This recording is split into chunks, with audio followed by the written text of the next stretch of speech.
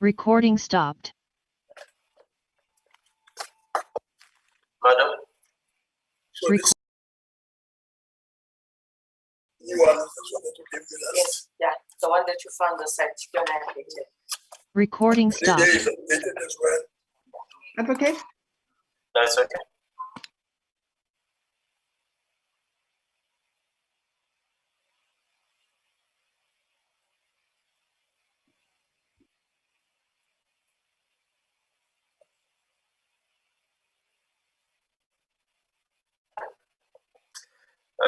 Honorable Cousin. Honorable Cousin. Yes, no, you're fine now.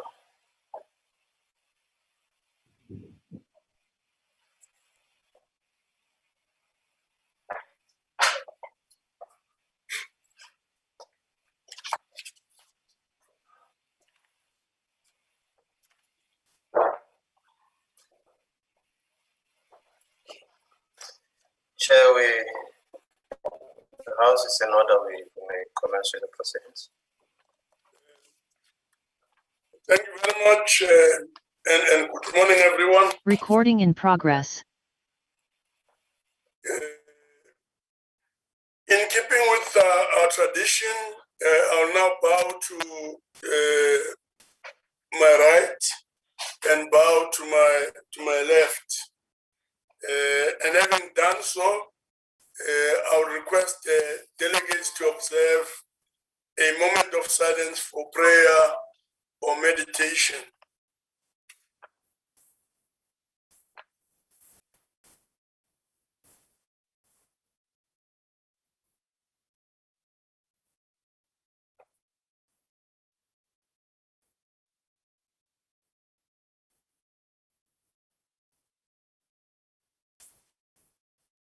Thank you very much.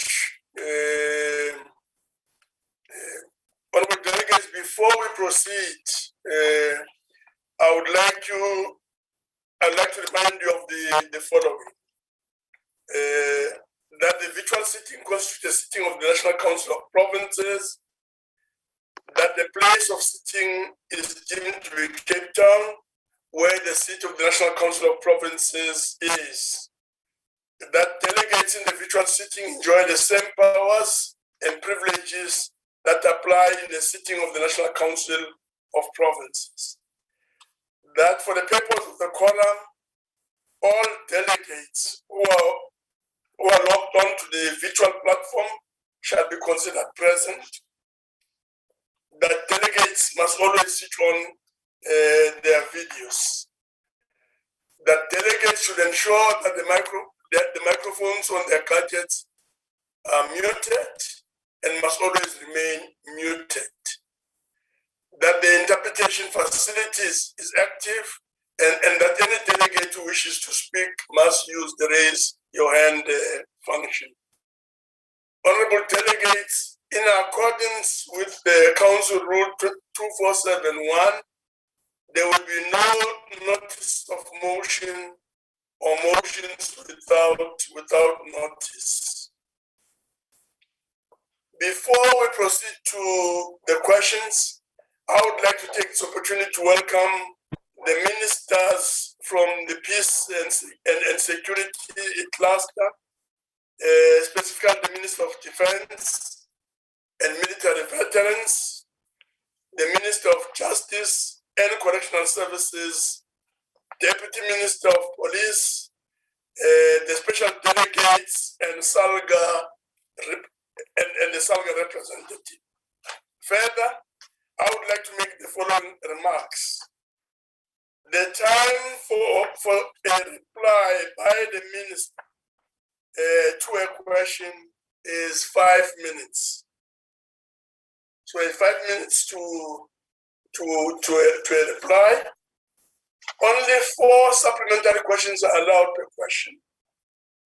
A member who has asked the initial question would be the first to be afforded an opportunity to ask a supplementary question.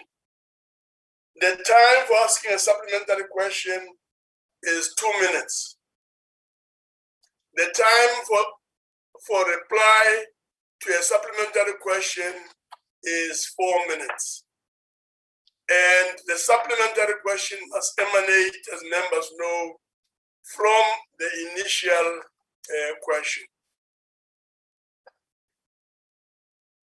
The first question, honorable members, is question 125. And this question is on addressing challenges of military veterans. This question has been asked by Honorable Nchabele and is directed to the Minister of Defense and Military Veterans. Honorable Minister.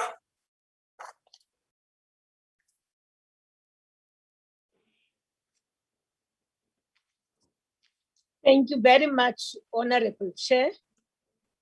And thank you to the honorable members of the NCOP for the questions. The answer to question 125 by Honorable Nchabele is as follows. Currently, Chairperson and honorable members, the Department of Military Veterans has a memorandum of understanding with the Department of Human Settlements, Water and Sanitation to build houses for eligible military veterans. There are several projects in all provinces.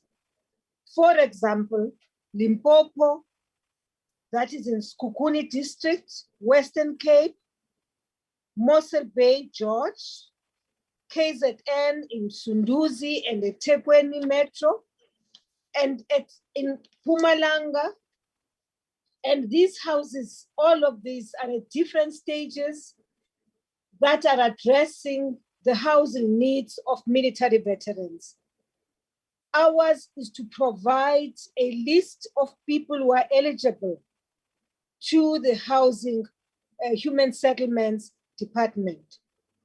With regards to medical care chairperson, the department has an MOU with the Department of Defense to provide healthcare services through the South African Military Health Services.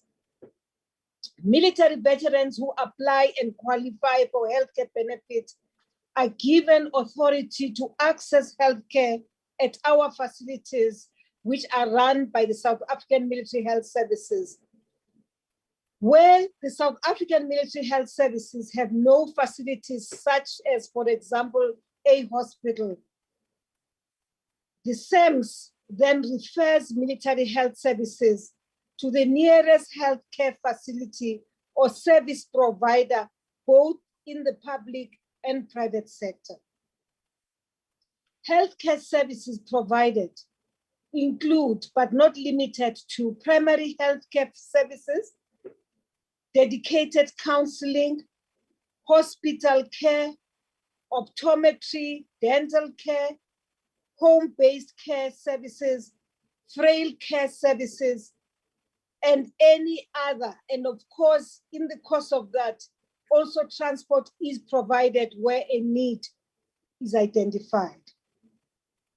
To strengthen the SAM's capacity, the department has officials that are based in different SAM's facilities. And these are officials who are appointed squarely for the purposes of assisting military veterans. I thank you, Chair. Thank you very much, Minister.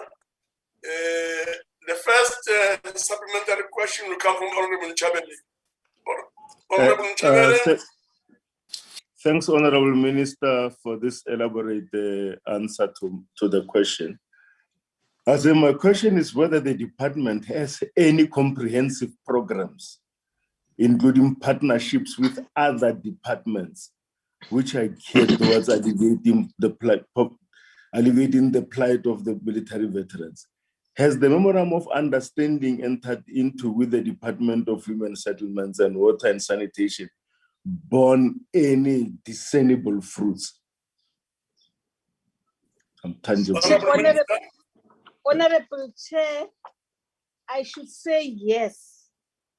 However, not to our satisfaction. In that, for instance, this MOU was signed in 2013.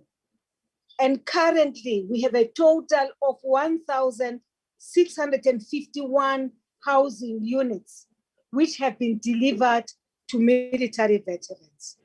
Of course, Chair, as I say, it may not be to the satisfaction of also military veterans, because as I said, some of the military veterans, for instance, have dependents. Some of the military veterans have passed on and they leave behind dependents. Of course, those dependents have expectations then to be the ones who are granted or given houses for their use. So yes, there are other, of course, departments other than the Department of Human Settlements and Water and Sanitation. We do have an MOU, for instance, which together with the Department of Higher Education. Basic education we are attending to, but with regards to higher education, we are working closely with the Department of Higher Education so that as we pay for fees for those military veterans or even their dependents for higher education, there should be no double dipping. We need to make sure as well that those who are being paid for do not therefore benefit from NSFAS. So currently, there is a whole review which is currently being done under the Presidential Task Team Initiative, Honorable Chabeleng, and that process is going to result in a number of many other government departments coming on board so that we work together to provide services, even those services which should not necessarily be provided for by national governments, such as premiers, for instance, are now establishing directorships within their offices which are meant, a unit which is meant to assist military veterans.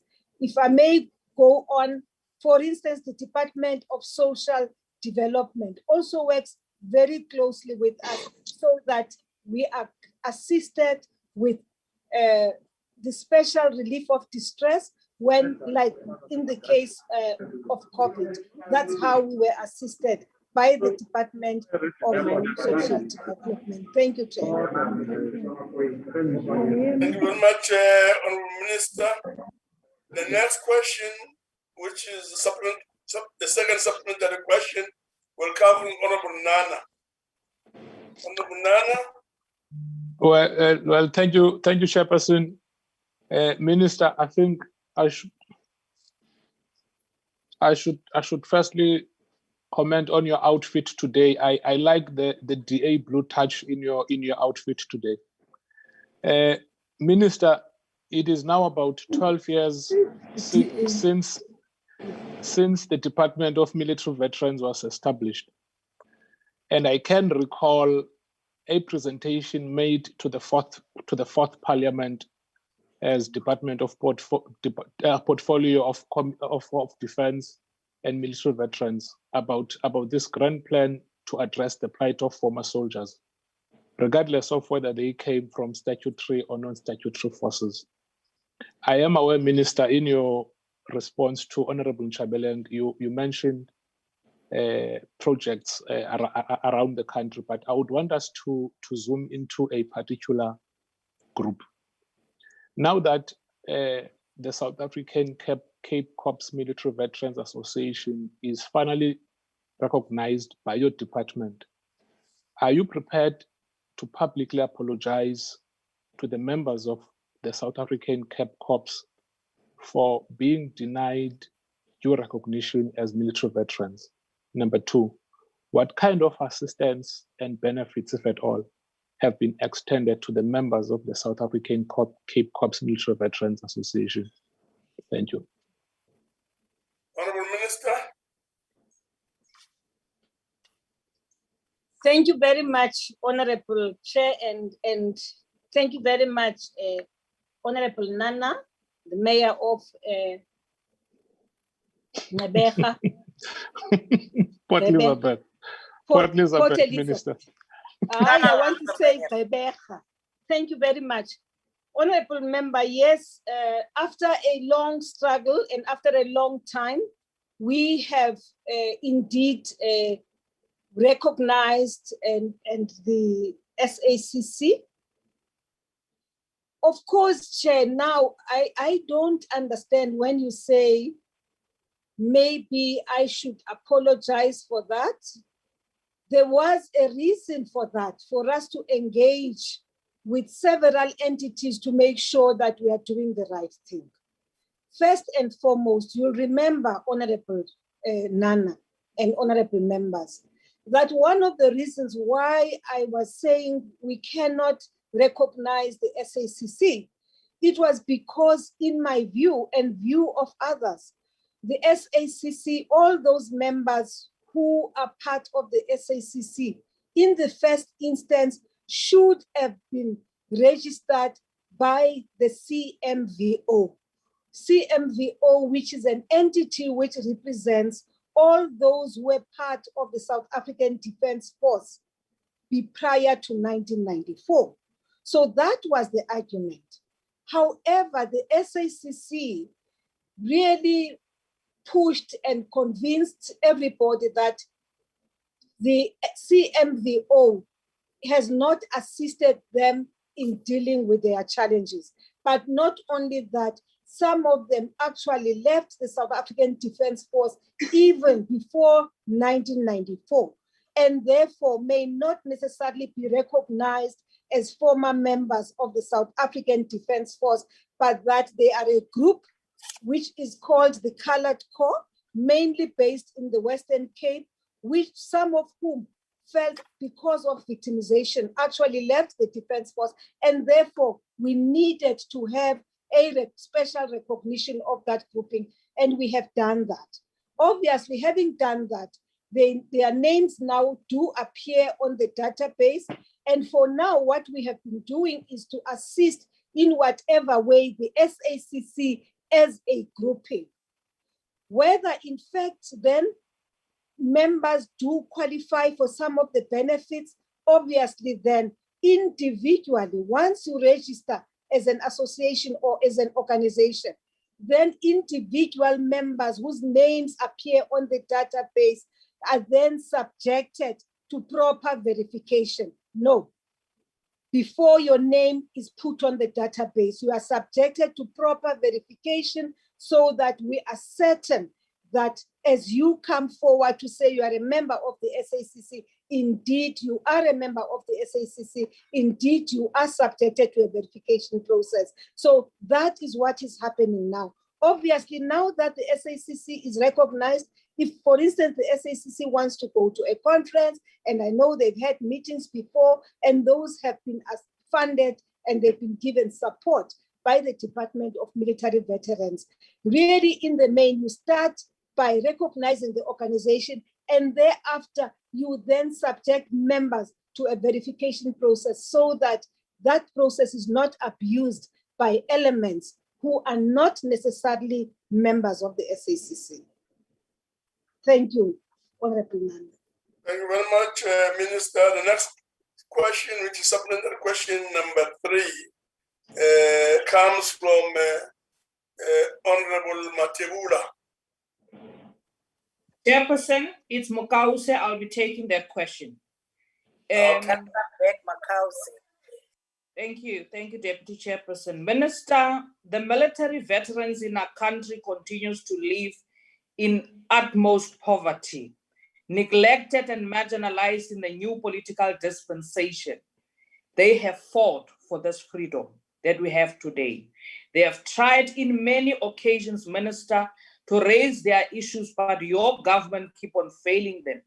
Minister, can you in this house today give us such statistics as to when you speak about allocation of housing, how many of those per province, or even give us The real statistics have benefited from the program of housing because your government said there shall be water, housing, and security, and we are not seen there. Thank you.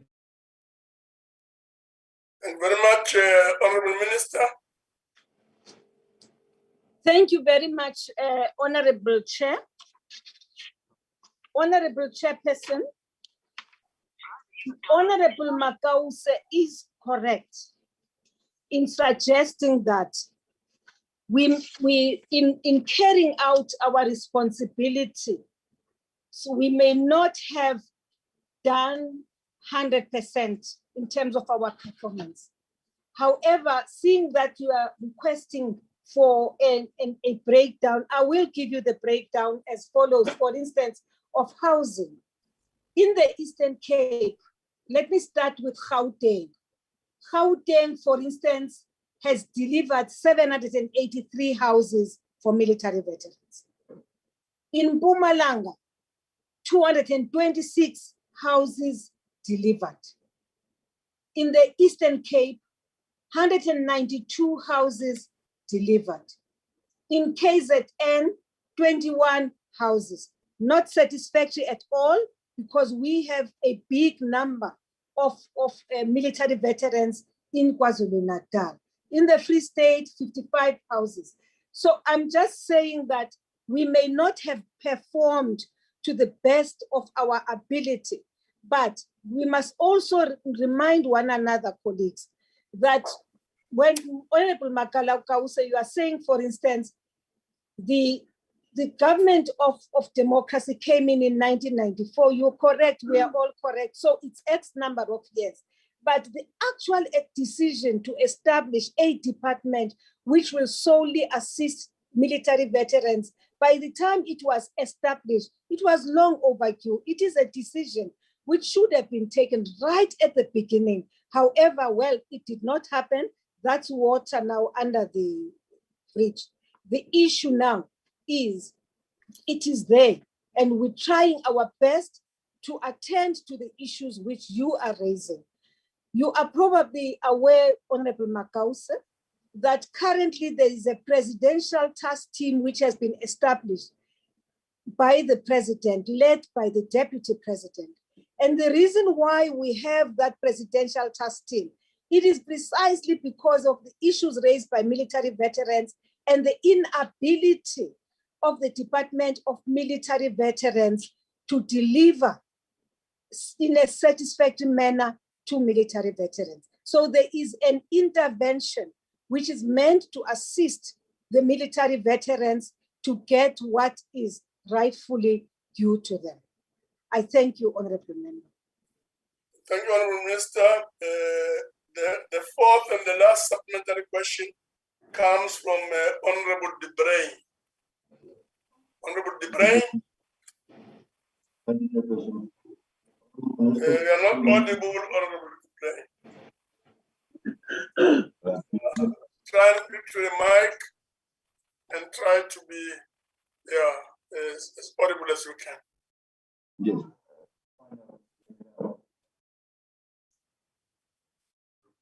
Still not audible.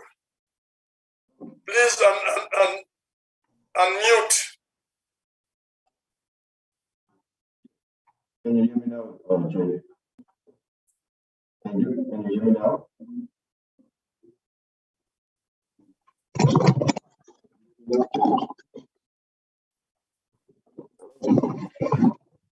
Yeah, please speak from that position. Okay. Thank you, Chairperson. Honorable Minister, through you, Chair. Considering the numerous complaints and negative media coverage regarding the registration of military veterans, it's sad to think that so many veterans, which is elderly, do not have access to the right compensation due to the inability of the department to ensure accurate and timely registration. When will the registration process? Honorable Chair, Honorable Chair, please, if you could just request the Honorable Member to come closer to the mic because I can't hear. I'm sorry. He's not audible at all. Yes, Minister. I'm sorry. One more time, request the member or urge the member to speak as close to the mic as possible. Yeah, and maintain a position that works. Let's try and hear an honorable member. Am I audible? The question. Honorable Bray. Am I more audible now, Chairperson? That's better, much better. Is it much better? Okay, thank you. Yes. Okay, thank you. Honorable Minister, through you, Chair, considering the numerous complaints and negative media coverage regarding the registration of military veterans, it is sad to think that so many veterans, most of which is elderly, does not have access to the rightful compensation due to the inability of the department to ensure accurate and timely registrations. My question is, when will the registration process and systems be fully and accurately functional to provide all qualifying veterans access to the rightful compensation? Thank you. Honorable Minister. Thank you very much, Honorable Tibrain, and thank you, honorable members, for the question once more. It is not so much a challenge of registration, Honorable Tibrain. Registration of members is not an issue. The issue which has, to a certain extent, impacted negatively on the functioning of on the rolling out of benefits to military veterans, it is more the accuracy of the database. It is more the accuracy of the credentials of people who have come forward and registered their names. Now, in some instances, you don't have challenges at all. Remember that a number of people, a number of the names, credentials of people who are on the database were submitted to the department by the Department of Defense. They submitted what is called the PCR, which are members who have served indeed in the Defense Force, whether prior or post 1994. So where names are contained in the PCR, it has not been a problem to register them on the database. Where it has become a difficulty, Chairperson and honorable members, it was people whose names do not appear on the PCR, whose names suddenly now are appearing now that there is a Department of Military Veterans. And I am not saying all of the people who have come during this period, their credentials are questionable. But it is important that as you register people, that you subject them to a proper verification, that you are sure that the people who are going to be, who are benefiting from these benefits of government indeed are military veterans. So the registration, Honorable Chair, it is not a problem at all. In fact, we do rely on the PCR, and most of the people on the PCR, in fact, are not questionable. These are military veterans, but you do have a small group whose credentials have been questioned by the verification process. Thank you very much, Honorable Tibrain. I trust that I have responded to your question in a satisfactory manner. Thank you. Thank you very much, Minister. The second question is question number 136. This question is on steps to prevent further reduction in budget. The question comes from Honorable Ryder and is directed to the Minister of Defense and Military Veterans. Honorable Minister. Thank you, Chairperson, once more, and thank you to Honorable Ryder for the question. In response to the question from the Honorable Member, indeed, Honorable Ryder, as the Department of Defense, we have done what I believe is everything in engaging National Treasury during the MTEF process, presenting the adverse, of course, implications of the budget reduction on the Department of Defense. The Portfolio Committee on Defense as well has been engaged for their intervention. We the department has further engaged cabinet by means of a CAP memo, just to highlight to everybody the implications not only of the Department of Defense, but also on the defense industry of South Africa by these budget cuts. Currently, we are awaiting a confirmation of a trilateral meeting with National Treasury, between National Treasury and the Department of Public Enterprises. We have done everything. Our latest meeting actually was yesterday, on the 16th of June. We were having a meeting with National Treasury, still trying to find the best possible solution of navigating through this process.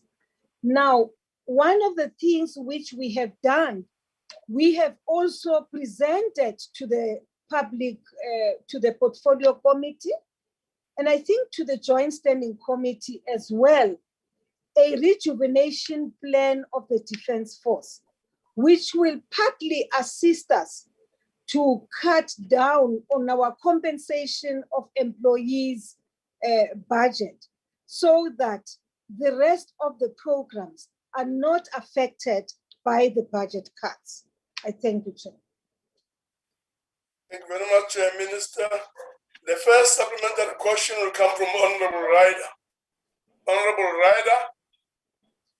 Thank you very much, Chairperson. Good morning, Minister. Thank you for the reply.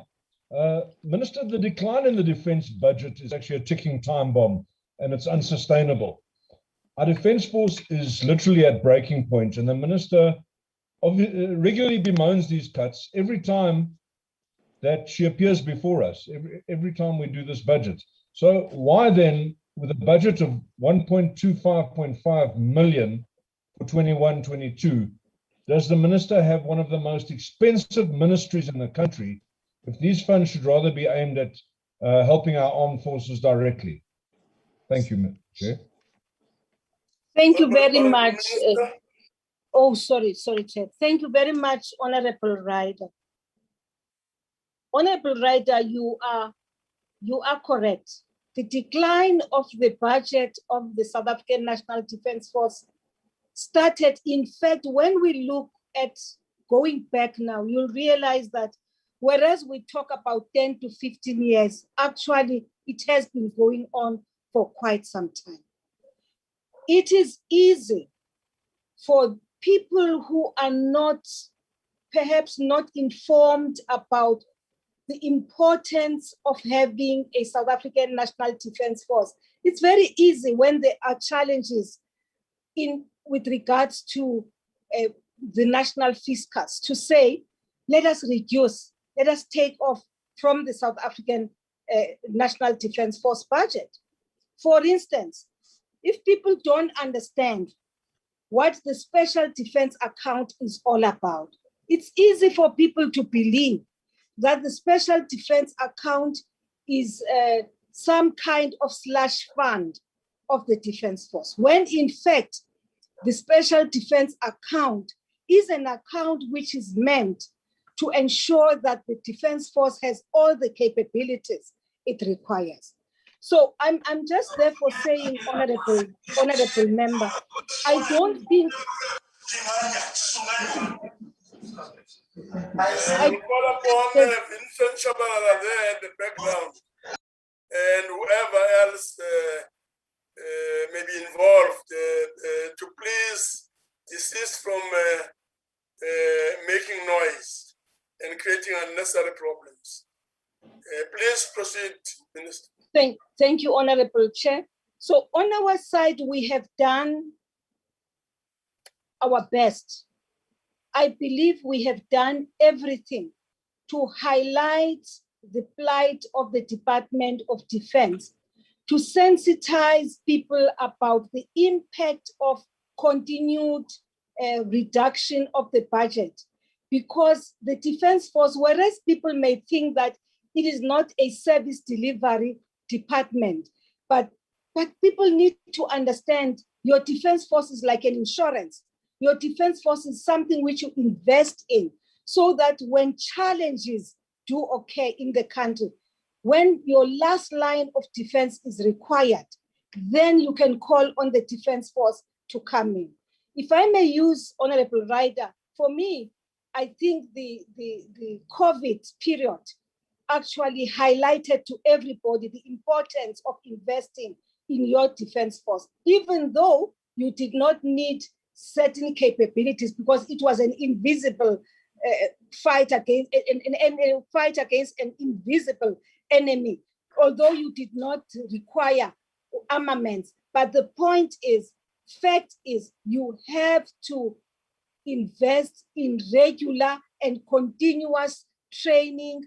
State of readiness of the defense force must be up to scratch all the time, so that in the event you are confronted by the kind of situation we found ourselves in, for instance, where you had to mobilize the entire defense force, where you had to mobilize your reserve force as well, your defense force is not caught napping. So in my view, Honorable Chair, I would say we have done everything, and I hope that one day people will see the importance of investing, because it's more investing on the defense force than anything else, Chairperson.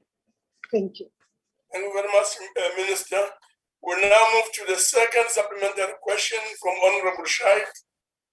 Honorable Shaik. Thank you very much, Honorable Chairperson, and thank you for your responses, Honorable Minister. Honorable Minister, you would certainly agree that these budget cuts are affecting all government departments, including and especially your department. But has the department worked out mechanisms to ensure that the defense force maintains its capacity to protect our sovereignty and the people of South Africa despite these budget cuts? Thank you, Honorable Chairperson. Honorable Minister. Thank you very much, Honorable Chairperson, and thank you, Honorable Member, for the follow-up question. Honorable Chair, I think as the South African National Defense Force, as I said earlier on in response to Honorable Ryder, we have presented, for instance, a plan to the committee, which talks to, amongst others, our rate of absorption of members of the defense force. Let me use this as an example. For instance, year in, year out, every year, we would advertise for young people to come into the defense force and for the military skills development program. And thereafter, we then absorb those members into the South African National Defense Force. As I am talking right now, this is not going to happen on a yearly basis. We will do it on a every second year. We will do that. Our next, for instance, intake now of the military skills development grouping will be in 2023. We are precisely trying to reduce the numbers of people we are bringing into the force. But on the other hand, Chair, yes, being the last line of the defense of the Republic of South Africa, we too I think we are beginning to get into grips with the fact that the defense of the Republic cannot rest solely on boots on the ground, on human beings.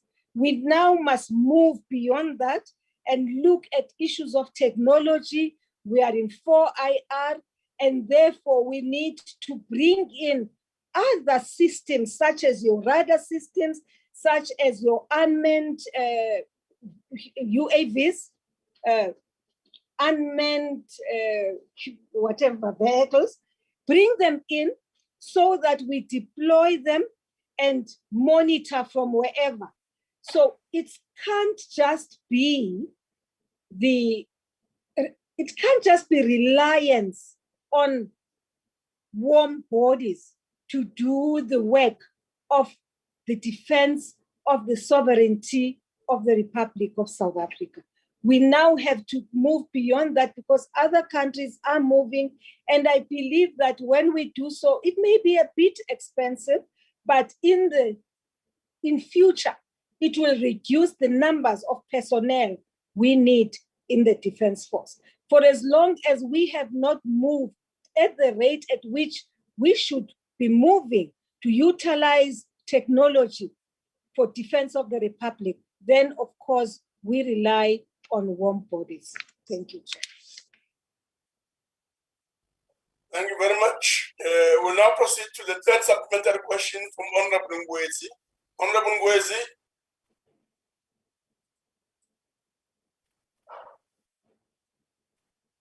Honorable Ngwezi seems not to be there.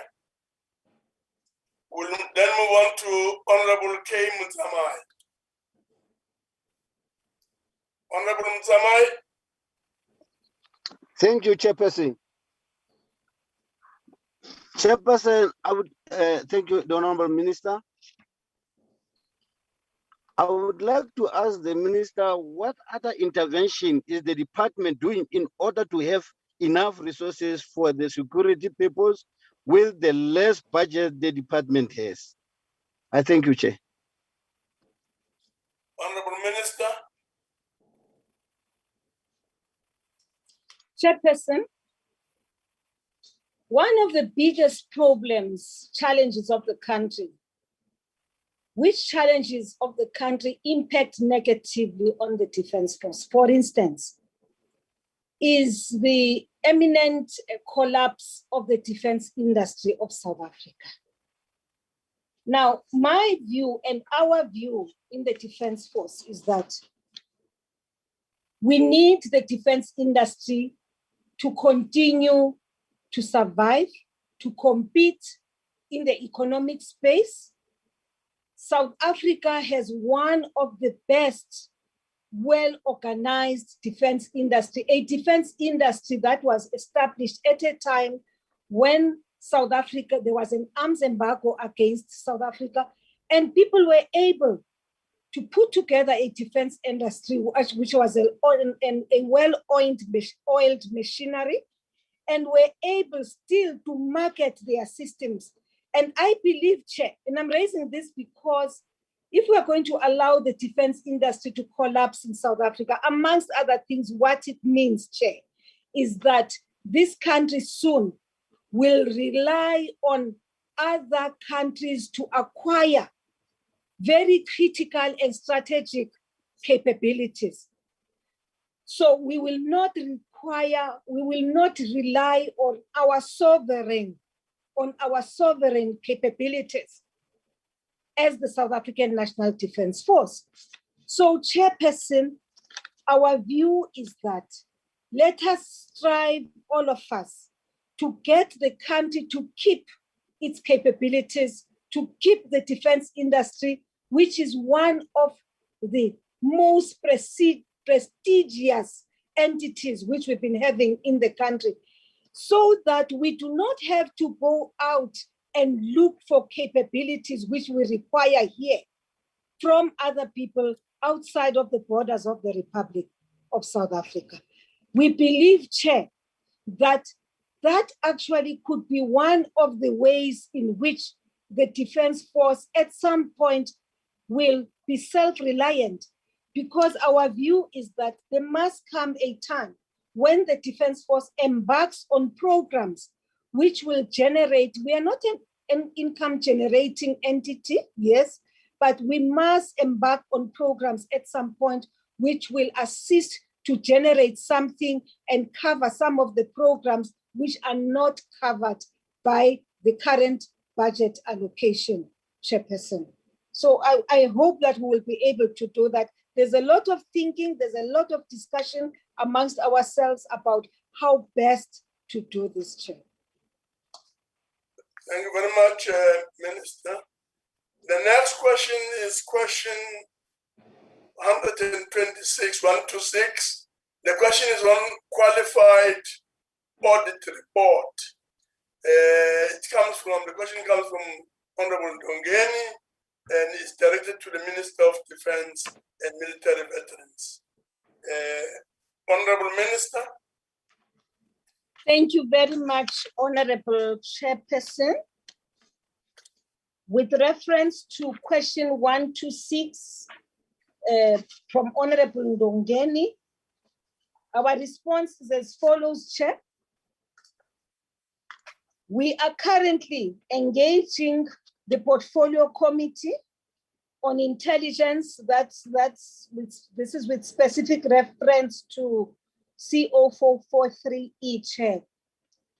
With the portfolio, not the Joint Standing Committee on Intelligence, on how to manage the possible risk of completeness and accuracy within the COVID space, which, Chairperson, includes crime intelligence of the SAPS and State Security Agency. So the three entities basically are dealing with the issues which have been raised by the Auditor General.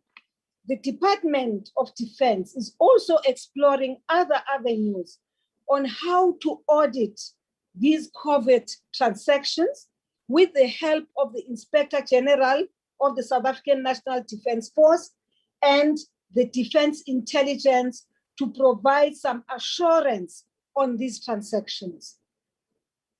The Public Audit Act, Chair, number 25 of 2004, section 22, states that when the Auditor General reports on the account established by the Security Services Special Act of 1969, Act 81 of 1969, the special account of 45 Act of 1974, or any other confidential special account established by other Act of Parliament, the Auditor General must then have due regard for the special nature of the account. On the completeness of irregular expenditure, the Procurement Division Chair, Finance Division, and Internal Audit of our department are currently working together as a multidisciplinary team to investigate the root causes of the irregularities identified. The internal audit team will also perform audits at procurement centers to identify possible additional irregularities and advise management to record and account for them. Of course, there's ongoing, Chairperson, of training and education of procurement practitioners to ensure that they too understand the supply chain management prescripts and legislation and apply them consistently. Oversight visits to procurement units across the country, focusing on high-risk areas and findings and instituting corrective measures such as record management are being conducted, Chair. And lastly, the accounting officer and the chief of the South African National Defense Force have been tasked by myself to enhance and prioritize consequence management. I thank you, Chair. Thank you very much, Minister. The first supplementary question comes from Honorable Ndongeni. Honorable Ndongeni. Ndiyabulela sihlalo wendlu yowiso umthetho lamaphondo. Ndiyabulisa nakuwe mphathiswa obekekileyo. Enkosi mphathiswa ngengcaciso lena ondiphe yona. Kodwa nje kukho kuncinci endifuna uphinde uzame ukwazi ukusicacisela. Kule minyaka edlulileyo siphawula ukuba kukhona ukuphucuka kwendlela ekuphethwe ngazo imali zesebe nendlela ezisetyenziswe ngayo. Sinqwenela ukwazi ukuba umphathiswa obekekileyo khe asichazele ukuba ingaba abo bebechaphazeleka ekungaphathini ngendlela nokungakwazi ukunika ingcaciso ecacileyo ngendlela imali ezisetyenziswe ngayo ngokuka-Auditor General. umphicothizincwadi ke ukutsho. Kwaye kwathathwa amanyathelo asemthethweni ukutshutshisa okanye ukuphanda ngenjongo zokululeka nokubuyisa imali ezo kufumaniseka kwenzeke ubugwenxa. Siwubuza lo mbuzo kuba siphawula amaxesha amaninzi abasebenzi kumasebe athi angakwazi ukunika ingxelo egqibeleleyo ngokuphathwa kakubi ngemali karhulumente abafumani kutshutshiseka nokuphandwa ngenjongo zokubuyisa imali ezo zeenkonzo eziya eluntwini. Enkosi Mphathiswa, enkosi Sihlalo. Thank you very much, Chair. And thank you to the Honorable Member. Honorable Ndongeni, consequence management indeed sometimes can be a bit of a challenge, because if your investigation is not conclusive on these matters and comes out with proper findings and recommendations, at times it poses a challenge for the department. For instance, right now, there are several internal investigations which are being conducted in the South African National Defence Force to deal with some of the issues which you have already alluded to. If I may mention this, for instance, in 2019, I wrote a letter to the President, and the President signed a proclamation as a result for the Special Investigation Unit to investigate a specific project, which at the time related to IT in the department. I am sure, honorable members, you are now aware that that investigation has given us very positive outcomes, in that that IT unit has now, in fact, the company, because it was in the media, Chair, the company called EOH has now been directed to pay back some money to the Department of Defense because of the manner in which things were done, not just in awarding, but I think in the costing of the project. So where proper investigations have been conducted, where there are clear findings and recommendations, we implement. As I say, SIU, this is not the only project which is currently under investigation by the SIU. There are several others.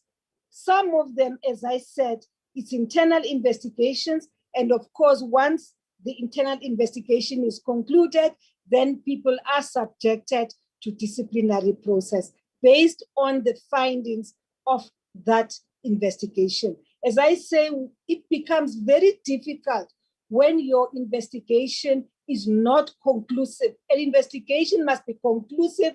It must give you a solid case on which you can then subject your members to a disciplinary process, honorable members. But we are trying our best, Honorable Ndungeni. Thank you very much. Thank you very much, Minister. The next supplementary question, which is the third supplementary question, comes from Honorable PLENARY. Honorable PLENARY.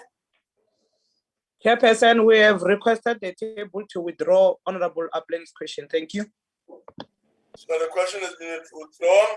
We'll then move on to the next supplementary question, which is the fourth supplementary question from Honorable Boshoff. Honorable Boshoff. Thank you very much, Chair, and good morning, Minister. Thank you for your reply. Not that I could quite understand it, because the qualification of the audit opinion relates to the lack of information around certain sensitive projects.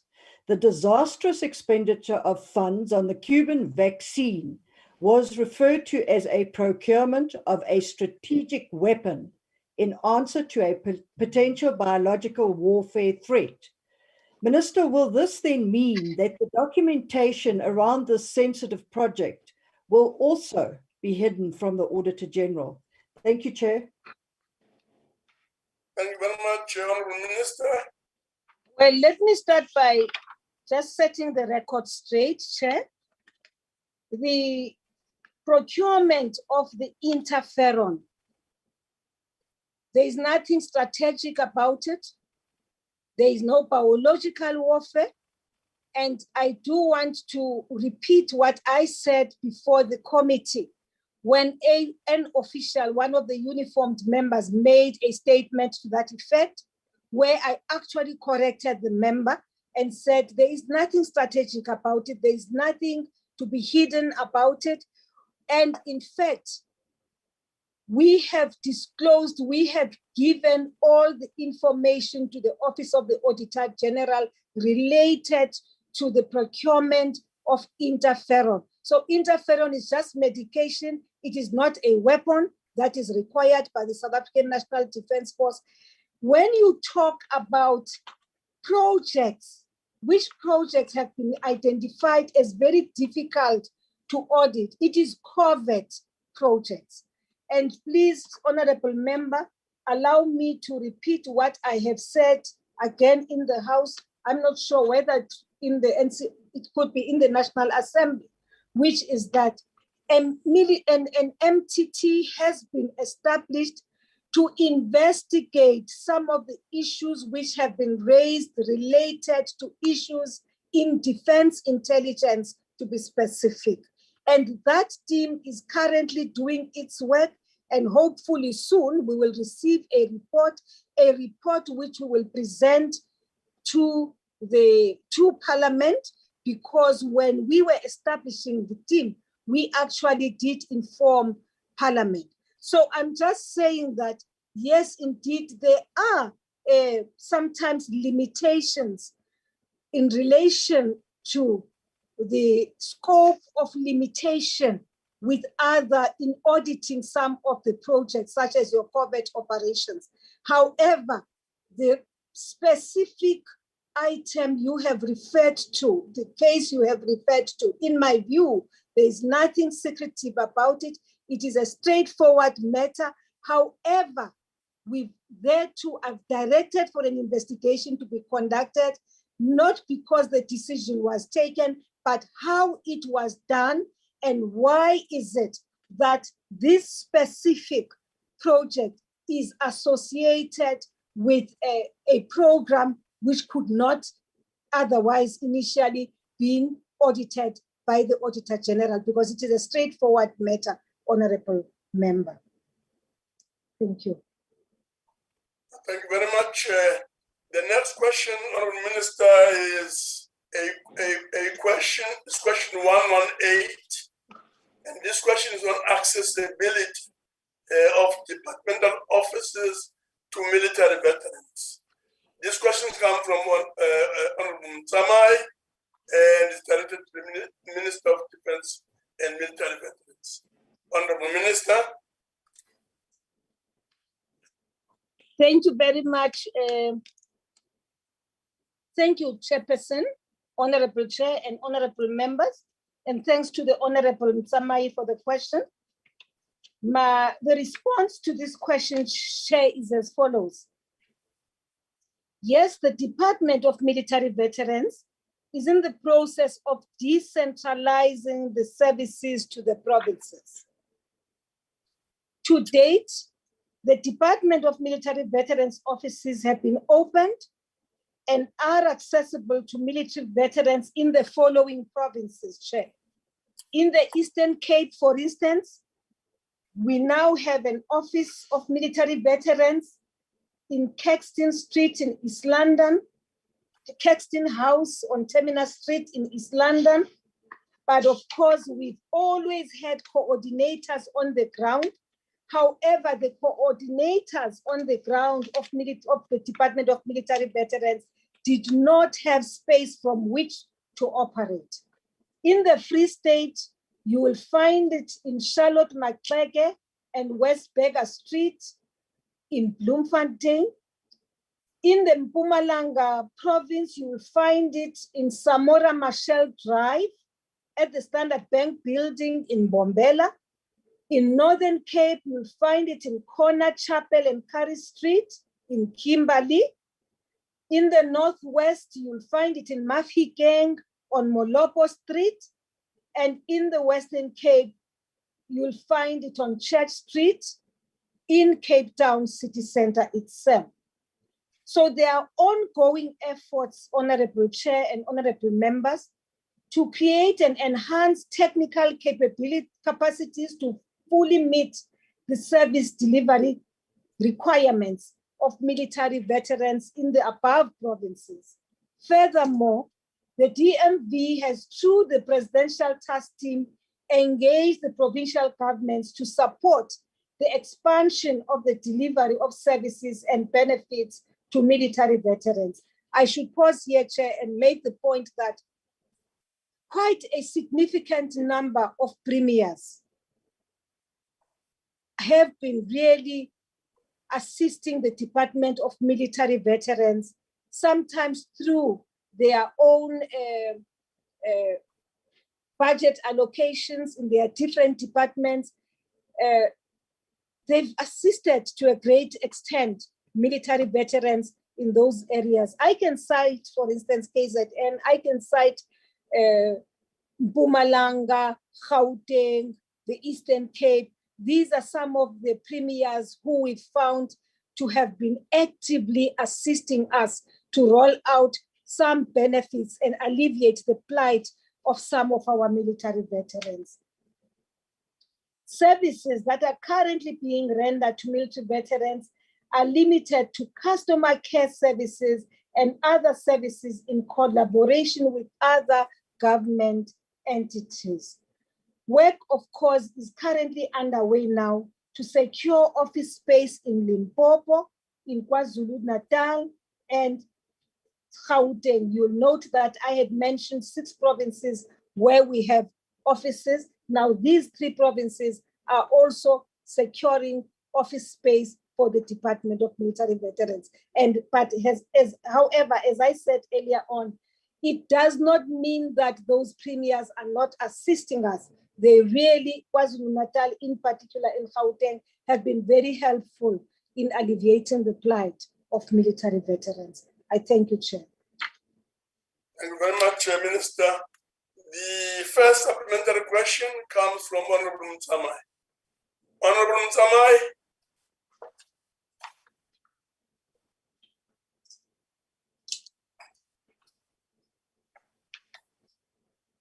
Honorable Mutsamai.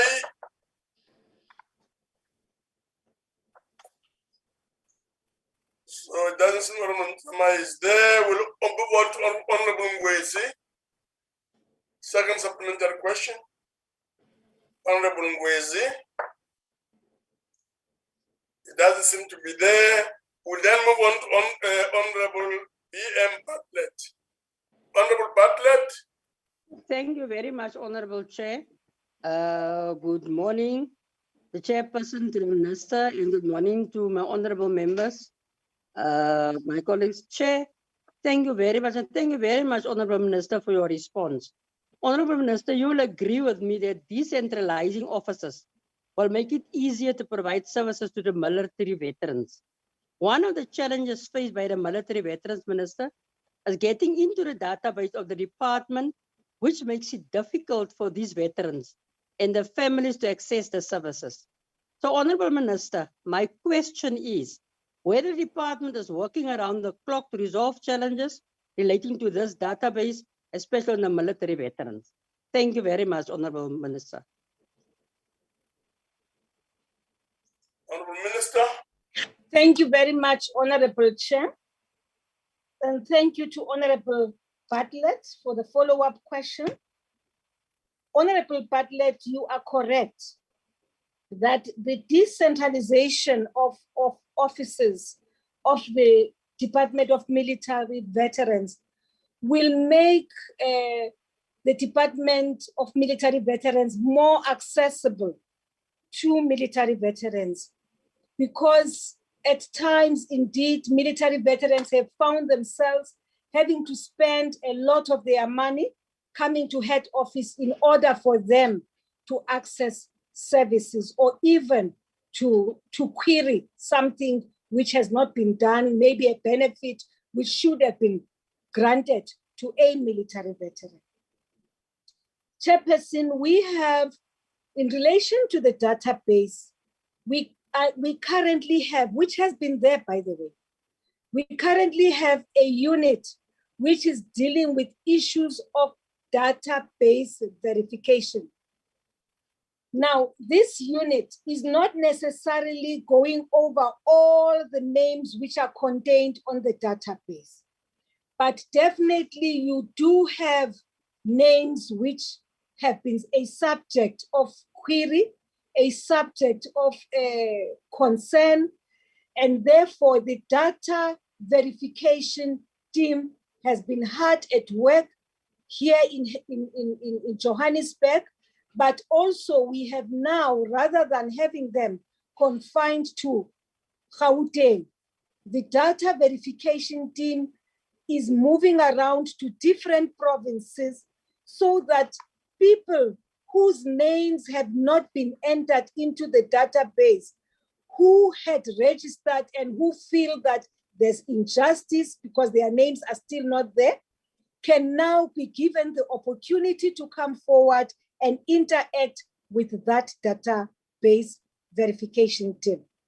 But additional to that, it is not just the team which has not been there.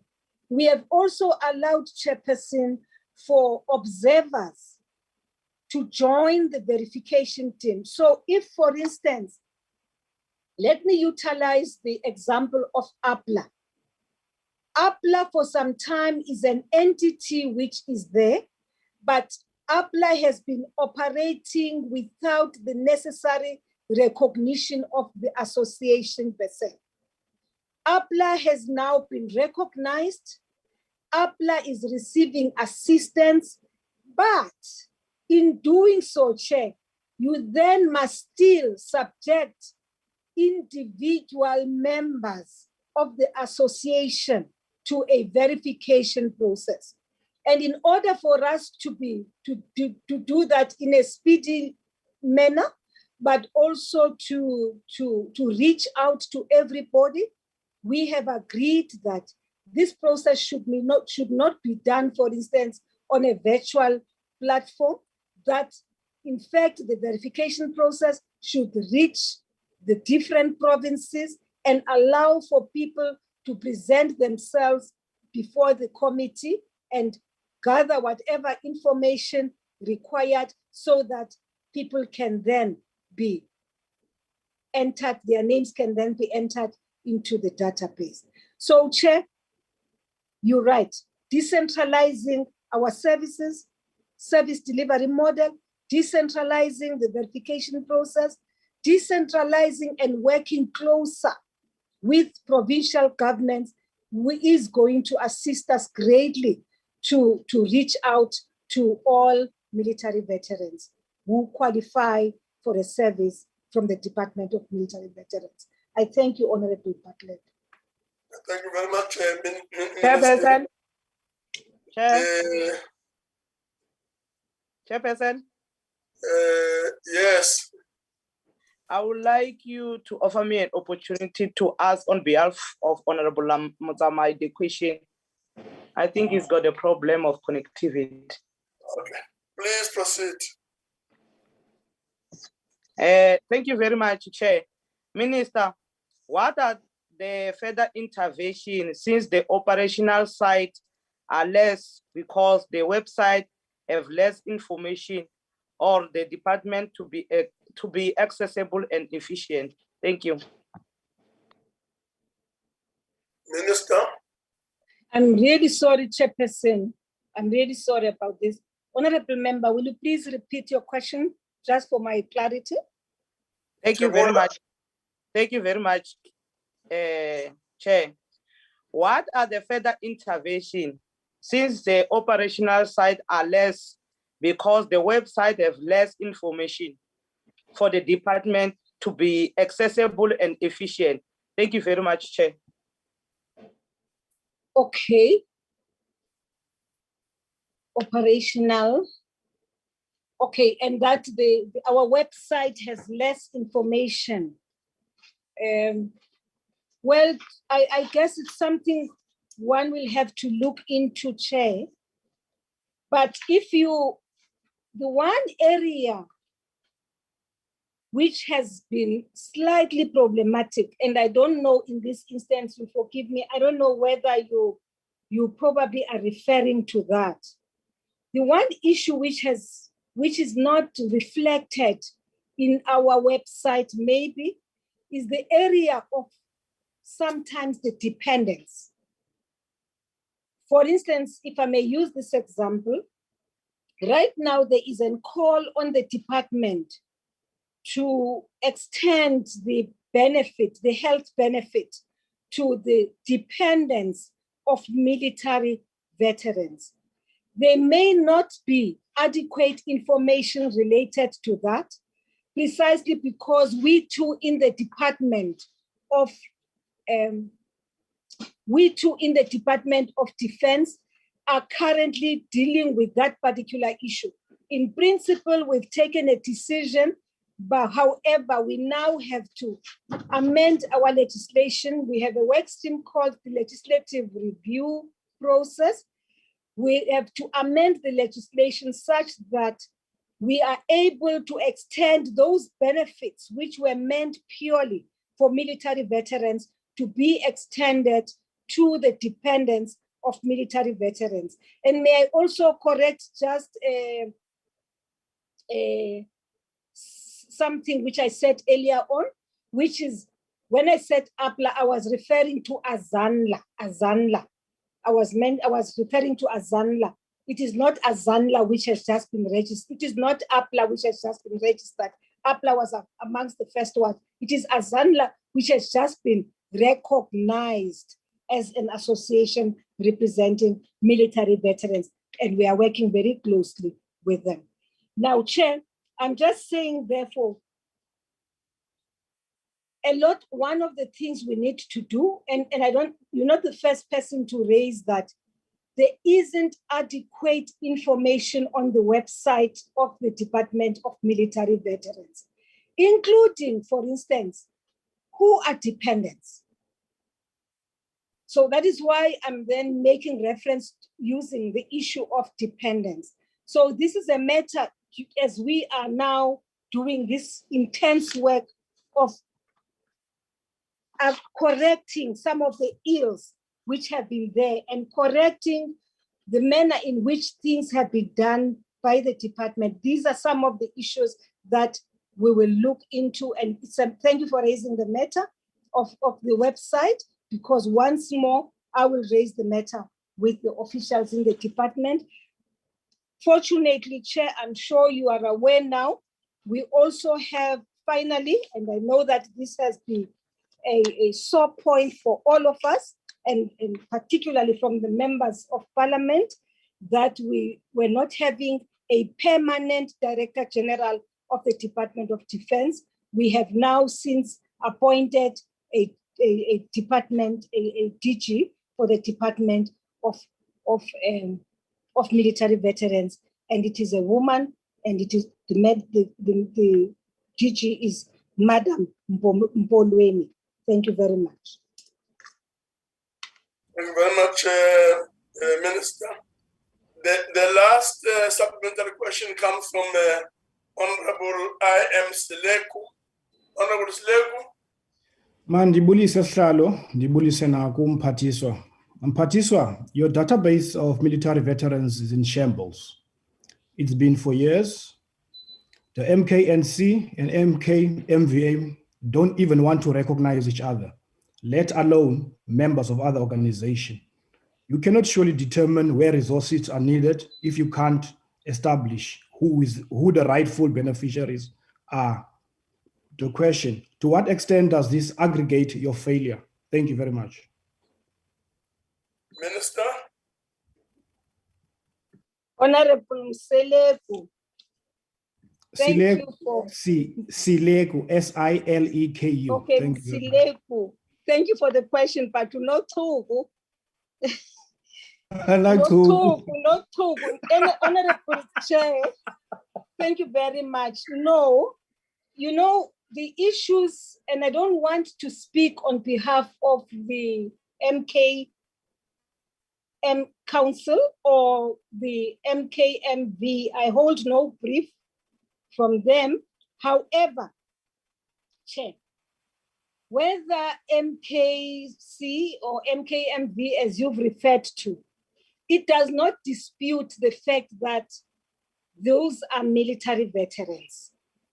They may belong to different entities within their organization where they are, but there is no dispute about the fact that the members, the people who are in those organizations are in fact military veterans. However, if you talk about the database and sometimes recognition of people who do not necessarily fall within the category of a military veterans, it's just a matter which cuts across everybody and perhaps all associations, which, and hence the importance of having this verification team moving around to the provinces, so that where there is a question, where there is a query around a credentials of a particular military veterans, that can be attended to. So yes, the database, it is not necessarily in shambles. No, it is not in shambles. But I would say, yes, database has its own challenges. As I said, if it did not have challenges, we would not be having a verification team. The fact that we've had to put together a verification team talks to the nature of the challenges we have. And these are challenges which you find everywhere, which cut across all associations. Because sometimes people would want to make us believe that they are military veterans when in fact they are not in the category of military veterans.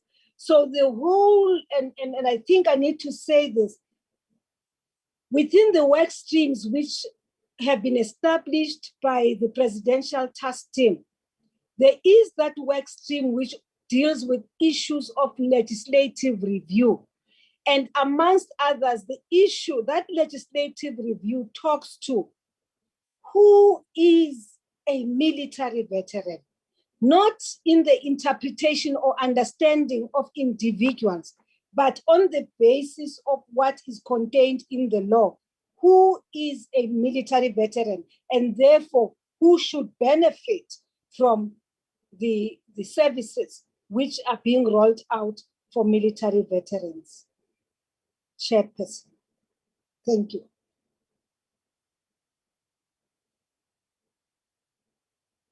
Chairperson, can you hear me, Chair? Chair, can you hear me? Thank you very much, Minister. The next question is question 127. Yes, I can hear you. Yeah, Thank you. Thank you very much. Thank you, Chair. Thank you.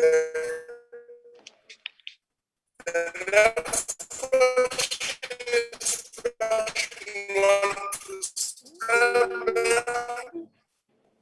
The question is SNDF, improve intake of women and young people, improvement intake of women and or young people. This question comes from Honorable Ayn Zube, and this floor is directed to the Minister of Defense and Military Veterans. Honorable Minister, question 127. Thank you very much, Chairperson. And thank you very much to Honorable Nube for the question. Nube. Chairperson, let me start by apologizing. I think I'm beginning to develop problems with my network, but I will try my best, because at some point I thought it was frozen. from this side when I was answering the question before this one. Chairperson, in responding to Honorable Nsube, just to say that the military skills development program focuses on young people as its objective. Since the inception of this program, intakes in 2003, a total of 18,078 females have been appointed in the South African National Defence Force. The current intake policy on the MSDS makes provision for a 30%, 70% split for all intakes, 30% female and 70% male at entry level. And I'm talking here, when I say 30%, I'm talking minimum at entry level with an age restriction of 18 to 26 years. The following are the interventions applied by the South African National Defence Force to enhance the interest of women and young people, and thus improving the intake of women and youth into the SANDF. Obviously, Chair, if you talk age and you say between 18 and 22, those are young people anyway. We have a program with initiated, Chair, of youth camps, where the Department of Defense utilizes different youth camps that are held during school holidays as a platform to stimulate the interest of young people of South Africa into the Defence Force. These youth camps, Chair, are held each year in different provinces. Some learners participate in the camps for a period not exceeding 4 weeks of school holidays, whereby they are exposed, Chair, and are taught different military aspects that encompass the military culture. Now, Chair, that exposure allows for us to engage with young people about the different programs within the South African National Defence Force, because there is a tendency for young people, some, when they look at the Defence Force, they think, I don't want to just carry a firearm and walk around and be a soldier. But in fact, there are different skills in the Department of Defense which are required. If I may utilize this example, we have 4 services. And the 4 services, it's your Navy, it's the Air Force, it's the South African Military Health Services, and the Army. Now, each one of these entities requires a particular skill set of young people. So we also interact with young people who are in matric, so that we use these camps are referred to assist matriculants, for instance, to study and have an opportunity to prepare for their national senior certificate exams. I'll tell you how, Chair. For instance, with matric students, we assist in areas of maths and science, in areas of technology, so that they perform well, so that those who would like to join the South African National Defence Force have the necessary requisite qualification to come in. Now, the learning, of course, the learners are also exposed to the military discipline, the military culture, the different military masterings and rank levels. Those are the things we do.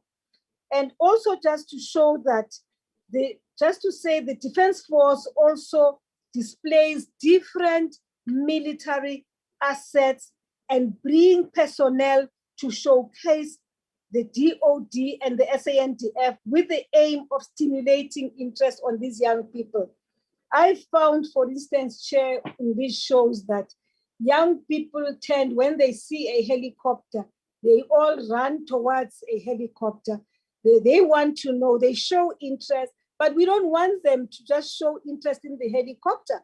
We want them to show interest in joining the Defense Force so that those who can be and who would qualify to train as pilots come in and train as pilots.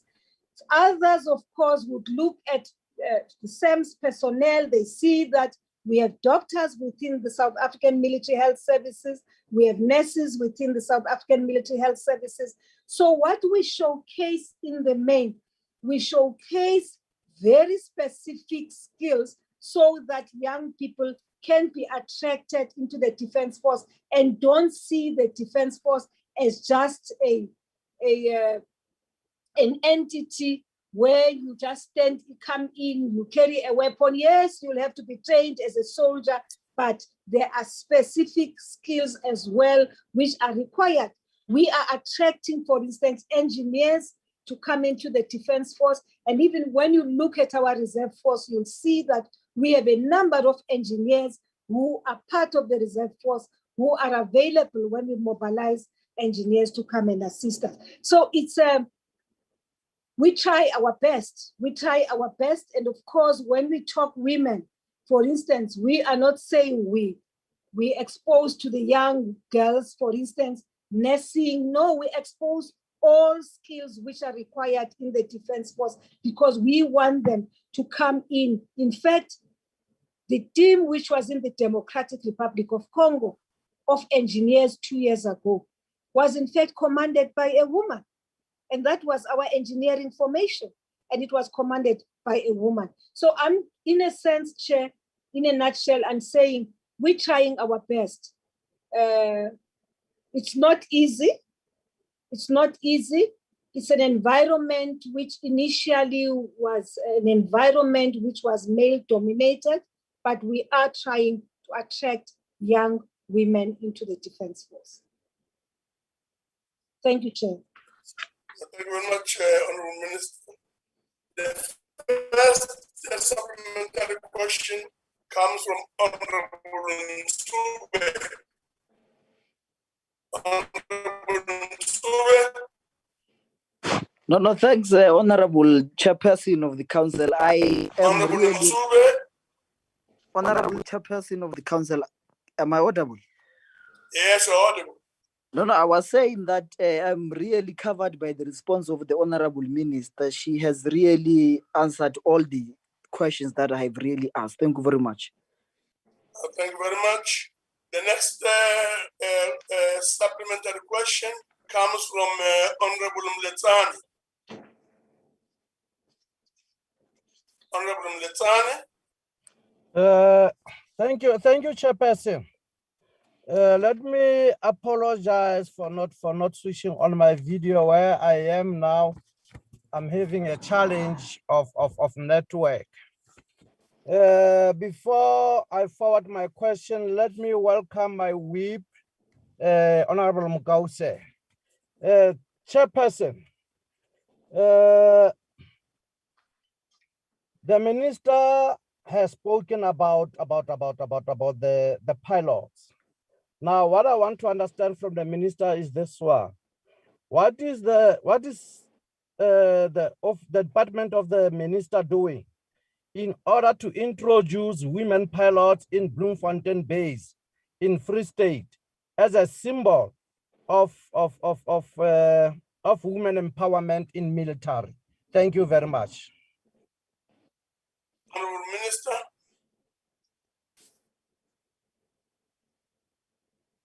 Thank you very much, Chairperson, and thank you to Honorable Muletsane for the follow-up question.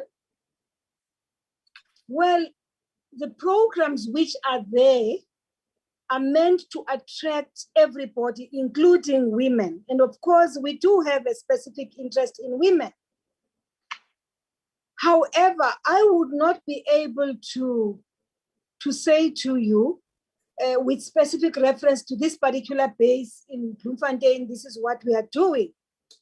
The program which you find in the Defense Force and in the different services of the Defense Force is a program which is meant to attract all young people in the different in the military, the different musterings and so on.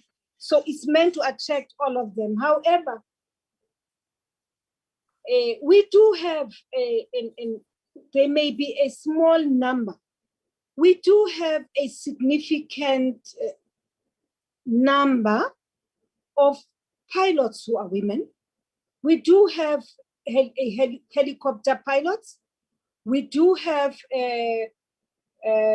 fighter jets pilots.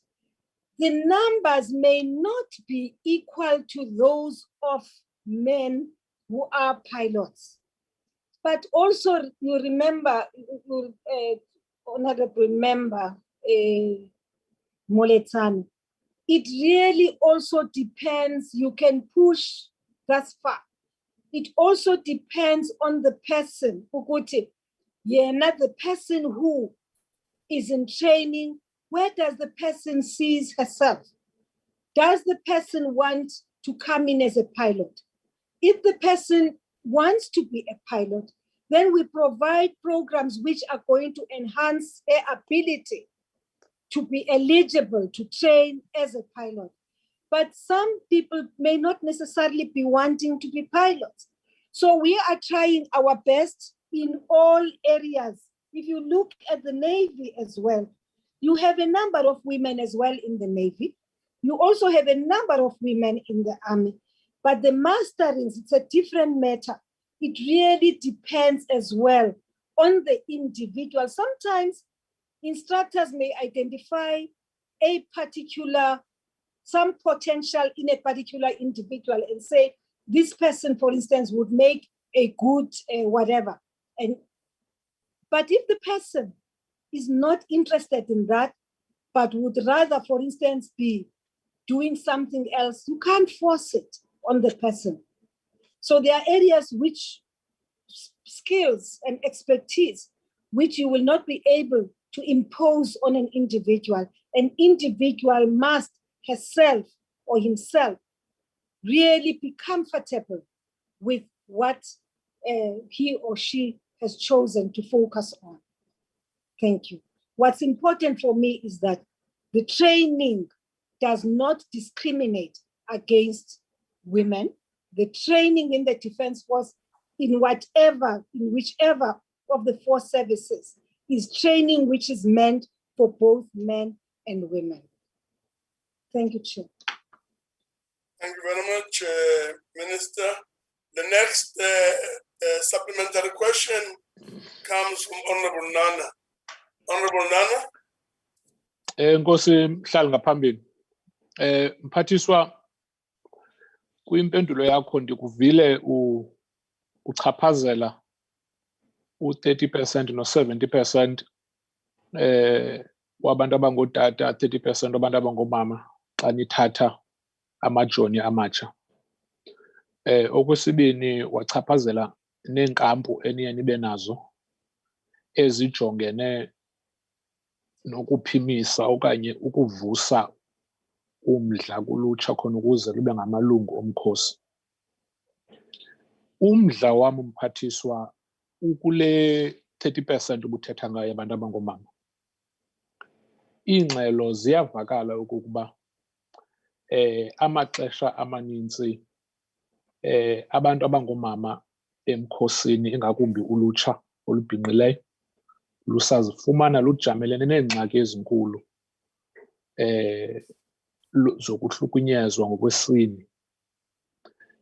Ezi zinto ke, Mphathiswa, zenzeka nangona intloko yesebe ingumntu ongumama. Kubonakala ingathi kuncinci kakhulu abakwenzayo ukungquzulana nalo mkhuba mbi kangaka. Khawuchubelele nduku, Mphathiswa, ukuba kutheni emva kweminyaka engama-20 eli sebe lifedile ekunqandeni lo mkhuba wokuphathwa kakubi koomama emkhosini. Bephethwe phofu ke kakubi amaxesha amanintsi ngabantu abangootata abakwizikhundla eziphezulu kwalapha emkhosini. kutheni mphathiswa isebe livumela ukungcwatywa kwamakamva oomama emkhosini ngelixa ilizwe lincakama ngempathombi nempatho gadalala yoomama sithi madoda? Ingaba uyayibonana into yokokuba oku kufeda kwesebe lungakhokhelela kubantu abangoomama ebebenomdla ekujoyineni umkhosi wokhuseleko ukuba babuye umva kuba besoyikisela ukuphatheka kakubi kootata, le nto kuthiwa ke i-gender based violence ngokwasesilungwini? Enkosi. Honorable Minister. Thank you very much, Honorable Chairperson, and thank you, Honorable Nana, for the question. Let me start by saying, Chair, and in saying this, I'm not adopting a defensive posture. The point is, it is true, and this you will find in any environment. You will find in all, in government departments, you'll find it in the private sector. It is a national crisis that you will find that people find it very easy to sexually abuse and exploit vulnerable women and vulnerable girls. So actually what you see then in the South African National Defence Force is a reflection of what is happening in our society. It is a reflection of the patriarchal nature of our society, the attitude, the socialization of men.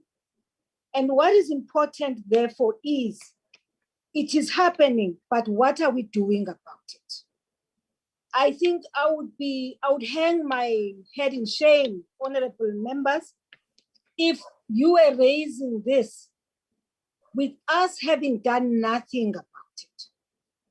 When one realized that this is rife in the South African National Defence Force, one conducted an investigation by establishing a team to go out to all units and mission areas to investigate what is happening, what steps have been taken to deal with those issues.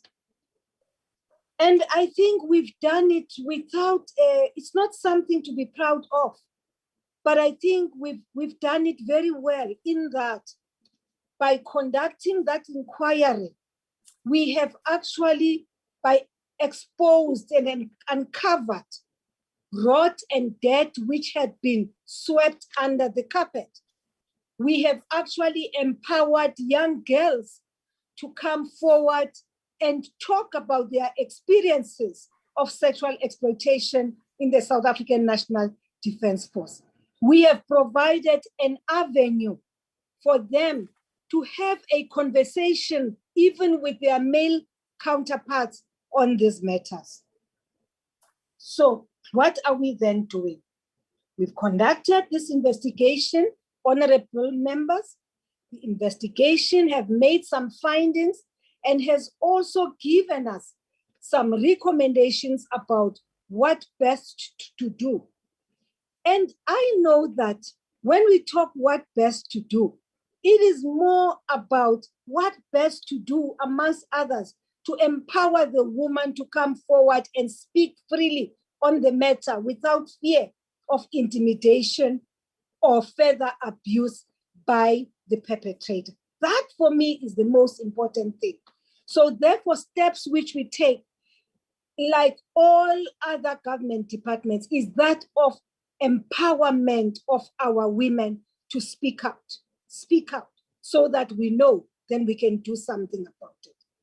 But one of the critical recommendations which came out of that report, Honorable Chair, is that we need to establish a sexual misconduct center.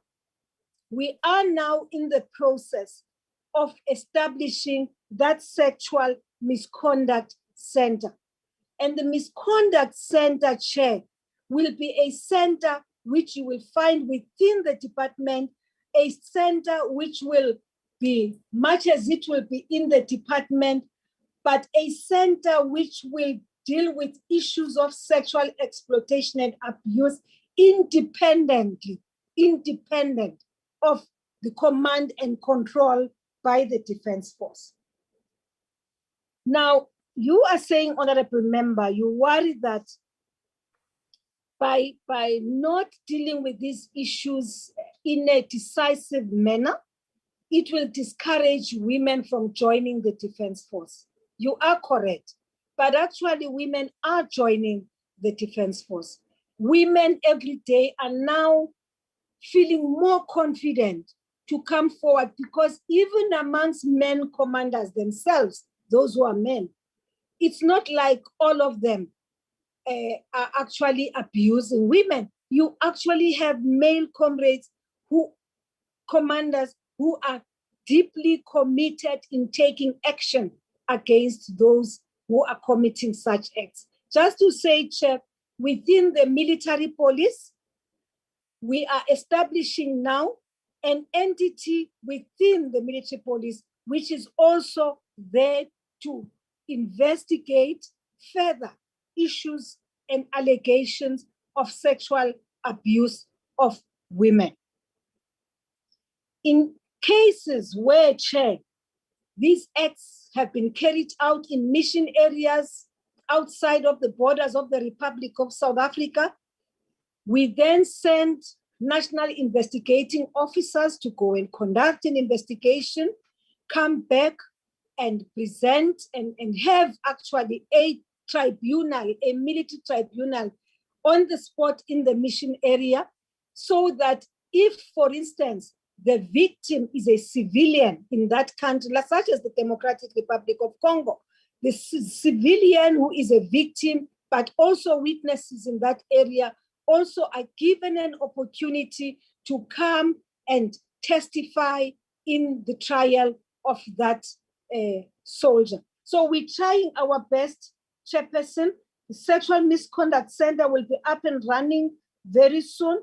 Cases which have been reported through this ministerial task team, which we had established, which was investigating these issues, are now in courts of law, Chair, both in the military courts, but we also have, in circumstances, an area where the case is a rape case, it's not even dealt by the military, it goes to a civilian court. Lastly, we are now working closely, for instance, with the NPA, that unit in the NPA, which is there, which deals with key issues of sexual abuse. That unit is now assisting us to prepare those victims or even witnesses who are to testify in cases, to be strong enough to face the perpetrator, be strong enough to testify in the presence of the perpetrator about their personal experiences. So there are a few things, honorable members, we are doing, and I believe we are doing right, but of course we need to do more. And I want to say, as a last issue, Chair, the military command of the South African National Defense Force has committed itself to give me 100% in ensuring that these issues are dealt with decisively. Thank you very much, Chairperson. Thank you very much, Minister. The last supplementary question comes from Honorable De Bruin. Honorable De Bruin. Thank you, Chairperson. Honorable Minister, through you, Chair, I think you have mostly covered my question to some extent. My question was, what steps and procedures have been put into place to address the issue of sexual harassment, especially on deployment, and what disciplinary actions are utilized in these cases? But I think with your last answer, you have covered most of it. Thank you. Thank you very much, Honorable Member. Thank you very much, Honorable Member. And I think that, Chair, I want to put it on record that once these many cases have been concluded, we will avail ourselves and present ourselves to the committee so that the committee is familiar with the conclusion of such cases. Thank you, Chair.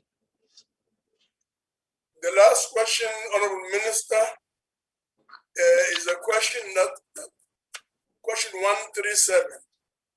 And this question is on developing skills in the defense sector. The question comes from Honorable Ryder, and it's directed to the Minister of Defense and Military Veterans. Honorable Minister. Thank you very much, Honorable Chairperson. And thank you, Honorable Ryder, for the question. And in responding to this question of critical skills in the defense sector, I would respond as follows. This question, in fact, has been referred to the defense sector, which is different from the South African National Defense Force. However, we have attempted to respond to the question in what pertains to the South African National Defense Force. Honorable Ryder, I'm sure you heard me earlier on, I think I jumped the gun when there was reference to how we attract young people and how we attract women into the defense force. I made reference to critical skills which we require in the South African National Defense Force. There are various disciplines in the SANDF that need to be developed because of the general skills shortage basically in the country. The skills shortage has had an effect in the main on the Air Force, the Navy, and the South African Military Health Services, and to a certain extent, the Army. This would be in the hard sciences like engineering. Now, in order to mitigate the skills challenges, there are other initiatives like internal training programs, which we've initiated, as well as the utilization of foreign learning opportunities that are offered between military to military relations as per agreement that the South African National Defense Force has with other institutions of learning in other countries. We have training students and trainees, for instance, in countries such as the UK, in Zimbabwe, in the USA, in Cuba, in Russia, and Pakistan. Those are some of the few countries where we have some of our trainees. China, and the training involves various fields of skills and expertise. The occupational category of these, for instance, are professionals, technicians, plant and machine operators, your pilots, as I mentioned earlier on, doctors, and I'm proud to say this, that I think yesterday, we had students who were graduating who are doctors, specialist doctors, some of them, now it's a big word for me, epidemiologists, something like that, who were graduating in another country and will be coming back. And when they come back, they will be part of the South African National Defense Force because they were trained by the Defense Force. We have a shortage of Navy divers, combat officers. Of course, these are skills which are relevant to the Navy. But one of the issues which we are discussing is seeing that we are so dependent on the defense sector. In other words, on the defense industry sector for maintenance, for repairs of some of our capabilities.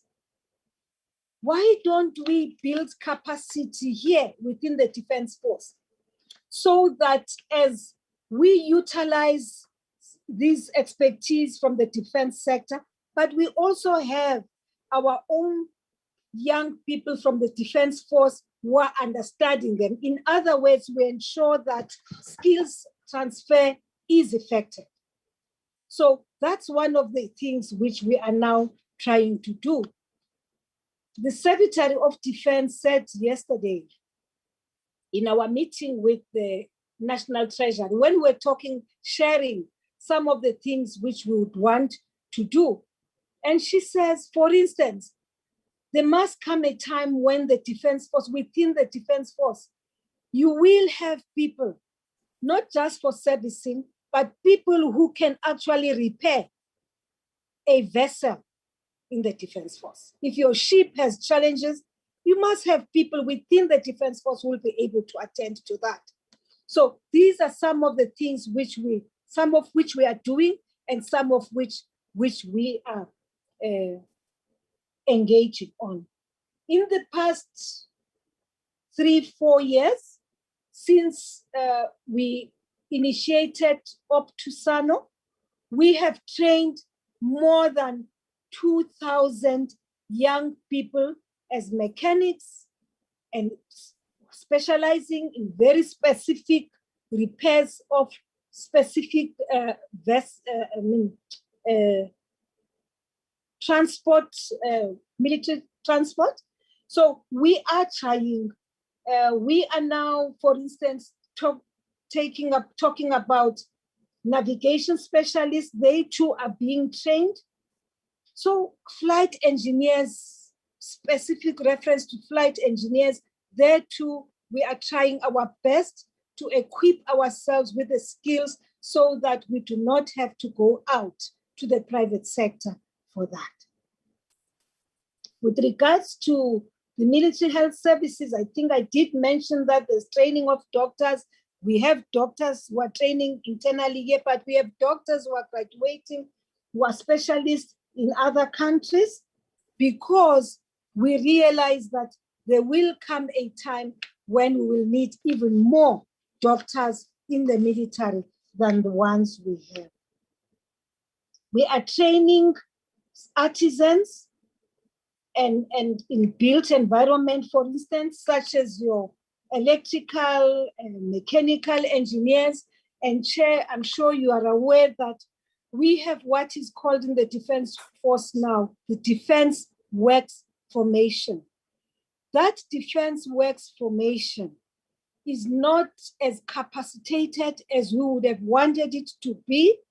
It has not as yet ventured into carrying out some of the projects which we would like them to carry, but there's an effort, there's an attempt. We're moving forward with the limited skills we have to a future where the Defense Force can be self-reliant and can sustain itself and its capabilities. In the past, prior to 1994, Chair, there used to be that capacity within the South African Defense Force.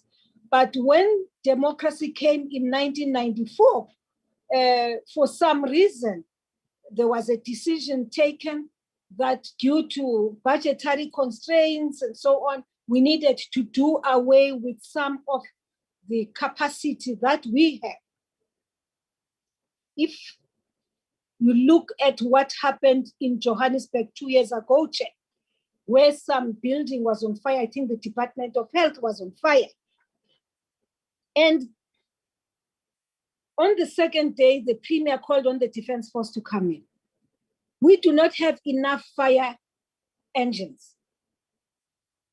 So what we have fire engines in areas where we have our small airports.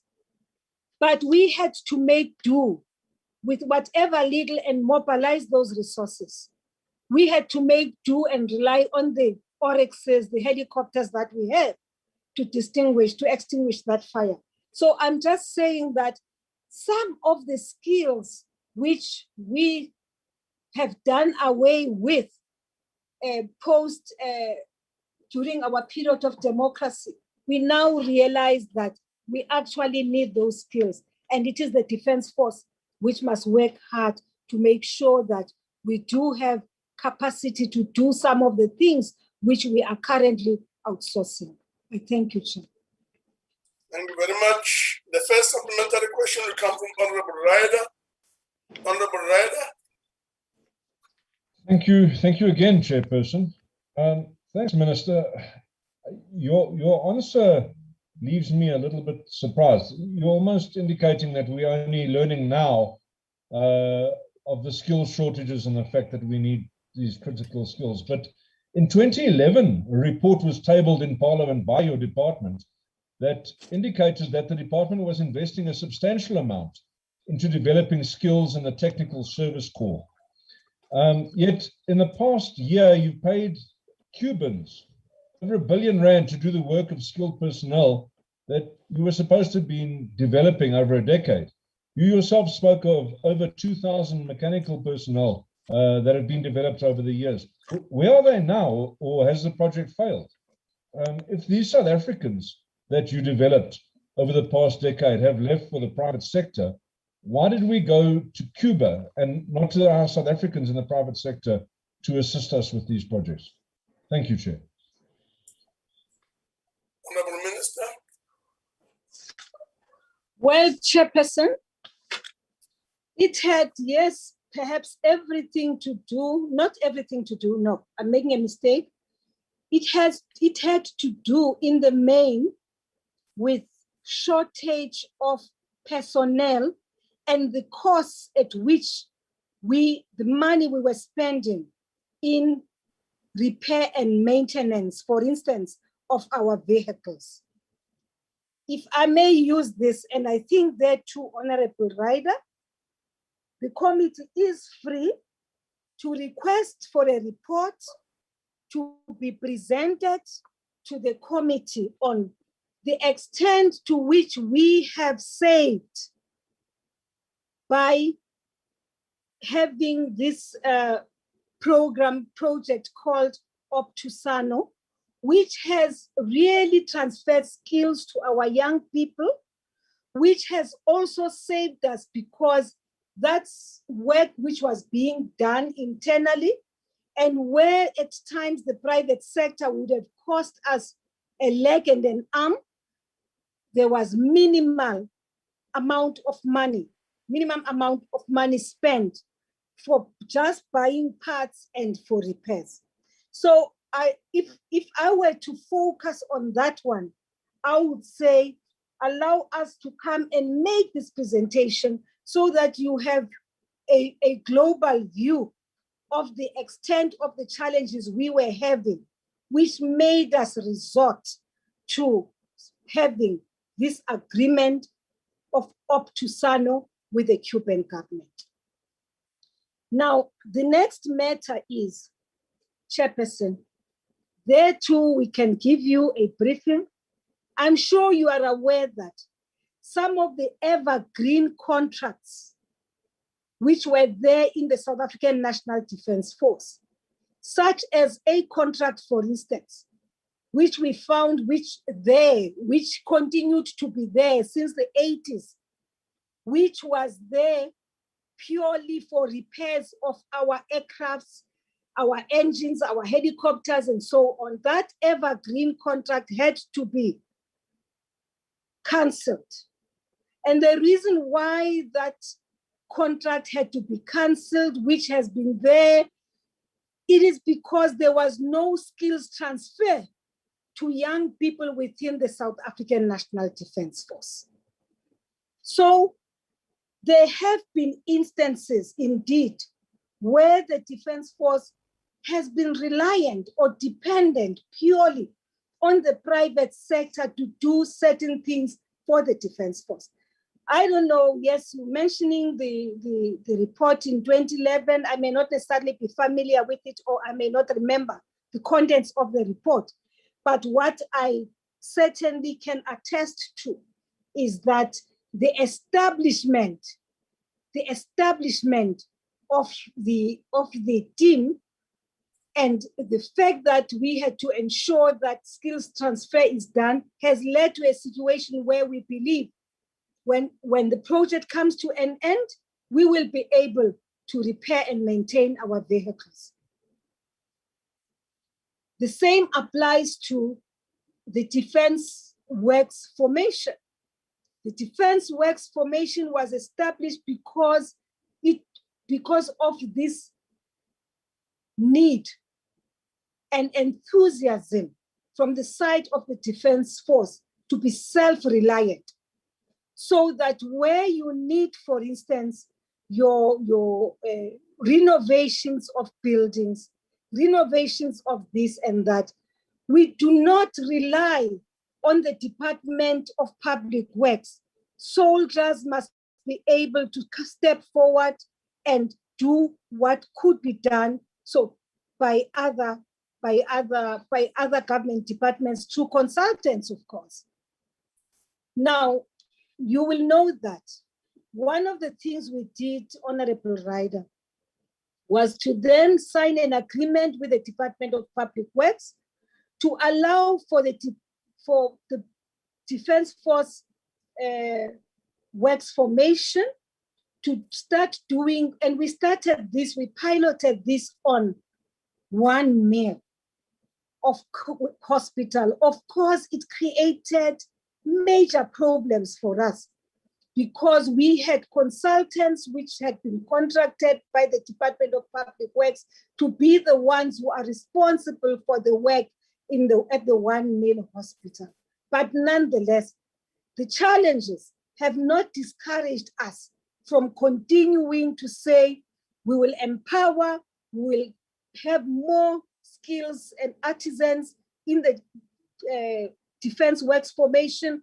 We will continue to utilize the Defense Force. Yes, we may have to partner with other people who have the requisite skills, but we should not be relying on people outside of the department. I think, in essence, that's what I am trying to say, Honorable Ryder, and I am inviting you through Honorable Chabeleng, who is chair of the committee, to allow for us to have further engagement on this matter of skills, of self-reliance of the Department of Defense, of sometimes depending on outside entities to do things for us, because any defense force, a defense force should be such that it is self-reliant, like it was prior to 1994.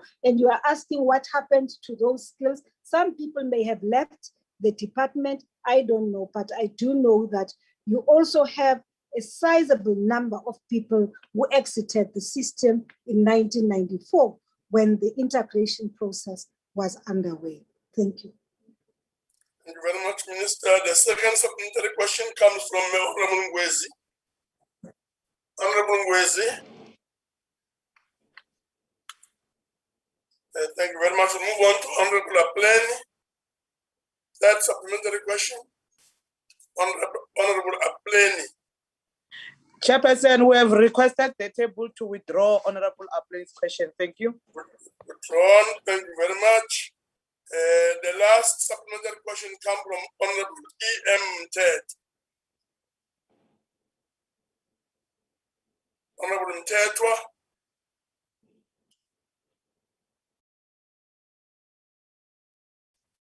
It doesn't seem like Honorable Mtetwa is there. And that being the case,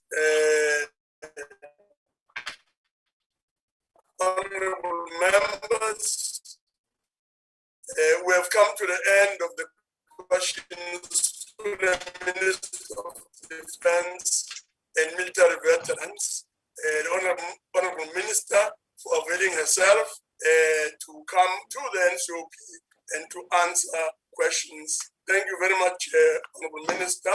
And having thanked the Minister, I thank you, Chair, and I thank Honorable Minister. Thank you. Yes, Minister, thank you. Thank you, Honorable Member. We will now proceed with our program, and I'll now hand over to Honorable Ngwenya, who now takes over. Honorable Ngwenya. Thanks very much, Chairperson. I will now call all the Honorable Minister of Justice and Correctional Service to respond to question number 1 to 8 asked by the Honorable Member NCOP. Remember, Minister, you've got 5 minutes to respond, and members, you've got 2 minutes for follow-up a question. Honorable Minister, can you please come in? Thank you very much, Chairperson. The Department of Correctional Services is implementing correctional and rehabilitation programs in line with Section 2 of the Correctional Services Act number 111 of 1998. These programs are aimed at promoting social responsibility and human development of all sentenced offenders while they are incarcerated to serve their sentences as prescribed by the courts. Upon admission into a correctional facility, a correctional sentence plan is designed for each offender. Correctional and rehabilitation programs aimed at targeting offending behavior offered to the offender are tailor-made to address identified assessment-based needs as per the sentence plan.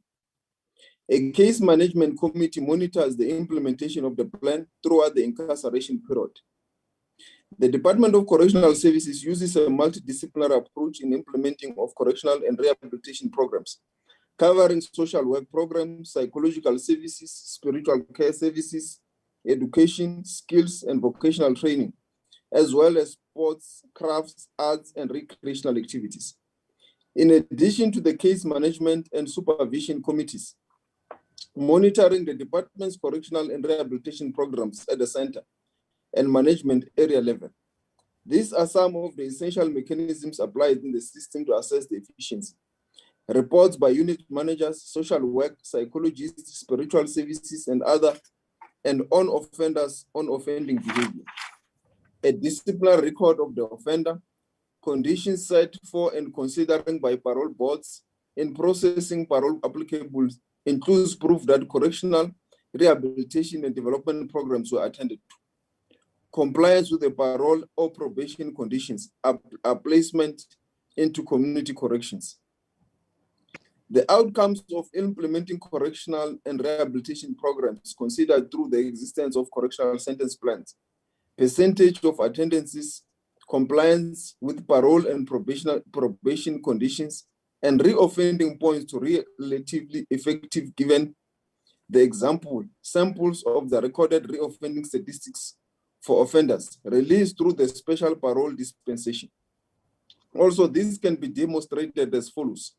In line with the annual performance plans and reports of DCS, a total of 64,428 out of 84,159 offenders serving sentences of longer than 24 months with correctional sentence plans completed correctional programs for 2020-2021 financial year. This translates to a 76.56% of sentence offenders.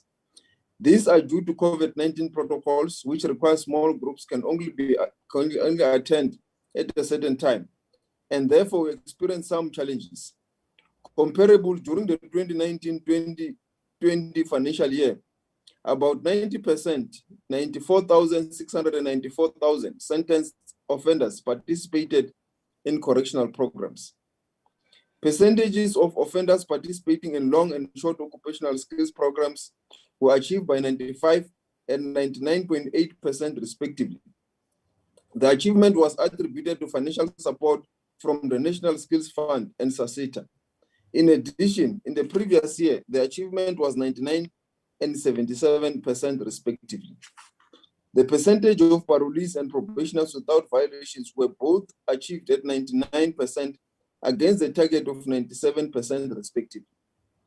As the 28 May 2021, about 126 offenders released on special parole dispensation were readmitted. This number represents 0.89% of the total number of 14,005 released on the special parole dispensation. The department is in the process to design and conduct an in-depth study on the effectiveness of our correctional and rehabilitation programs, with emphasis on reoffending as an indicator on the impact. Currently, evaluation of correctional programs aimed at targeting offending behavior is conducted to assess the effectiveness nor the impact of the specific programs after completion of the sessions.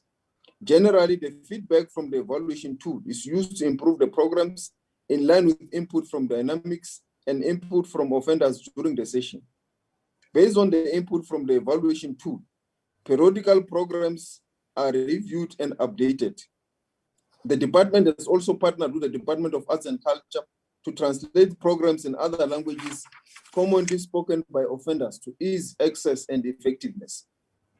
2 programs, namely pre-release and female program, have been translated into isiTswana.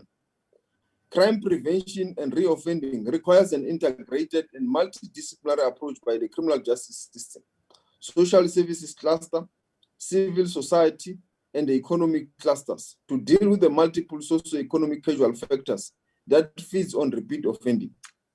A key feature of successful crime prevention strategies towards releasing its rehabilitation and reintegration mandate for the DCS is the effective social reintegration of ex-offenders into the community and the development of intervention designed to reduce the level of recidivism. All parole conditions include victim participation to provide a platform for dialogue between the offenders and the victims, supporting the healing and the restoration process. To ensure the successful reintegration of offenders into communities, DCS continues to place victims at the center of all its rehabilitation and reintegration programs. During the 2020-21 financial year, 11,833 victims and 2,791 offenders, parolees and probationers participated in the restorative justice programs. Furthermore, continued stigmatization, unemployment, marginalization, and social isolation of parolees and probationers often leads to repeat offending and continuation of the cycle of crime. The criminal record status creates a challenge for offenders to secure formal and stable employment and for their smooth reintegration into the communities. The White Paper on Corrections of 2005 provides a clear framework for the DCS to intervene in ways that could reform offenders into social, responsible, and law-abiding citizens who make a positive contribution to society. Correction is indeed a societal responsibility, which requires communities to embrace parolees and probationers upon their release by giving the support for their successful reintegration. The department will continue to pursue partnership with relevant stakeholders to enhance the employability of parolees. As part of social reintegration process, DCS has partnered with the state agencies and departments, non-profit organizations, academic institutions, non-governmental organizations, traditional leaderships, and other relevant external stakeholders to broaden the scope and spread of intervention to correct offending behavior. These partnerships have led to some parolees being employed permanently, while others were provided with startup tools to enable them to open their own businesses and thereby contributing to employment creation. Making use of offender labor in partnership with communities and other stakeholders, DCS has recently participated in the building of 2 community houses for vulnerable members of the community as part of rehabilitation and restorative justice. We have also partnered with the schools to rebuild or build sports facilities where school-going kids can participate in sports, including the community's use of such facilities. Thank you very much, Honorable Chairperson. Thanks very much, Minister.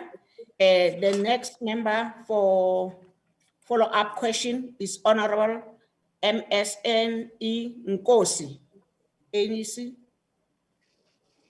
Thank you very much, Honorable House Chair. Greetings to the Minister. Honorable Minister, thank you for your elaborate response.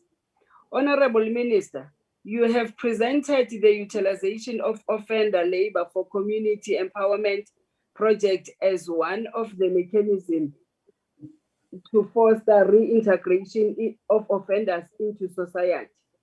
Honorable Minister, what impact does this project have on reintegration of offenders, and are they also extended to victims of crime as a part of restorative justice? I thank you, Chair. Thanks very much, Honorable Minister. Yes, thank you very much, Chairperson. The impact of the programs in society is huge, because when the offenders participate in community projects, it creates a platform for their interaction with society, and also for society to see the offenders at work, repaying society for the crimes and the offense they've created or committed against society. And that does not only send a positive message only to the victims, but to the community as a whole, who also are a victim of any crime that might have been committed against any direct victim. And we have recently opened the house for the Zungu family in KwaZulu-Natal, which is a family of 10 females, which did not have proper shelter. And that house now has also been finished with the furniture that has been produced by the offenders themselves. The family is now safe, living in a dignified environment. We have also done the same for a 67-year-old pensioner in Uba in the Damba village in the Eastern Cape, who was also vulnerable, and the Zungu family were the victims of crime in KZN, where the mother was brutally murdered by factions within the community. And the service that the offenders has provided has warmed the hearts of the kids and the female who were living in an undignified and uninhabitable environment. The offenders have also built a sports facility in Scheme Primary School in Alexandra and in some parts of Mpumalanga. And with this, we are sending a clear message of helping and partnering with the secondary schools for them, with the primary and secondary schools, for them to reignite sports, which will enable us to prevent crime from happening, but also the communities will be engaged in sports and recreational activities. This brings social cohesion. It also brings a positive message of dialogue between DCS and the community to deal with the crime that might have been committed, but also to prevent future crimes from reoccurring. Thank you, Chairperson. Thanks very much, Honorable Minister. The next member for follow-up question is Honorable MSC Visa. Thank you, Honorable House Chair, and thank you for the opportunity. Honorable Minister, you spoke a lot about rehabilitation and things that's being done in your recreational facilities, but in many cases, there are no rehabilitation programs. They get a leaflet and a talk before they're being released. How is a former inmate expected to return to society if he was not part of any rehabilitation program, as is the case with many facilities? Thank you. Thanks very much, Honorable Member. Honorable Minister. Thank you, Chairperson. It is not correct that there are no rehabilitation programs. There are a lot of rehabilitation programs that includes anger management, change lives, and various programs that are aimed at the person through the offender plan. There is also rehabilitation programs that are aimed to train the offenders. As I've said, that under personal developments, there are programs such as formal education, for adult education and training, grades further education, grade 10 to 12, post-school education and training through access to TVET programs, and enrollment at higher education and training institutions. These are accredited and non-accredited programs that give them skills and training offered in, amongst others, agriculture, agronomy, animal production, metal, steel, and woodwork. Sports, recreation, arts, and culture opportunities are also offered to the development of offenders. So the department is also assisting offenders to obtain the required skills and education to be able to seek employment opportunities like any other citizen of the country upon release. The department provides and gives access of a range of programs and activities, including needs-based programs, as are practicable as possible to meet the education and the training needs of the sentenced offenders. And these skills, they also get them through our self-sustainability model and program, where they are now going to optimize production in the farms, which were not operating at maximum or capacity or optimum capacity. We will now be optimizing our farms, our production workshops, our factories, including to produce their own uniforms and also for bakery, milk. So there is a lot of maximization and optimization of the capability at the DCS that we are having, which will further enhance the skills of offenders, which we believe that upon their release, they will be able to use these skills for either self-employment or to be employed. But it will also help the Department of Correctional Services to be self-sustainable and to also ease the burden on the fiscus. Thank you, Chairperson. Thanks, Honorable Minister. The next member for follow-up question is Honorable Mr. S. Zamdela. Honorable Zamdela. No, thanks, House Chair. Minister, in your response just now, you spoke about programs that are happening inside the prison. But the question is, Honorable Minister, because we've got problem of unemployment in the country, and it has become worse, especially after COVID-19 has came into our lives. Now, Minister, what are the jobs that are being created by your department to accommodate the rehabilitated inmates before they are integrated to communities? Thank you, House Chair. Thanks very much, Honorable Minister.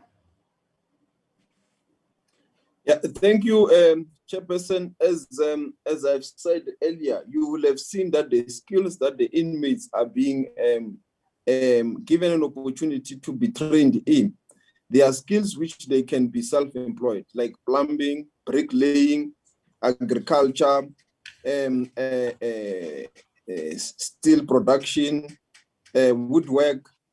So these skills, upon their release, they can be able to do a lot of things, including the sewing of their own clothes or for the community. So these are skills which the inmates are learning, including baking, the bakery. The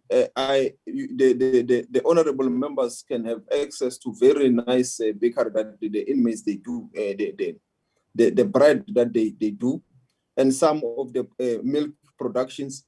So these are things that we believe enables them that when they leave, they can either be self-employed or be employed.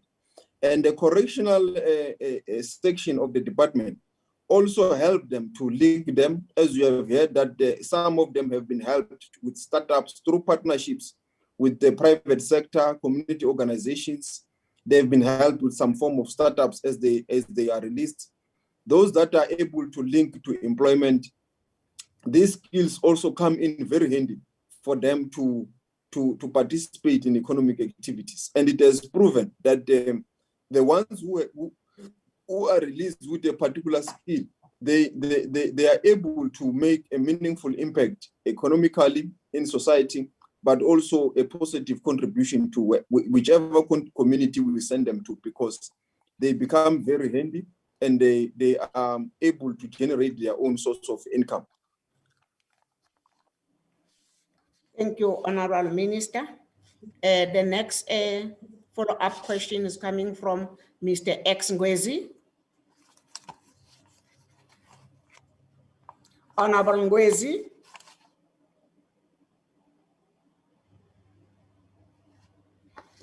It seems Honorable Ngwezi is not in. I'll now come to question number 34 that have been asked by Mr. G.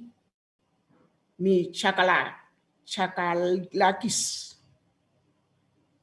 Chairperson, you've been with me in the House for 3 years and you still can't say my name. That's not my language. It's rather insulting though, Deputy Chairperson, but anyway. Honorable Minister, question number 134.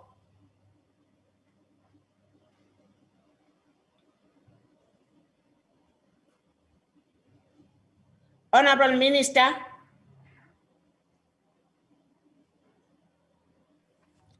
Thank you, Chairperson. I was just struggling to unmute. Okay, no problem. Thank you. The parole boards are established in terms of Section 74 of the Correctional Services Act of 1998.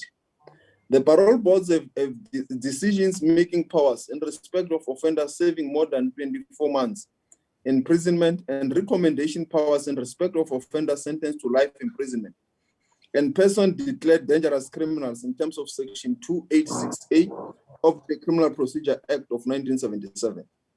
The parole boards take, amongst others, the following into account when considering parole placement: the completion of the legislative required minimum detention period, proof of a monitorable and appropriate support system, positive report on conduct and behavior, including relevant interventions and programs, proof that rehabilitation development has taken place, representations by victims, risk posed to the community and victims, and acceptance of the conditions for placement by the offender.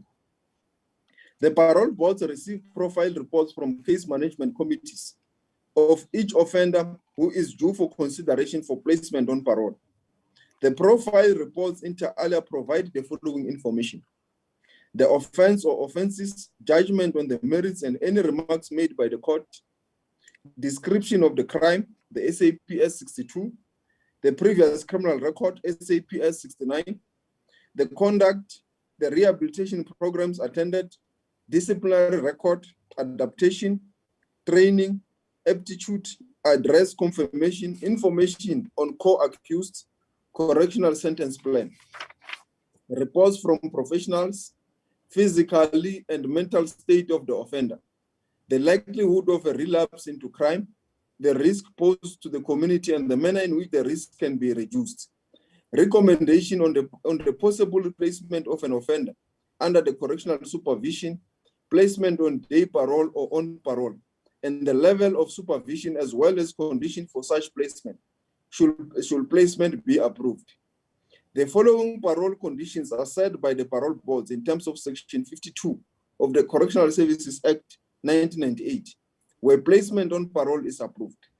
Some of them are placement under house detention, does community service in order to facilitate restoration of the relationship between the sentenced offender and the community, seeks employment, where possible takes up and remains in employment, pays compensation or damages to the victims, takes part in treatment, development and support programs, participate in mediation between victims and offender or in family group conferencing, contributes financially towards the cost of the community corrections to which or she has been subjected, is restricted to one or more magisterial districts, lives at a fixed address, refrain from using alcohol or illegal drugs, refrain from committing a criminal offense, refrains from visiting a particular place, refrains from making contact with a particular person or persons, refrain from threatening a particular person or persons by work or action, is subject to monitoring. In the case of a child, is subject to the additional conditions as contained in Section 69, or any other conditions as may be appropriate under the circumstances. Thank you very much, Chairperson. Thanks, Honorable Minister. The first person that is going to do the follow-up question is Honorable Mr. Michakala Kis. Thank you, Honorable Deputy Chairperson or House Chairperson. My apologies. Honorable Michakala Kis. Honorable House Chairperson. Can you hear me? Yes. Honorable Minister, Chris Prinsloo. Yes, I can hear you, Honorable Member. Wonderful.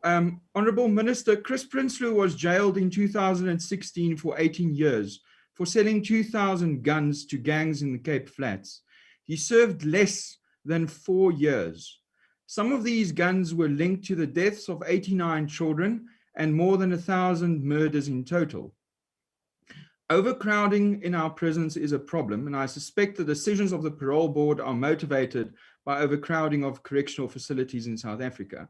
That's the only reason I can understand why a person like this, who's been sentenced for 18 years and only served 4, can be released on parole. Is there another explanation? And if not, will the minister seek to reform the conditions under which the parole board may grant parole, and by when? Thank you.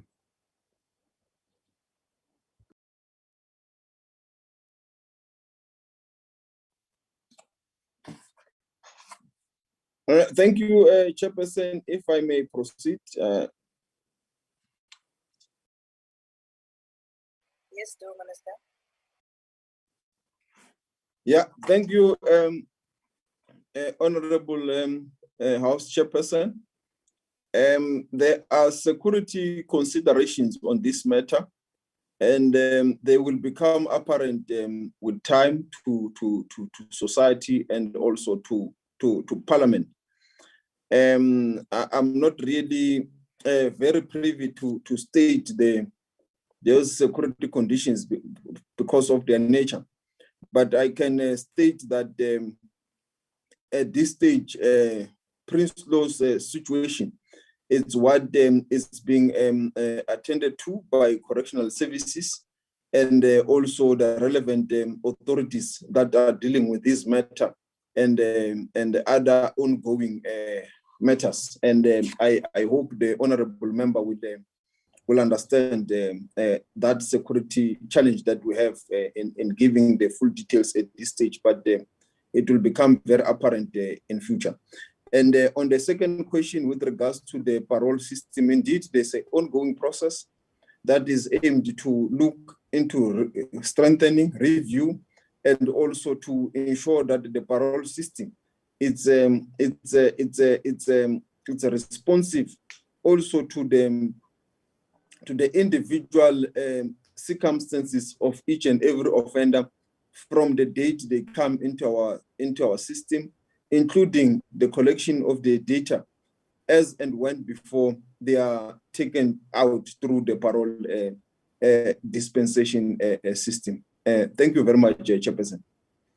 Thanks very much, Honorable Minister. The next member for follow-up question is Honorable MSBM Butler. Thank you very much, Honorable Chair. Thank you very much, Honorable Minister. Honorable Chair, thanks, Honorable Minister, for your comprehensive response. It is clear that there's a lot of work that obtains before and after the offenders are released on parole.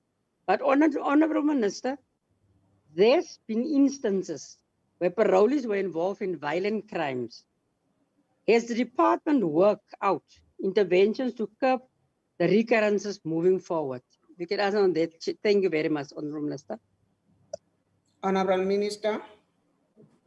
Yeah, thank you, Chairperson. Indeed, there is a lot of work that is being done with regard to rehabilitation programs, with regards to corrections, to respond to the challenges that the system is responding to in terms of the offenders in our system, and to ensure that by the time they are released, they are good ambassadors of the correctional services system.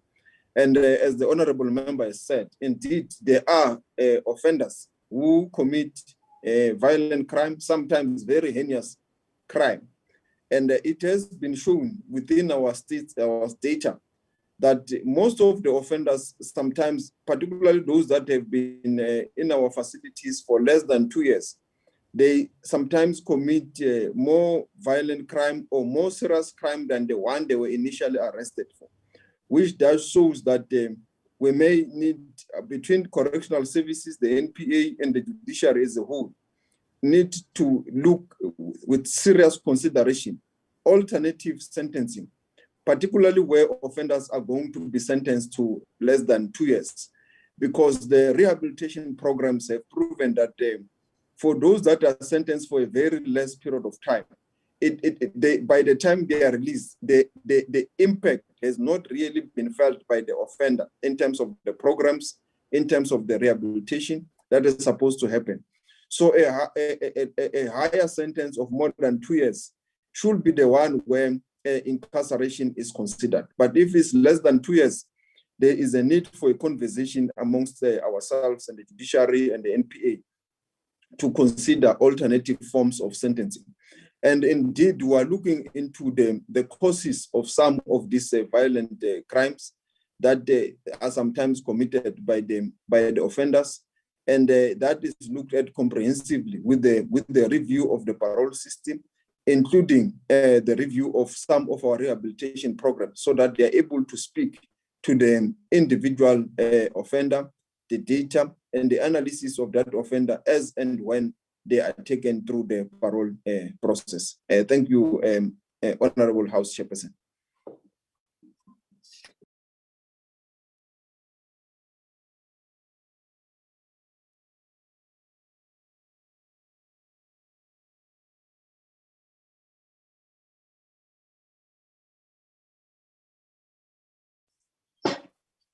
Deputy Chair. Chief Whip, Deputy Chair. I think he has left the podium. Deputy Chairperson. I'm back. I'm back. Thanks very much, Honorable Minister. The next member for follow-up question is Mr. M.A.P. DeBrain. Thank you, Chairperson. Honorable Minister, through you, Chair.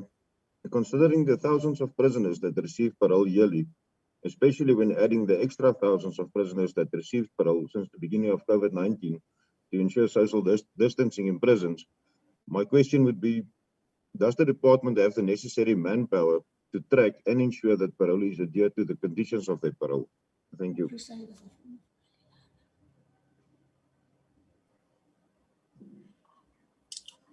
Thank you, Honorable House Chairperson. Indeed, we do have a manpower that is done through our program or the branch of community corrections that is aimed to track and ensure that there is compliance with the parole dispensation of any offender. But obviously, there are challenges in the system, which are also created by the current additional release that he has spoken about, including the COVID-19 situation across the country, which obviously impaired the physical interactions and sometimes leads to us using more of technology in terms of the interaction. So the system indeed is currently a bit constrained, but the correctional service branch is doing its best with the limited resources that they have in their disposal to attend to the monitoring and to ensure the compliance. Thank you, Chairperson. Thanks very much, Honorable Minister. The next follow-up question is Honorable Mr. M.S. Muletsan. Honorable Muletsan. Thank you, House Chair.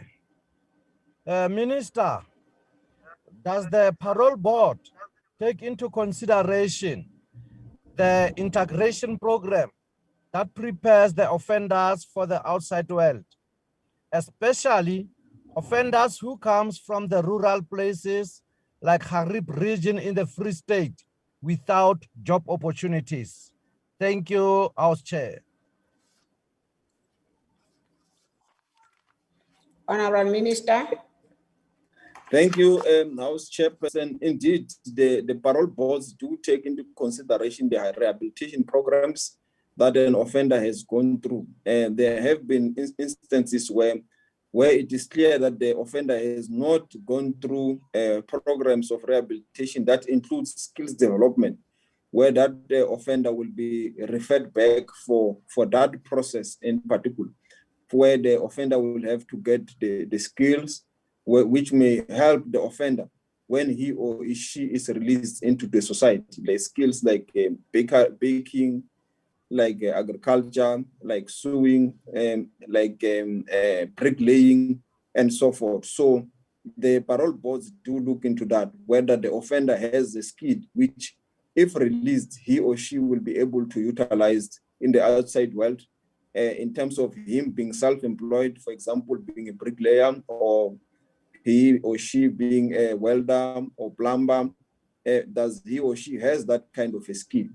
And sometimes there are those that might be having some educational qualifications, like a degree or a diploma, which also place them in good stead. So those are indeed considered before they are placed on parole.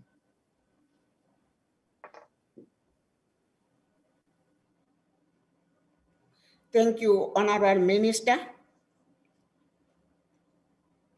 Honorable members, we now, I will now call a minister to answer the question of 129, Honorable Mr. M. Dango.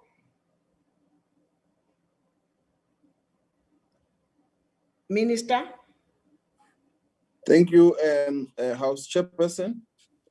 With regards to the question of Honorable Dango, the corruption undermines human development. It diverts public resources away from the provision of essential services. It increases inequality and hinders national and local economic development by distorting markets for goods and services. It corrodes the rule of law and destroys public trust in governments and leaders. This is a quotation from the United Nations Development Programme and Anti-Corruption and Sustainable Development Goals. These often repeated sentiments drive home the impact of corruption. No doubt, corruption is the biggest threat to our development trajectory. The Honorable President announced in his State of the Nation address that we have begun the implementation of the National Anti-Corruption Strategy, which lays the basis for a comprehensive and integrated society-wide response to corruption. The society-wide approach to fighting corruption is based on citizens' participation, ethical leadership, professional and skilled employees, transparent and accountable governance systems, a culture of reporting and whistleblowing, protection of sectors most vulnerable to corruption, and strengthening the anti-corruption agencies. The strategy aims to create a South Africa that is ethical, transparent, and an accountable state, and business and civil society sectors in which those in position of power and authority act with integrity. You will realize, the Honorable House Chairperson, that this means that we want to deal with corruption more at a preventative level. Before it becomes an act of corruption, it must be prevented through having those that have got the capability, the skills, and the transparent process. The strategy recognizes that it will take an all of society's efforts and engagement to fight the scourge of corruption. The strategy also aims to work towards a zero tolerance of corruption in society. At the same time, we must strengthen our anti-corruption agencies with the necessary resources to fight corruption in the near and short term. In the medium to long term, our legislative framework must be reviewed to toughen and modernize our laws that enables the fight against corruption. The Department of Justice and Constitutional Development has therefore committed to developing and producing a research paper on this aspect in this financial year. The report of the State Capture Commission will also be instructive in how we insulate our institution and processes from the havoc that was unleashed through the state capture challenges. Thank you very much, Honorable House Chairperson. Thanks very much, Honorable Minister.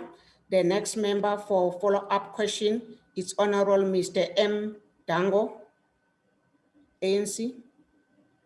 Honorable House Chair, I'll be dealing with Honorable Dengo's question, given that he had a family emergency this morning.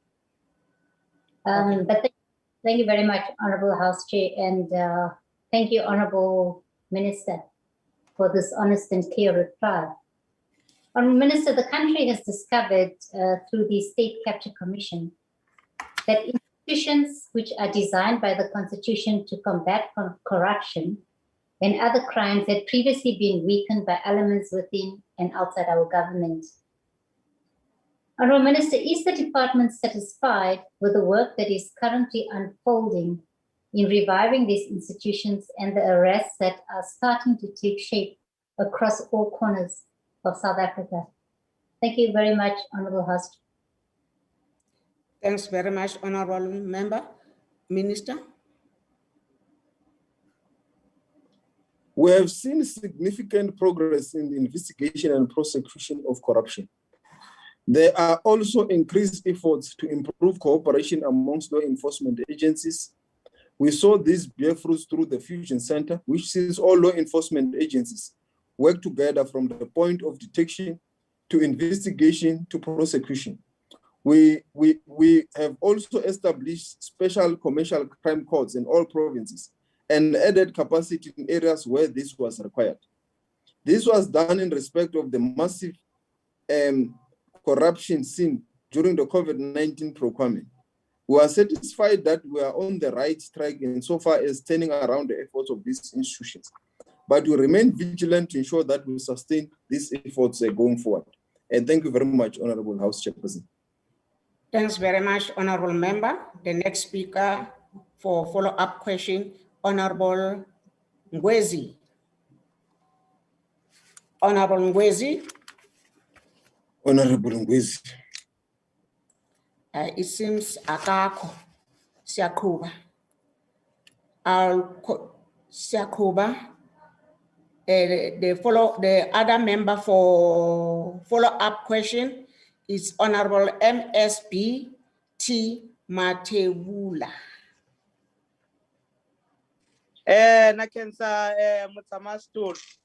Minister, if government has committed itself to have zero tolerance in fighting corruption in all sectors of society, what mechanism did your department put in place to fight corruption, as we are experiencing a high rate of corruption in the country done in a public and a private sector, whereas this corruption is done by public servants? Thank you, Chair. Thanks very much, Honorable Member. Minister. I can substantiate Mtsamwashtulu. Kuni ntirho wa ku tala loyi nga wu endla, including ku va ku adoptiwa the anti-corruption strategy lexi ni nga vulavula hi xo earlier, lexi xi nga ta endla ku va ni prevention ka corruption through the appointment of a competent and also ensuring transparency and also having people of integrity. Hikuva leswo swi ta cinca ku va corruption hi yimela ku endleka, kambe yi preventiwa from the onset through early warning systems such those that could come from the AG's report to attend to them as quickly as possible and ensure that there's accountability in that regard to prevent it from happening. If it does happen, we are, as we have said, strengthening the institutions that are aimed to respond to the scourge of corruption, including the one that we are currently having, the Independent Investigative Directorate, and the Hawks. They are also cooperating very well with the NPA, including the strengthening and additional special commercial crimes court that we have now established in the province of Limpopo, Mpumalanga, Northern Cape, and also in the Eastern Cape. Thank you, House Chairperson.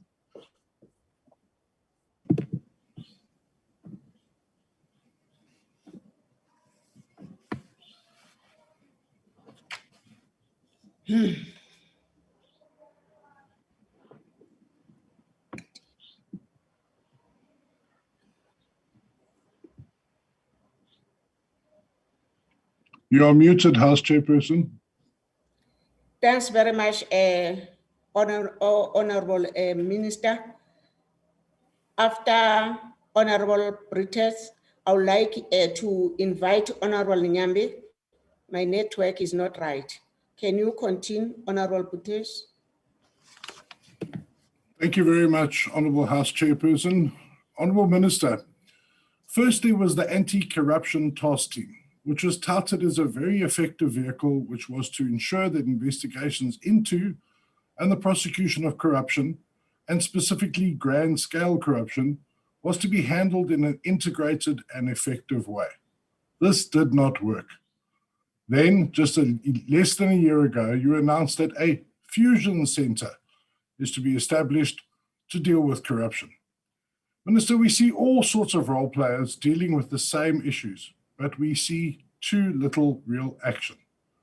The corruption around the PPE procurement is just one example. So, Minister, in order to determine success here and now, can you tell us exactly how many people have been successfully prosecuted for PPE corruption? I thank you. Thanks very much, Honorable Member, Honorable Minister. Yeah, thank you very much, Honorable House Chairperson. With regards to this question, there have been prosecutions that have happened or that are happening on this PPE corruption. There have also been monies that have been returned or are being in the process of being recovered through the special tribunal, and that the special tribunal has enabled us to fast track the handling of such matters, and the monies are being recovered, and that does shows the effectiveness of the systems that have been put in place. I will request that we write to the House to give the exact statistics as per the question that has been asked about how many people. I don't have the information with me now, but we will write to give them the number of people that have been prosecuted with regards to the first question. Thank you. Thanks very much, Honorable Minister. Can I invite the Deputy Chair to take over on question number 140? Thank you very much, Honorable House Chairperson. We will now call on the question that the Minister needs to respond to now is 140 asked by Honorable SF Detroit of the Freedom Front Plus. Over to you, Honorable Minister.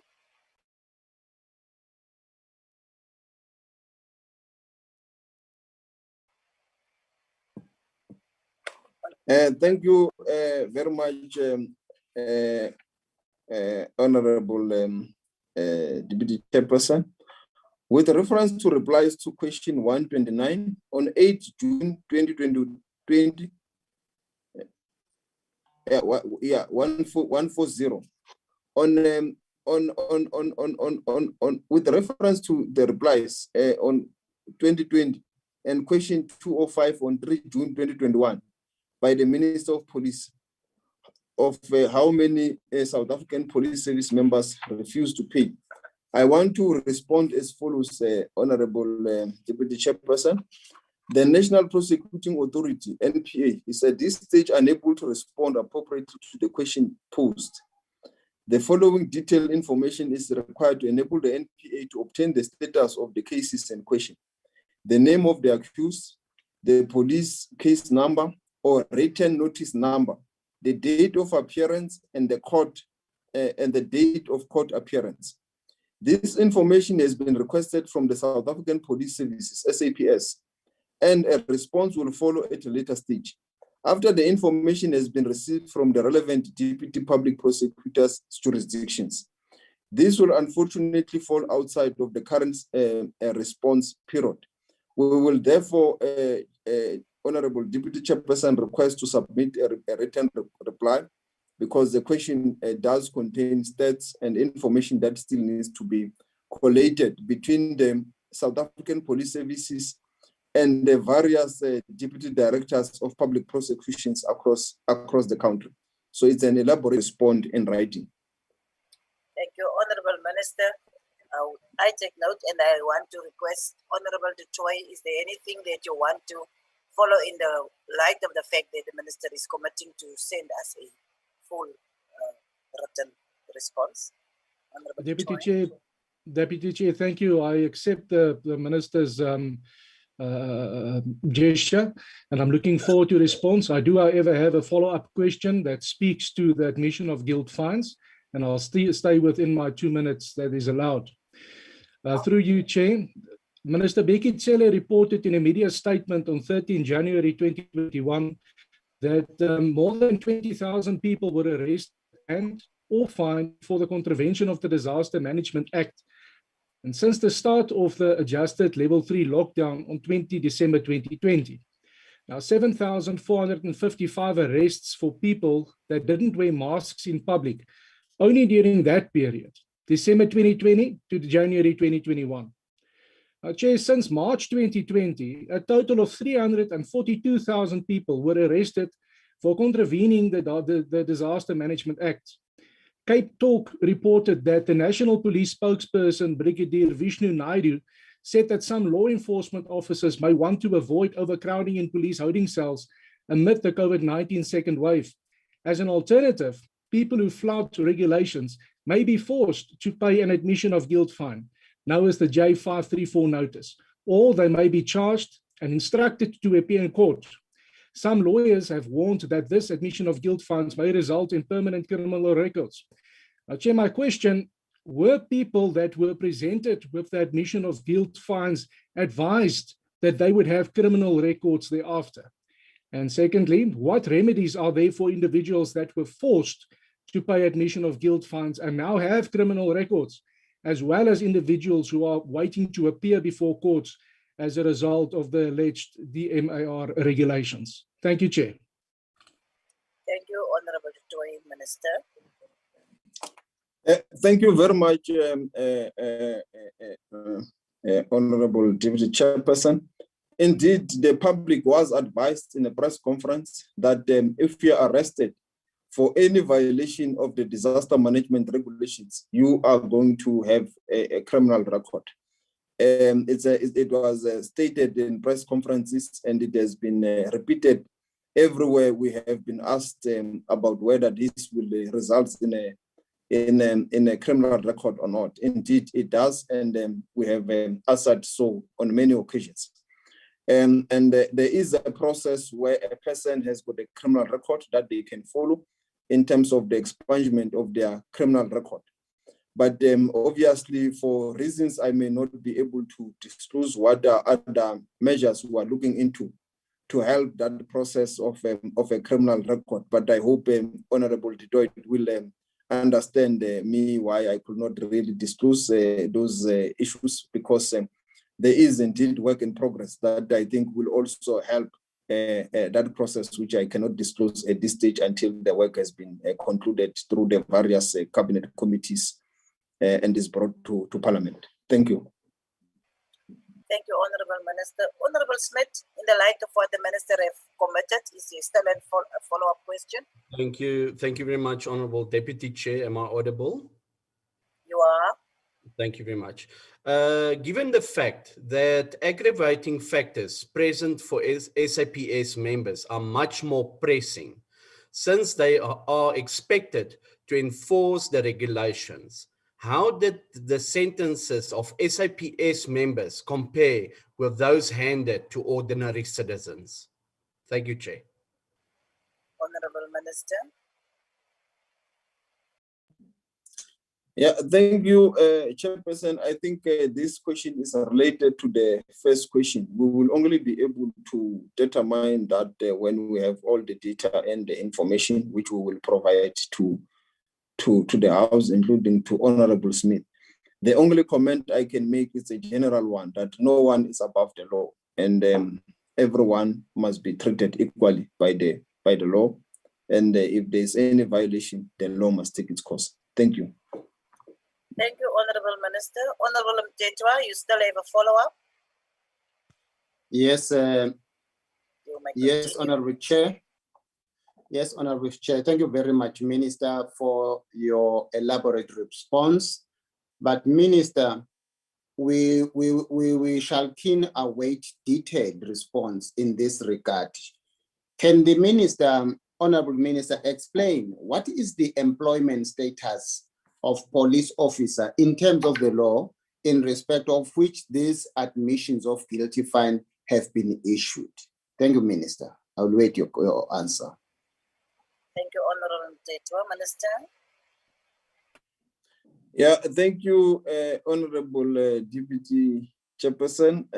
I think I will not be better pleased to respond to that question because I think it belongs to the Minister of Police, who can then respond, guided by the Police Act and the regulations guiding the employment of members of the South African Police Services. Thank you.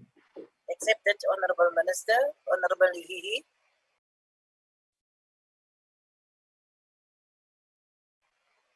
Honorable Lihihi, oh, you are there. Please speak up.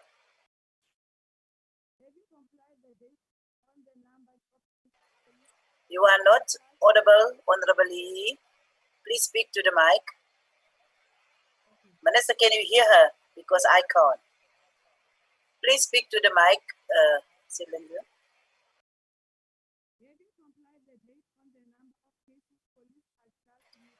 I'm sorry, my dear, but we can really not hear you. We can really not hear you.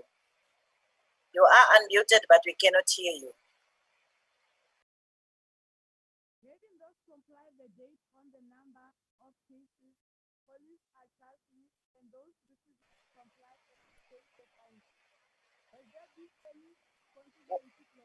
Is there anyone that can hear the honorable member?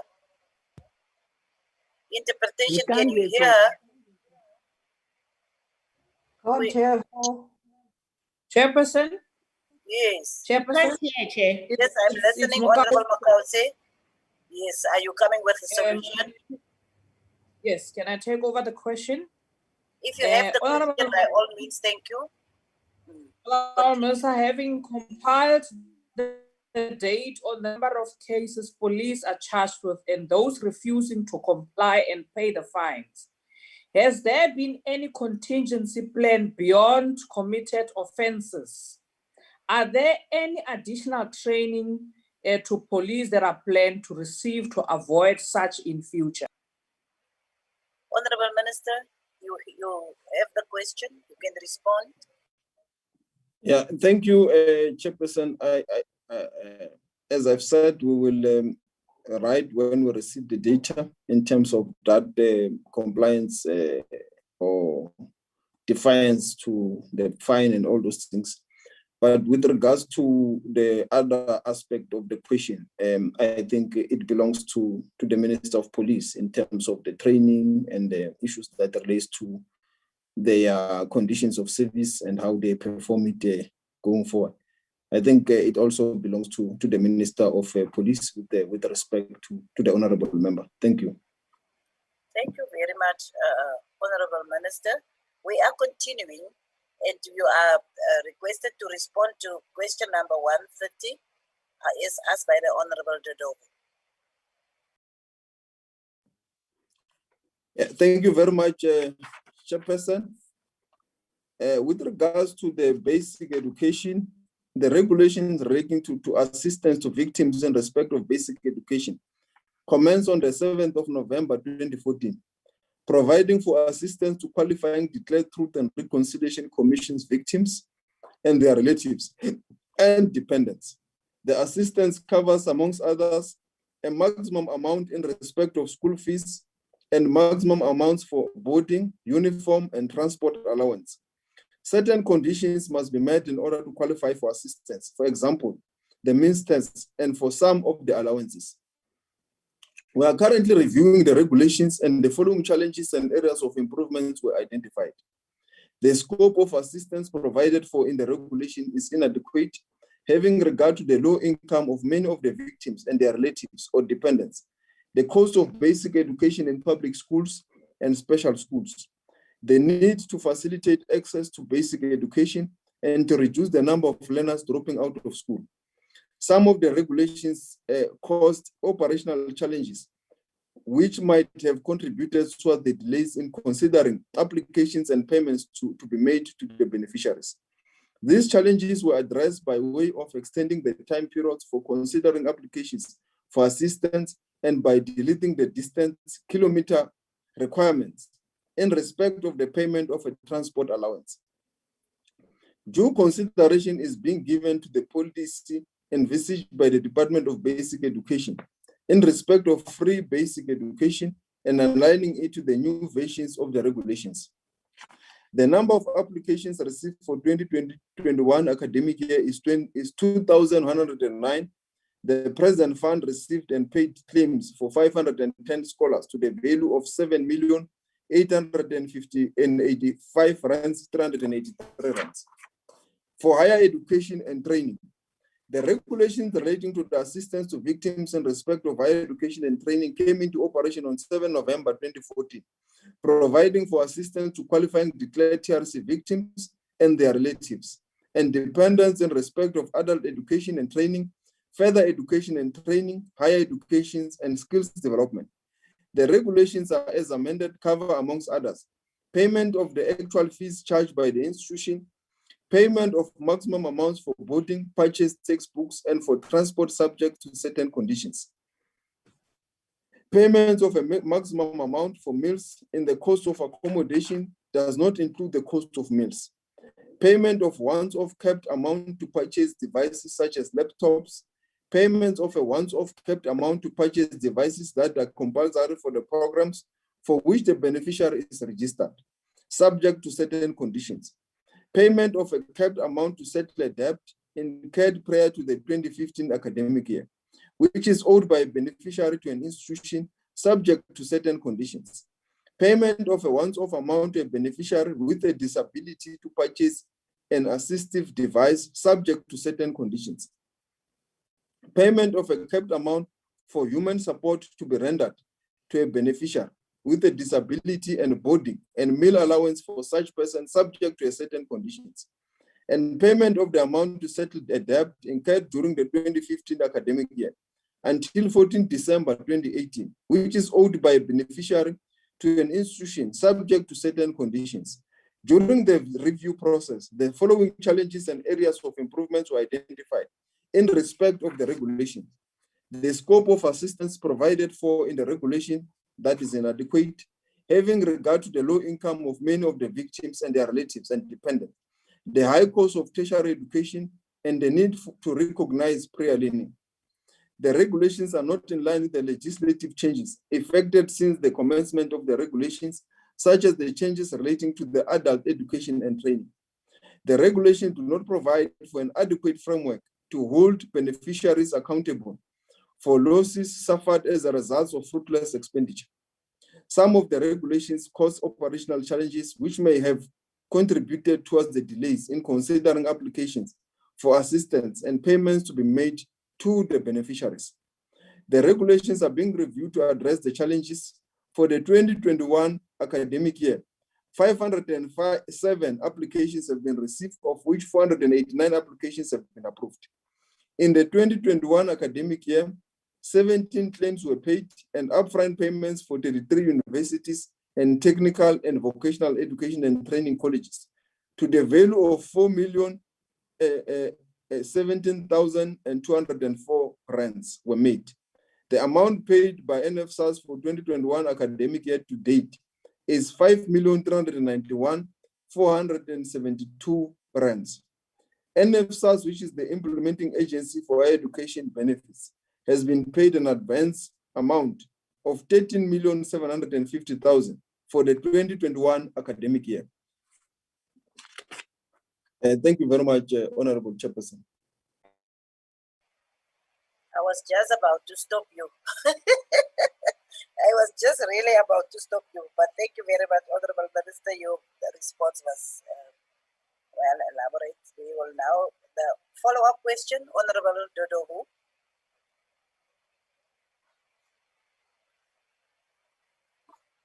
Honorable Dodovu, are you there? Oh, you may continue. You are also not audible. Can you speak to the mic, please?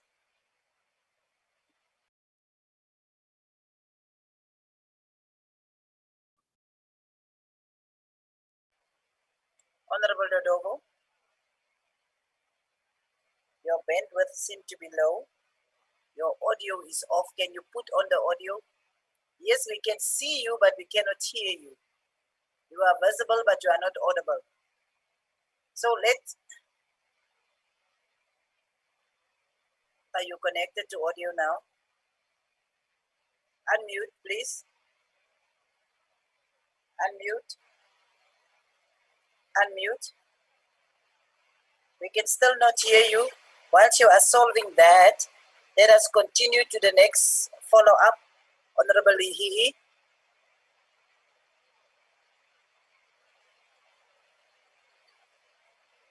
Honorable Hihi, can you unmute?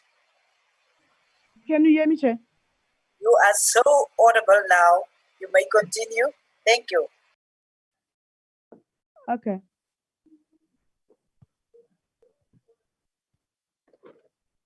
Your department is still reluctant in prosecuting apartheid apologists and criminals. Will the victims ever be assisted with basic and higher education services and skills?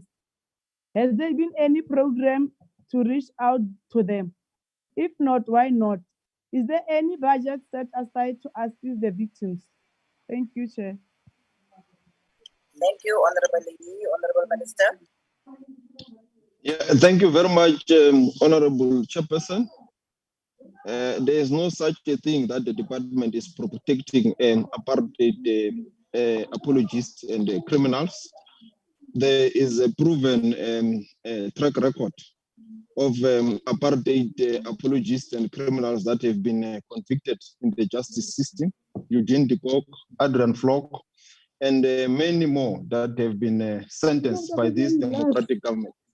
So that insinuation is unfounded, is baseless, is a figment of the imagination of the honorable member.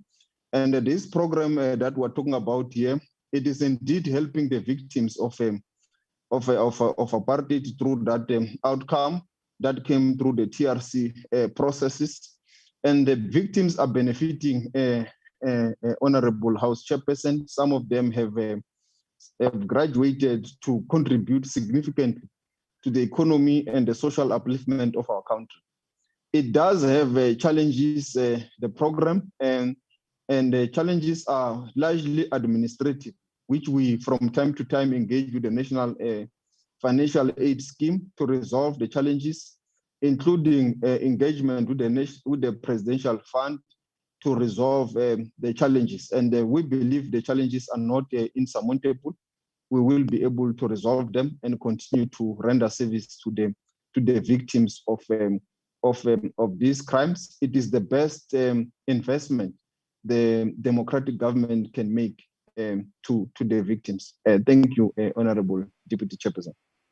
Thank you very much, Honorable Minister. We will once again try Honorable Dodovu. If he's still not making it. Yes, Honorable Shai. Chairperson, if Honorable Dodo is unable to connect, I can deal with this question. Please do continue. Thank you very much, Honorable Chair, and thank you, Honorable Minister, for your response. And indeed, the Truth and Reconciliation Commission was presented with evidence of painful stories of many victims of apartheid atrocities. But we should also commend the work of government in ensuring that support is given to dependents of these people. And we take a view that this must be speedily expedited. Honorable Minister, is there collaborative efforts with the Departments of Basic and Higher Education, as well as with the National Student Financial Aid Scheme, NSFAS, to accelerate the process of assisting these students to ensure that they are not adversely affected? Thank you, Honorable Chair. Thank you, Honorable Shaik. Honorable Minister. Yeah, thank you, Honorable Deputy Chairperson. Indeed, thank you very much for those warm words. This government is at work, and it is encouraging to see that the honorable members also appreciate the efforts that the government is putting in place to service the people of this country. and I have partially answered the question with regards to the collaborative effort between the National Student Financial Aid, the Department of Justice, and the Presidential Fund to speed up and strengthen our work and resolve some of the administrative challenges and glitches that the students encounter almost every year, so that they are able to be helped, assisted in a stress-free kind of an environment and ease their anxiety, whether they will be paid or whether they will be assisted or not. So there is indeed ongoing work and discussion between all these three stakeholders to ensure that we resolve the teething challenges that the students from time to time encounter, so that we are able to pay efficiently and respond to the challenges that the students are sometimes encountered with. But it has proven that the system is working, and it's a system that is going to benefit this country through this investment that the democratic government is making to these victims of the apartheid crime. Thank you, Honorable Deputy Chairperson. Thank you, Honorable Minister. The next follow-up will be Honorable D.A. Christians. Thank you, Honorable Deputy Chairperson. Honorable Minister, community rehabilitation was also to be undertaken as part of government's assistance to victims identified during the TRC hearings. Now, I've heard that you've partially answered that question, Minister, but could you please elaborate on the status and the progress of this program? Thank you very much, Minister. Honorable Minister. Yeah, thank you very much, Honorable Deputy Chairperson. Indeed, the community rehabilitation is still part of this program, on top of the victim one that is aimed to help the students. And we are currently reviewing the process of community rehabilitation and what type of programs and projects that will help us to enhance the community rehabilitation in the various parts of our country, given that we have now transitioned into almost 25 years of our democracy. What kind of rehabilitation may be needed in the various societies, which might be unique and not the same for each and every community. So there is still that discussion, and soon we'll be able to inform the public that this is the kind of format the community rehabilitation will enable us to strengthen some of them and help with this community rehabilitation that is needed to be done in many communities across the country. Thank you, Deputy Chair. Thank you, Honorable Minister. Honorable Dutoy. Thank you, Honorable Chair. Honorable Minister, you are correct when you say that these regulations came into operation on the 7th of November 2012.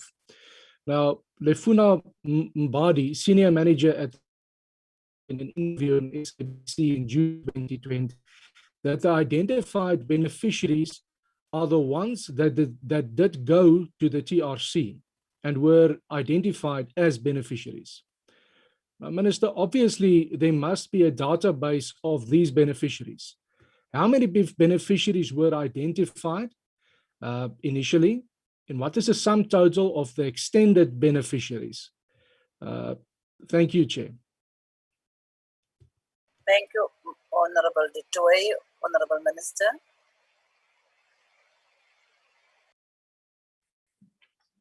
Honorable House Chairperson, the honorable members, I could not get clearly the question. If you could just repeat the question.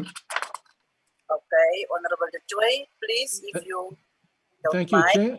I will repeat myself. I said that the Minister was correct when he said that the regulations came into operation on 7 November 2012.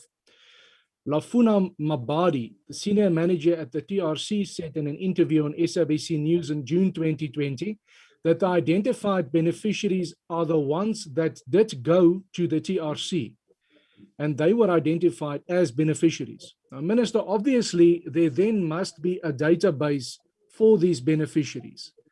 My question is, how many beneficiaries are there in total? And what is the sum total of the extended beneficiaries? Thank you. Oh, thank you. The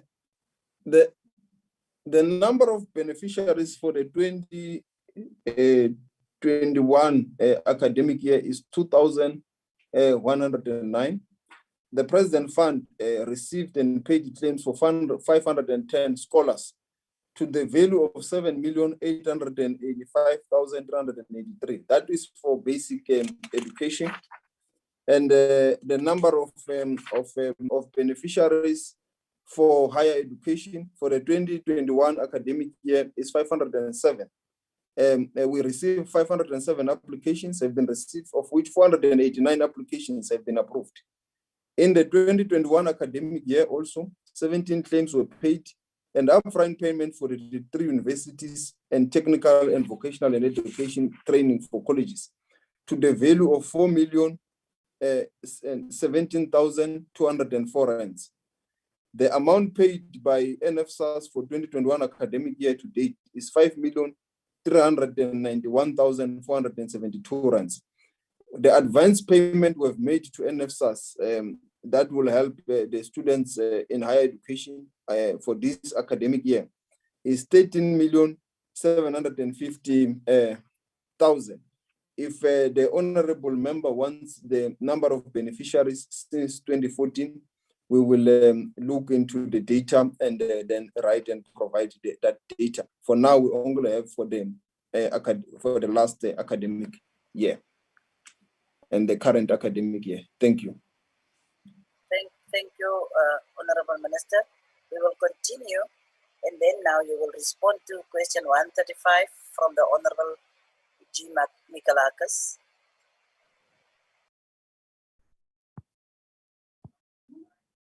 Honorable Minister. Thank you. The question is related to number 135.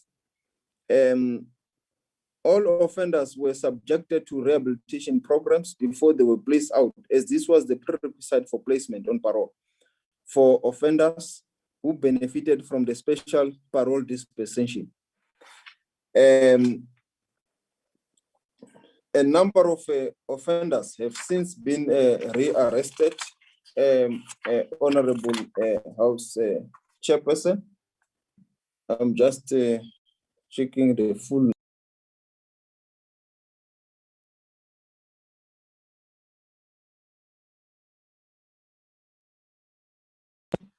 And 136 have since been rearrested, and 31 is serious offenses that they were arrested for, which includes murder, rape, robbery,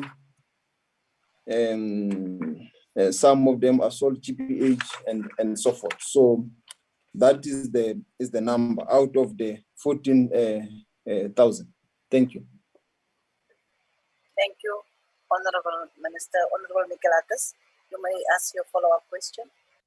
Dankie, Adjunct Voorsitter. Honorable Minister, I asked a question in written form last year about the rehabilitation, specifically in facilities here in my constituency. And on the 11th of September last year, you indicated specifically the smaller correctional facilities are, as part of their rehabilitation efforts, doing things like vegetable gardens and sporting tournaments, and there's education program, but you indicate there's a shortage of educators.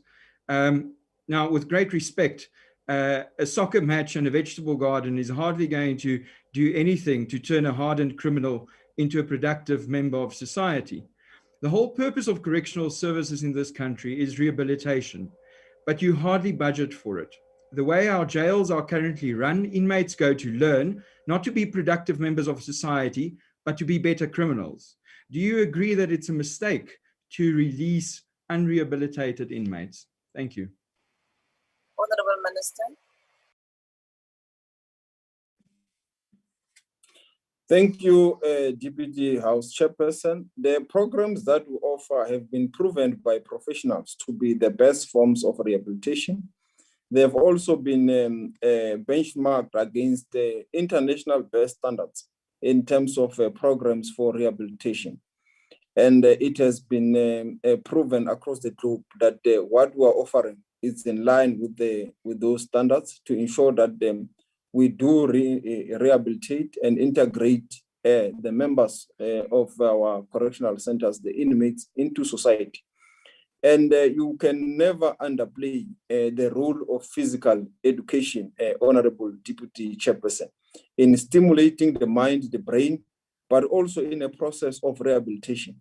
So the various forms, not only the skills training, the mental training that they receive, and also the educational programs that they receive in classes is important, including the physical training that they do through the sports activities, the various sports activities that the inmates do in our centers.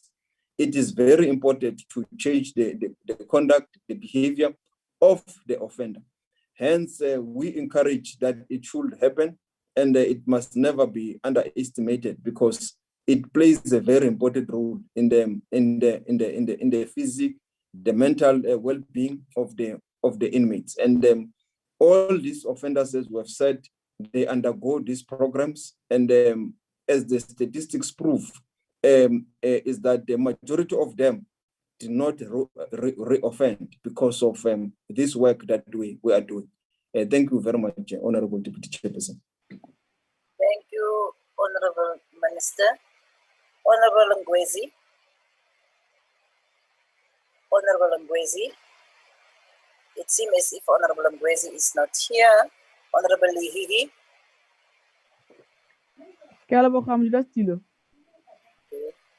Did the offenders undergo a proper screening for parole? Was there even a rehabilitation program in place before they were given parole? Given that some of them have been rearrested, what services are being offered in prisons to ensure proper rehabilitation takes place? Thank you, Honorable Lihihi. Honorable Minister. Indeed, the programs that we run response to the offenders. As I've said earlier, the inmates plan do give us an indication of the programs that the inmates should be undergoing because of each individual having their own unique characters and circumstances. And all these programs that we spoke about are aimed to ensure that there is rehabilitation. And we are indeed profiling, as I've said, all the offenders before they go into the parole boards. All their information is screened. It goes through a vigorous verification process. And it is indeed our responsibility to help them to be rehabilitated as far as possible within the facilities. It is also a societal issue when they are finally released to society or when there's a process of reintegration to also help us with the reintegration process that will also reduce the level of recidivism, particularly when they are welcomed and allowed to do a lot of positive activities and contribution to society, including for the offenders or ex-offenders to find some kind of job or being given space to be self-employed. Thank you very much, Honorable Deputy Chairperson. Almost there, Minister. Honorable Sheikh, you will be the last follow-up. Thank you very much, Honorable Deputy Chair, and thank you, Honorable Minister, for all of this. But Honorable Minister, the number of parolees who reoffend may be low, but it's worrying that that some end up committing crimes which are more heinous than the crimes they were initially arrested for. And I think you also spoke to the matter. But Honorable Minister, what is the Department of Correctional Services doing to tighten parole processes with a view to ensuring that only offenders who are properly rehabilitated are released on parole? Thank you. Thank you, Honorable Minister. Yes. Yes, thank you very much. Indeed, the number may be too low, but one is too many, particularly when it comes to reoffending. And we are doing all we can through the rehabilitation programs through all the efforts that we're putting in terms of our engagements with community and society to ensure that the offenders are fully rehabilitated and that they are ready for reintegration and to contribute positively to society when they finally get rehabilitated, through them having the skills that we spoke about so that they are able to make a positive contribution, but also through the professional help that they receive, like a psychologist, social work programs that are also aimed to speak to their inner beings. And also to ensure that as we have said, that there is a victim offender dialogues that are also aimed for restorative justice, for reconciliation, and for restorative of peace in society, to enable this reintegration process to be smooth and to function in a manner that is acceptable both to the victims and also to the offenders, and enable a dialogue that will bridge the gap between the two and the society as a whole. So these are things that we believe we all have to work together, ourselves at correctional services and the society as a whole, to enable a successful program that will end up eliminating or reducing significantly the number of recidivism or reoffending by the offenders. Thank you, Honorable Deputy Chair. Thank you very much, Honorable Minister. Now you can at least have a nice cup of tea, because we are going to proceed. And I've been told that the next person that will be responding to questions will be the Deputy Minister of Police, Honorable Castle Matale. Thank you very much, Honorable Minister Ronald Limula. And thank you really for being open and frank with regards to the responses to the questions. We are continuing, and we will now call on the Honorable Deputy Minister. And Deputy Minister, your first question that you are going to respond to, let me welcome you also to this plenary session of the NCOP, and saying thank you for being available to respond. We will now request from you to respond to question number 122 as asked by Honorable Ms. S. Sheikh. Thank you, Chair. Good afternoon to members of the NCOP. Our response to this question, which of course it's a worrisome one for the leadership of the South African police, and I think the country in general. The number of South African police members killed on and off duty in the 2019, 2020, and 2020 to 2021 financial year is reflected in the table below, which characterizes the murder of police officers both on duty and off duty, and it makes a comparison of the 2019 and 2020 and 2020-2021 categories. The statistics for the current financial year have not been verified and released yet. However, from 1st April 2021 to 31st May 2021, a total of 17 police members have been killed. In the previous financial year of the same period, we had a number of 6 police officers killed. In terms of what is our response, that is question 1A and B and 2A and B, which are interrelated. We have had a police safety strategy, which was passed in 2015 and revised and amended currently, which is guiding us on our response to these issues. The amended police safety strategy and implementation plan was approved by the National Commissioner on the 23rd March 2021, and it aims to intensify and accelerate the efforts to address attacks, unnatural death, and deaths as a result of a national pandemic such as COVID-19 of SAPS employees.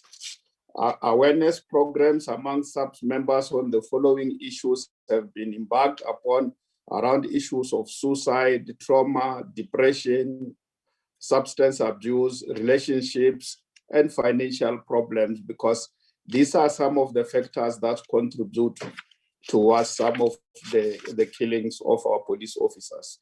Members are urged to proactively take responsibility for their personal health and wellness. Commanders are urged to proactively pay attention to the well-being of their members. A communication and marketing strategy was developed to create awareness internally and externally, because we'll all agree that the environment that creates this is both found within the police and outside the police themselves. And the following internally has been done.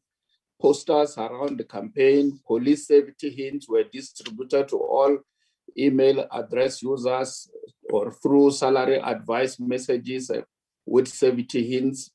Messages are forwarded via SAPS electronic media and SAPS journal, encouraging members to take care of their well-being in order to be professional and productive members. And externally, an advert building up to the commemoration day this year and post-commemoration day has been done. On-site assessments are conducted to identify the circumstances and conditions under which the members were killed on duty. SAPS employees are then sensitized to take preventive measures when performing their duties. These announcements are emphasized during visits to stations and units. Members are visited during parades and operational duties to assess the wearing of protective gear and sanitize members regarding personal safety.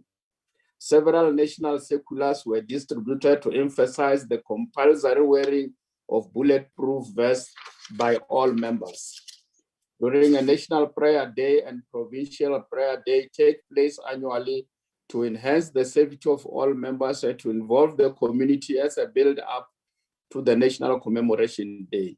The month of September was declared Police Safety Month, and all measures aimed at the prevention of police killings are enhanced, such as safety workshops, including enhancing operational readiness and the psychological well-being of members.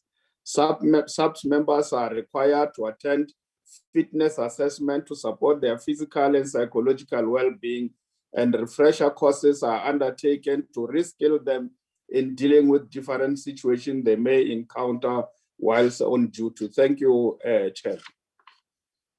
Thank you, Honorable Deputy Minister. Honorable Sheikh, your follow-up question. Thank you, Deputy Chairperson, and thank you, Honorable Minister, for your response.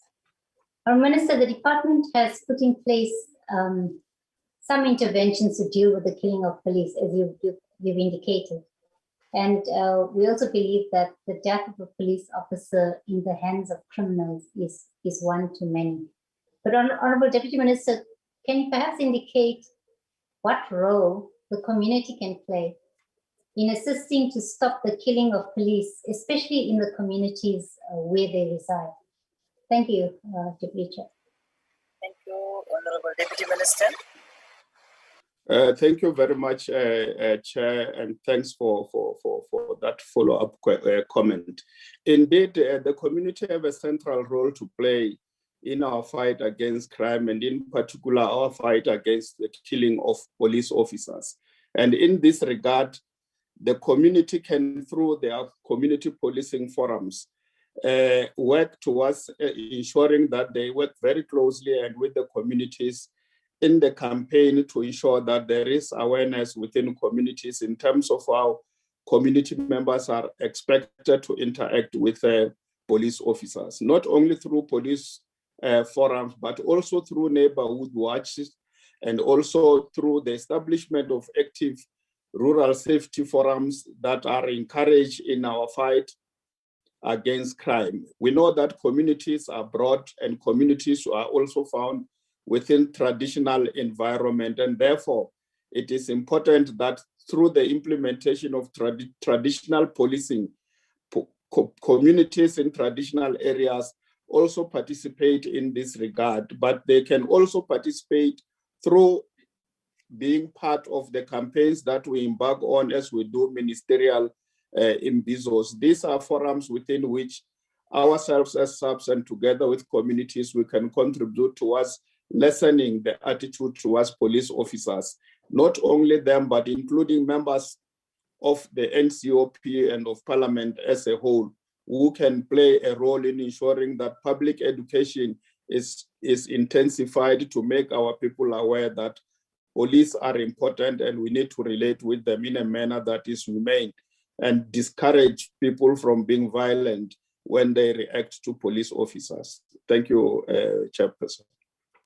Thank you, Honorable Deputy Minister. The next follow-up is to Honorable Baha. Thank you, Deputy Chairperson. Deputy Minister, there are external threats to the lives of SAPS officers, and there is the internal threat of post-traumatic stress disorder and other mental health issues. In February, a cop in Mpumalanga shot her boyfriend and 5-month-old baby, then shot herself. In March, a KZN officer shot his partner and then committed suicide. In April, a detective from Belleville is believed to have shot himself in his office. We know there's a wellness program in place, but it is either not working or officers are not taking the individual responsibility to seek assistance. Which is it? And what do you think needs to change for officers to seek help before it is too late? Thank you, Deputy Chair. Honorable Deputy Minister.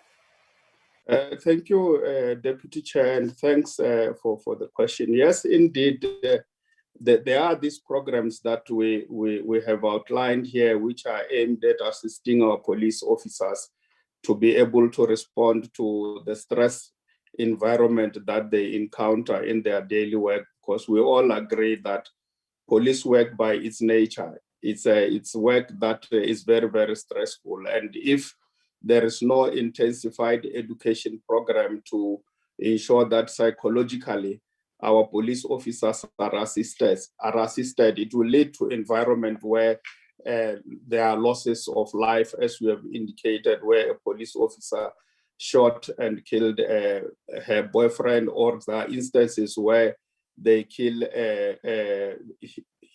his girlfriend. So these situations are because of the stressful nature of the work that they do.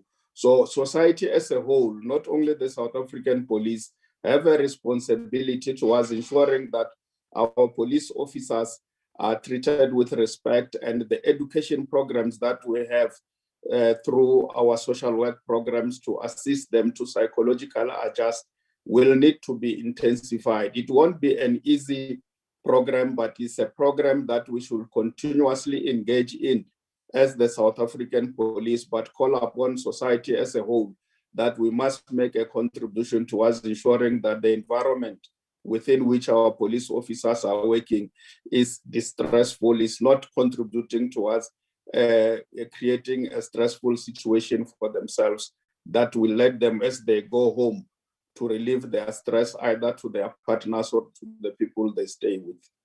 Thank you, Chair. Thank you, Honorable Deputy Minister. The next follow-up is Honorable Molitsane. Thank you, Deputy Chair. Minister, I've seen some police officers around Free State that are on duty without wearing bulletproof that assist to protect them. Is there any management consequence to the police officers who report on duty without wearing bulletproof? Thank you, Deputy Chair. Thank you, Honorable Molitsane. Honorable Jim. Thank you, Deputy Chair, and thanks for the question. Yes, there are instances where police officers will go to work without wearing their police uniforms, but without wearing the protective gear. But when we go to for operations, where you know that you will likely confront situations that will necessitate that gear to be present, we make sure that police officers go there they go there wearing their protective gears. But when they leave for work, it's not all the time that they go to work. It's necessary for them to put their protective gear. Of course, I agree it might be contradictory because we say the work that they do is such that anything can happen to them, either on their way to work or on their way home. And in such instances, if they did not put on their vest, it might put their life in danger. But for operational purposes, at all times, we make sure that all officers who are going for operations, they've put on their protective gears. Thank you very much, Chair. Thank you. The other follow-up is from Honorable Choi. Thank you, Honorable Chair. Honorable Deputy Minister, according to the Institute for Security Studies, SAPS reported that between 2021 and 2020, a total of 130 police officials were killed, and many more were killed after that. And I'm quoting, simply treating harsh sanctions against police murders and encouraging police to focus on using more force in action with criminals is unlikely to improve officer safety. Rather, it will play into systematic police brutality and the snowball effect from the criminals, close quote. The study also found that the perpetrator in almost 1 of 10 police killings was another police official. It's evident that organizational shortcomings that contributed to, or at the very least, failed to prevent these deaths and injuries of many police victims. Poor leadership, insufficient training, and insufficient debriefing, lack of resources, lack of bulletproofs at some stations, shortage of working police vehicles and staff shortages all contribute to an unsafe working environment. Deputy Minister, will you take responsibility for the failure in police structures, the lack of support and of training of police officials, the shortage for police vehicles that combined are contributing factors for these police killings? Thank you, Chair.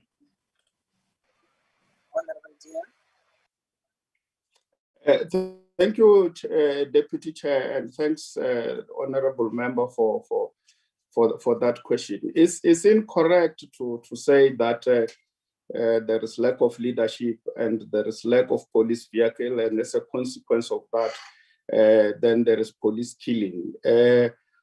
There is leadership in the South African police led by both Minister and the National Commissioner.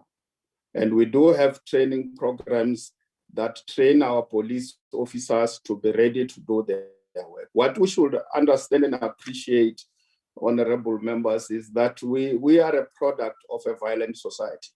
It's not going to be magic that we wake up in the morning and suddenly we have a South African society that is not a product of a violent environment. It is a fact that the apartheid legacy, we are living it today.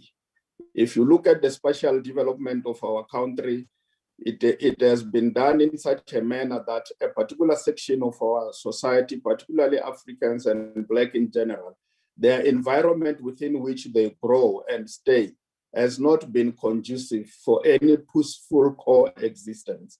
And because of this and the fact that we were a product of a violent society, you still have these remnants in today's world wherein people still believe that solutions to their problems can be violently resolved. You can look at the protests that are currently taking place in Harrismith starting yesterday and today. People are throwing stones around as if stones will resolve the challenges that made them to go on a protest in the first place. So this is just but a reflection of where we come from and who we are as a country. And it's high time that we should acknowledge this and take responsibility jointly, all of us, to ensure that we re-educate South Africans to understand that violence is not a solution to any problem on the table, but we need to engage constructively, peacefully, in a manner that we can resolve our problems without resorting to violence. And this is the only solution to the problems that we are confronted with. No amount of training of the South African police will change the attitude of South Africans, but not all South Africans, of course, but particularly those who believe either through sharp object or through guns they should take somebody's life to be heard, because that's the problem we're dealing with, and that's the problem as a country we need to confront and defeat. Thank you very much, Chair. Thank you, Honorable DM. We are continuing, and the next question that you will be responding to is question 132 as asked by the Honorable Mikalakis. Thank you, Chair, Deputy Chair, and thanks for the question. The budget allocation for the sub-program VIP protection for the 21-22 financial year amounts to 1.7 billion. The allocation of the sub-program was adjusted during the 2020 adjustment estimate process to 1.6 billion for the total sub-program from the main budget allocation of 1.8 in the 2020-21 financial year. The increase from the 2020-2021 financial year to the 2021 and 2022 financial year is mainly due to the baseline for travel and subsistence for the program, which was revised to a previous funding level in the 2021-22 financial year, adjusting the allocation to the same level of funding as prior to COVID-19 restrictions on movement last year. The uncertainties due to the unpredictable nature of COVID-19 pandemic necessitated an upward adjustment for this year and had to be effected should travel restriction be lifted and foreign travel be allowed. The increase from last year to the current year allowed for the increase in the allocation for travel and subsistence due to the downward adjustment last year in the 2020 adjustment estimate to 96 million from the initial budget amount of 149 million for the program in the main budget for 2020-2021. The budget for this purpose for the 2021-2022 financial year amounts to 144 million. Due to the aforementioned arrangement, the sub-program VIP protection baseline for the current financial year was adjusted to a previous funding level, especially in respect of travel and subsistence expenditure. Thank you very much, Deputy Chair. Thank you, Honorable DM. Honorable Mikalakis, your follow-up. Thank you, Honorable Deputy Chairperson. Honorable Deputy Minister, the Hawks are receiving 300 million rand less than the VIP protection unit, implying that protecting politicians is more important than fighting corruption. In fact, there are more officers that are protecting politicians than are patrolling the sovereign borders of our republic. This 1.7 billion rand budget can be called the Cabinet's self-defense budget, because that's what it is. Yet you want to take away innocent civilians' right to self-defense by taking away their firearms. Do you think this is fair if you yourselves don't feel safe out there? Thank you. My apologies. My apologies, Chair. I almost answered before you could call me. I'm very sorry. It's fine. It's fine. We just want to keep the way we've been doing things. So continue. Thank you very much, Chair, and thanks for the follow-up. I don't think it's correct to say that the VIP protection is meant for politicians. It's not necessarily meant for politicians, but it's meant for all those that require to be provided with protection, your judicial service, that is your judges, who also form part of those that are provided with the necessary protection, including foreign dignitaries who visit our shore, who will need to be given the necessary protection, including major special events that we host as a country, your Youth Day celebrations, your South African Investment Forum, and many other events that come to our country, which will need to be looked after. So the monies are meant for that, and it is incorrect that we sit and take a decision that the Hawks must be disadvantaged while the protection services is given the necessary resources, because it is meant to protect us politicians. It's not like that. It is necessary to protect, of course, office bearers in the country, and those who happen to be part of these office bearers deserve to be given the necessary support as part of the tools of trade that they require to carry out their responsibilities. Yes, we must intensify our fight against crime and make sure that the Hawks and all other necessary units within the South African police receive the necessary support for them to execute their responsibilities. Thank you very much. Thank you, Honorable DM. The next follow-up will be from Honorable Shaik for Honorable Dambo. Thank you very much, Deputy Chairperson, and thank you, Honorable Minister, for your response. Honorable Minister, I think you partially covered my question, but perhaps if you could still indicate or elaborate in terms of what effect will under-budgeting for VIP protection services have on the work of the South African Police Services. Thank you, Deputy Chair. Thank you, Honorable DM. Thank you very much, Chair, and thanks for that comment. Indeed, if you don't create a capacity within the VIP protection section to ensure that they have the ability to provide the necessary support that the leadership of the country deserves, or including our VIPs, our dignitaries, the chief justices and the judges of this country, because they need to be given the necessary support so that they worry less about things that are not necessarily their mandate. So obviously, if you don't provide the necessary funding for this section, you stand a chance of not being able to execute your responsibility effectively.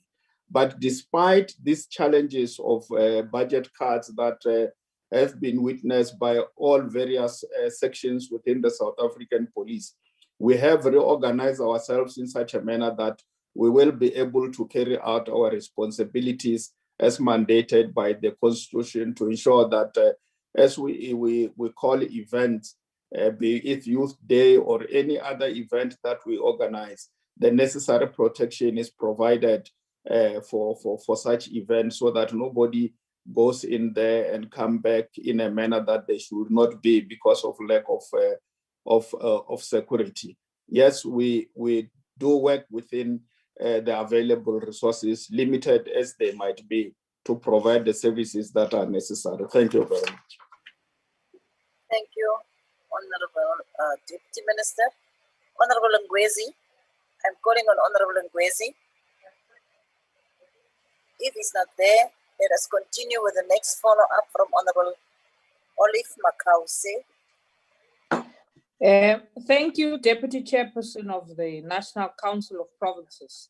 Deputy Minister, many police stations around the country are dysfunctional, with broken down vehicles, overworked police force, and no resources to mount any significant fight against criminals. On top of that, Deputy Minister, many within the force are working in cohort with the criminals, which makes things even more difficult for the honest police within the police force. Their primary mandate is to protect South African citizens against crime. So what was the logic used to cut the budget of the core business of the police and increase on VIP protection? Tell us, Deputy Minister, who are you afraid out there to be killed, other than protecting ordinary citizens of South Africa who put you to power? Thank you, Deputy Chair. Honorable Deputy Minister. Thank you, Chair. It's not about the fear of communities out there, because yes, indeed, we were elected by the people of South Africa. We can't be afraid of people who have elected us. I think it's important for members to understand that VIP protection is part of the tools of trade that members of the executive, members of the judiciary, and dignitaries that visit our country, be it heads of state from other countries that come to South Africa, they are expected to be given these tools of trade for them to be able to carry out their work effectively. I agree with the observation that they've made, which needs our attention, the issues of properly capacitated stations, vehicles of subs that are working and are not in garages, not being attended to. Those are separate questions from the issues of tools of trade that the executive and the judiciary are supposed to be provided with, given our ministerial handbook, which has been approved and regulated by the executive in terms of how they must be provided the necessary services. So those skills trade, the tools of trade must be provided. And we can't say because there is a problem around the government garages, therefore we can't provide these tools of trade for people to carry out their responsibilities. They must be given the tools of trade for them to work. And at the same time, as the leadership of the South African Police Service, we must make sure that our supply chain issues are properly attended to. And I think one of the questions has been raised around this matter. We'll talk to it in detail when we address that. Thanks, Chair. Thank you, Honorable Deputy Minister. I will continue with the question 1, 2, 3 members, and after that we will have a leg stretch. But I want to continue with 1, 2, 3. Honorable Deputy Minister, you may respond to the question as asked by Ms. Bartlett. Thank you very much for the opportunity, Chair, and thanks for the question. Yes, challenges were identified, and personnel at the procurement and contract management component within the South African Police Service Division, supply chain management, provincial offices, and head office divisions were sensitized to comply with all relevant processes, prescripts, and directives pertaining to demand management, acquisition, procurement, contract and bid management, and disposals. Non-compliance with the relevant prescripts and procedures results in irregular, fruitless, and wasteful expenditure. Yes, stringent measures have been put in place. The division supply chain has trained personnel in the supply chain environment in all the provinces and divisions. Performance management workshops were held, and pocket guides, which addresses all the required prescripts and protocols, were issued to the personnel. Members of the bid evaluation committee and the bid adjudication committee were trained by the National School of Government regarding bids and contracts. Thank you, Chair. Thank you, Honorable Deputy Minister. Honorable Bartlett, do you have a follow-up? Thank you very much, Honorable Deputy Chairperson. Honorable Minister, thank you, Honorable, for your pointed and clear response to my question. It is pleasing to learn about the various mechanisms that have been put in place to deal with challenges in the sub-supply chain management division. But my question, Honorable Deputy Minister, is whether there has been any meaningful change in the department since the implementation of the intervention programs. So if so, what are the relevant details? Thank you, Honorable Deputy Minister. Thank you, Honorable Chair. Thank you. Honorable DM, you may respond to the question. No, thanks very much. This division has been problematic for the past years, and we have been able to turn the corner with regard to this, particularly with the appointment of General Reid, who is now heading supply chain in the division. The division has had a series of case for changes, and in that vein, developed interventions towards the corporate renewal with a stabilization and normalization approach towards their internal function. service delivery, and capability development of supply chain practitioners in the South African Police Service. The division has established a supply chain management performance management office responsible for supply chain compliance and performance at all levels in the South African Police. Supply chain has developed an electronic performance analysis tool designated to assist accounting stations, provinces, divisions, and supply chain head office towards self-diagnosis and self-correction of all supply chain regulatory criteria. It will also provide an early warning system for any supply chain management non-compliance and or poor performance in the South African Police Service, and this will ensure timely intervention. The division has developed and tested an intervention, to regularize procurement in the SAPS through a certification process before order forms are issued. The outcome of the intervention that will be formally executed from 1st July 2021 is envisaged to eradicate irregular expenditure within the South African Police. All divisions in the 3 provinces have so far been developed over a 5-year day session in the new approach towards supply chain performance assessment, compliance, and service delivery within the South African Police. The remaining 6 provinces are planned to be completed by July 2021, the 2nd of July 2021. A total of about 120 supply chain management personnel have already been developed in this regard. The new approved supply chain structure designated towards enhancing supply chain capability and service delivery in SAPS is pending execution in terms of the agreement with the employer, with employee union agreement 1 of 2020. With regard to fleet management, SAPS has entered into the transversal contract RT46 maintenance and repair of motor vehicles, which is already bearing fruit by improving the availability of especially frontline police vehicles for service delivery. It also benefits the stabilization of the imminent shortage of artisans for the diverse types of SAPS vehicle. Like I said earlier on, Chair, that the issue of vehicles that are pegged in SAPS garages will be an issue of the past without them being attended to.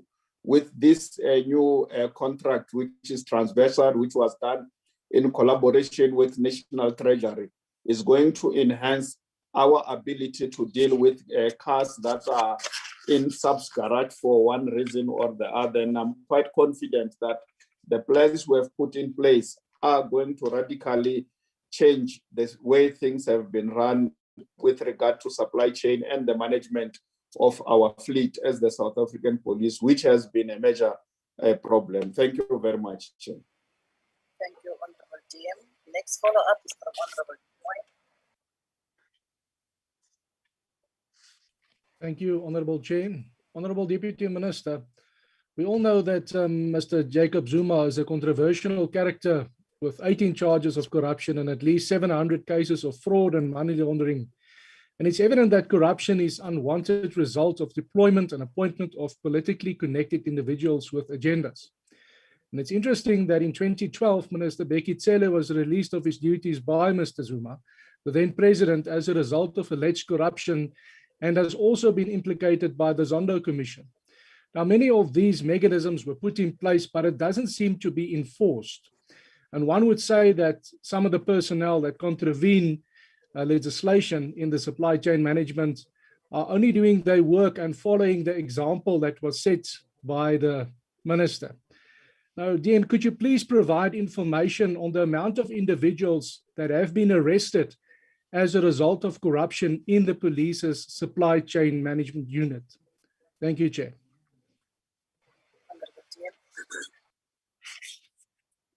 Thank you very much. I might not be able to give figures, Chair, but what I can say is that those who were found to have engaged in wrongdoing within SAPS, they have been dealt with. And I think the issue around the the former president is an irrelevant question to what we are discussing before us. And I think whatever differences people have or attitude they have towards the former president, they should find a correct platform to raise those issues there. And I think here we're dealing with supply chain within the South African Police Service. And as I said, those who engage in wrongdoing around the space have been dealt with. It can be around the blue light contracts that were handled in a manner that was not appropriate. Steps were taken against them. They are appearing before court. So in our space, anybody who engages in wrongdoing, we are determined to take actions against them. And this is led by both the minister and the national commissioner to make sure that we don't have people within the men and women in blue who engage in criminal activities. Thank you very much. Thank you, Honorable Dean. Next follow-up is Honorable Mokause. Thank you, Deputy Chairperson. Honorable Deputy Minister, most of the corruption happening within the South African police force has everything to do with the underhanded links to the underworld. Gangsterism is growing because many members of the South African Police Service are in the pockets of gangsters and key figures of the underworld. Cape Town is the epicenter of this collusion. What impact, therefore, do you think the dismissal of the head of the detectives here in Cape Town, Jeremy Valley, will have on the fight against gangsterism and corruption within the police sector, particularly here in the Western Cape? Thank you.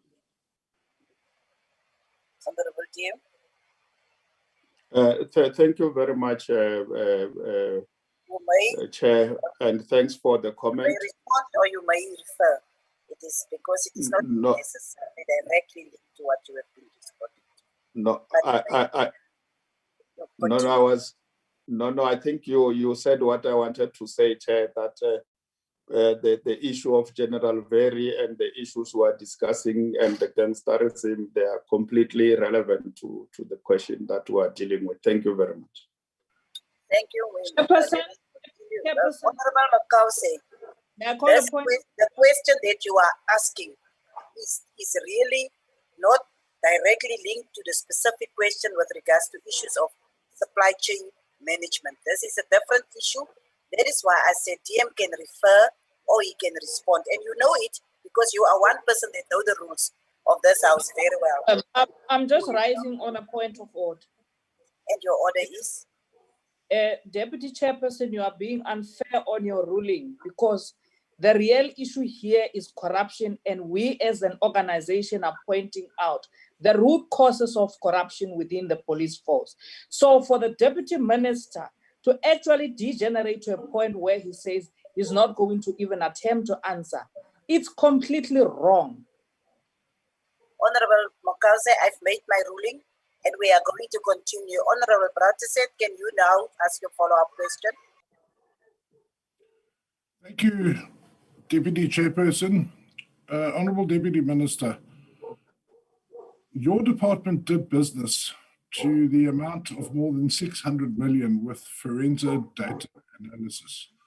And those contracts have been in existence since 2013. Deputy Minister, in 2017, the SAPS spent a number of sessions in front of SCOPA. And I personally was there, and I was personally part of the recommendations to the SAPS that they investigate all of the FDA contracts in order to see whether PFMA regulations and supply chain management regulations had been followed. Unfortunately, the SAPS got the completely wrong end of the stick and ran off to court to discuss issues relating to intellectual property. As a result of all of this, the SAPS continued to do business with the FDA. And when payments stopped, it allowed an opportunity, a complete state capture opportunity for a private individual to close down SAPS systems. Like he closed down the PChem system. I'm sure you are more than aware of this. So the question I have for you today, Deputy Minister, is did the SAPS ever fully investigate all of the FDA contracts and see if they were compliant with PFMA regulations, especially in light of sole supplier regulations? If that was not done, when will it be done? Thank you. Thank you, Honorable Brataset. Honorable DM, you may respond. No, thank you, Chair.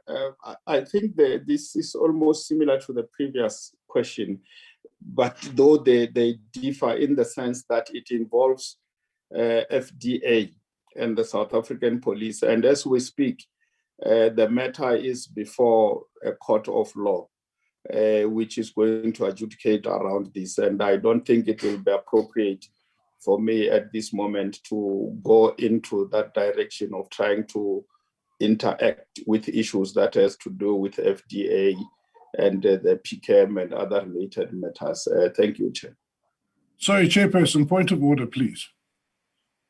And your point of order is? Chair, the original question is about supply chain management. The entire FDA issue is entirely about supply chain management. It's not about corruption. It's about supply chain management and PFMA regulations. I honestly believe the Deputy Minister should be asked to answer. Honorable Member, the Deputy Minister said the entire issue around FDA, and he also mentioned another issue, is in front of the court, which make it sub judice. And I think on the basis of that, that is why he said it won't be proper for him to respond now. We can Sorry, request— Chairperson, the Fifth Parliament ruled that sub judice is not an excuse not to answer a parliamentary question. That was decided in the National Assembly. I hear you, but I still rule that since that was the response of the minister, we rather get the specific issues responded in writing. But for now, since it's in front of the court, are we not going to compromise the issue? And on that basis, I rule that I accept that the Deputy Minister will not be in a position to respond now. And having said that, can we be back in 10 minutes' time, say 14:30? Let us now take a break. Thank you.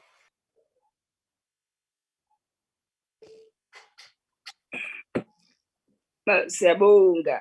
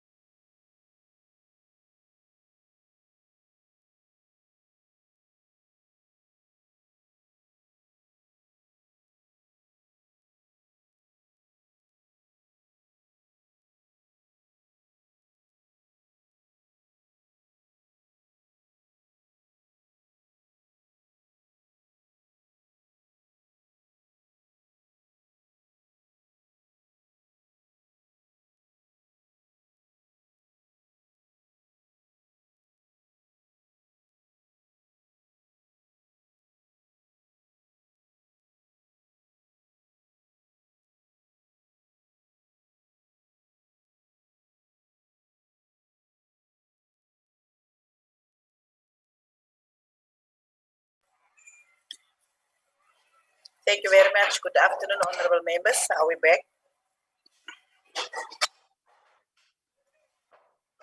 Hello. Hello, Chair. Thank you, Deputy Minister. So you are there. We will start now. The next question is the question of Honorable Ngwezi. Honorable Ngwezi is not present at the moment. So I think, unless Honorable DM, you feel it's a burning question that you want to respond to, we will skip that question. DM, are you fine? Yeah, no, I will be guided by you, Chair. Oh, question 120 by Honorable Ngwezi. Well, we will now skip that question because Honorable Ngwezi is not even present after sending the question.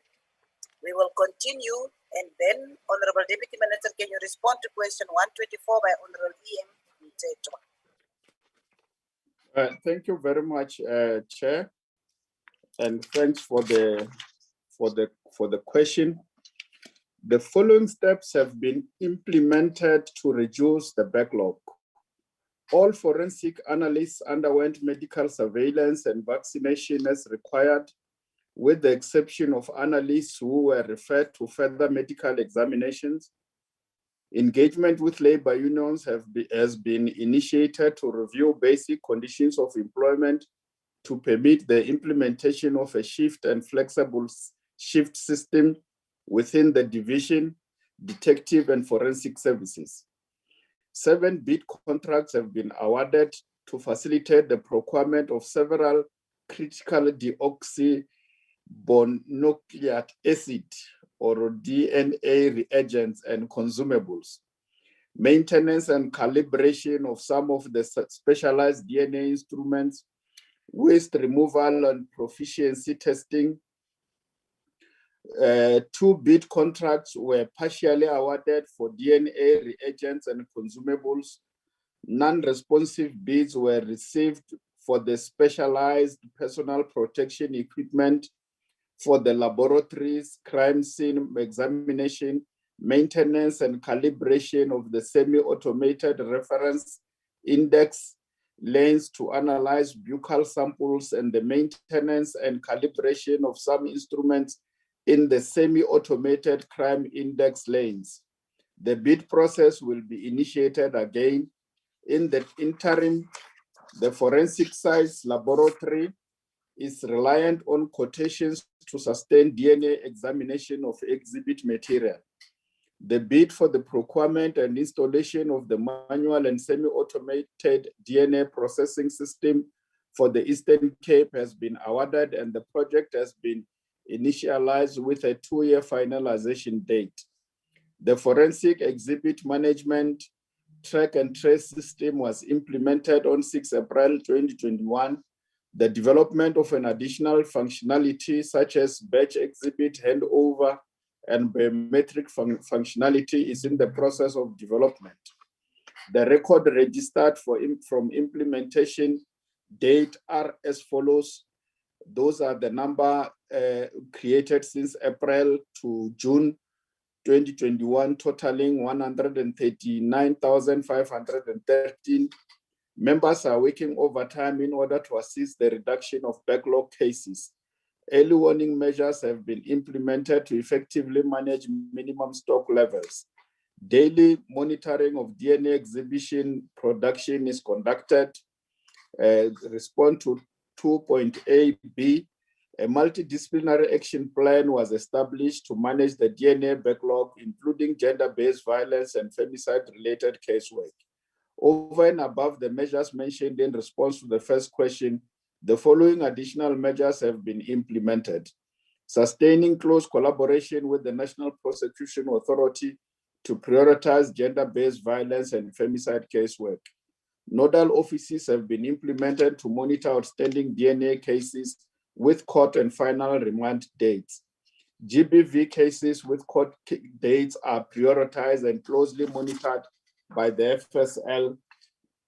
Weekly convening of regular multidisciplinary steering committee meetings to monitor and evaluate progress is done. Thank you very much, Chair.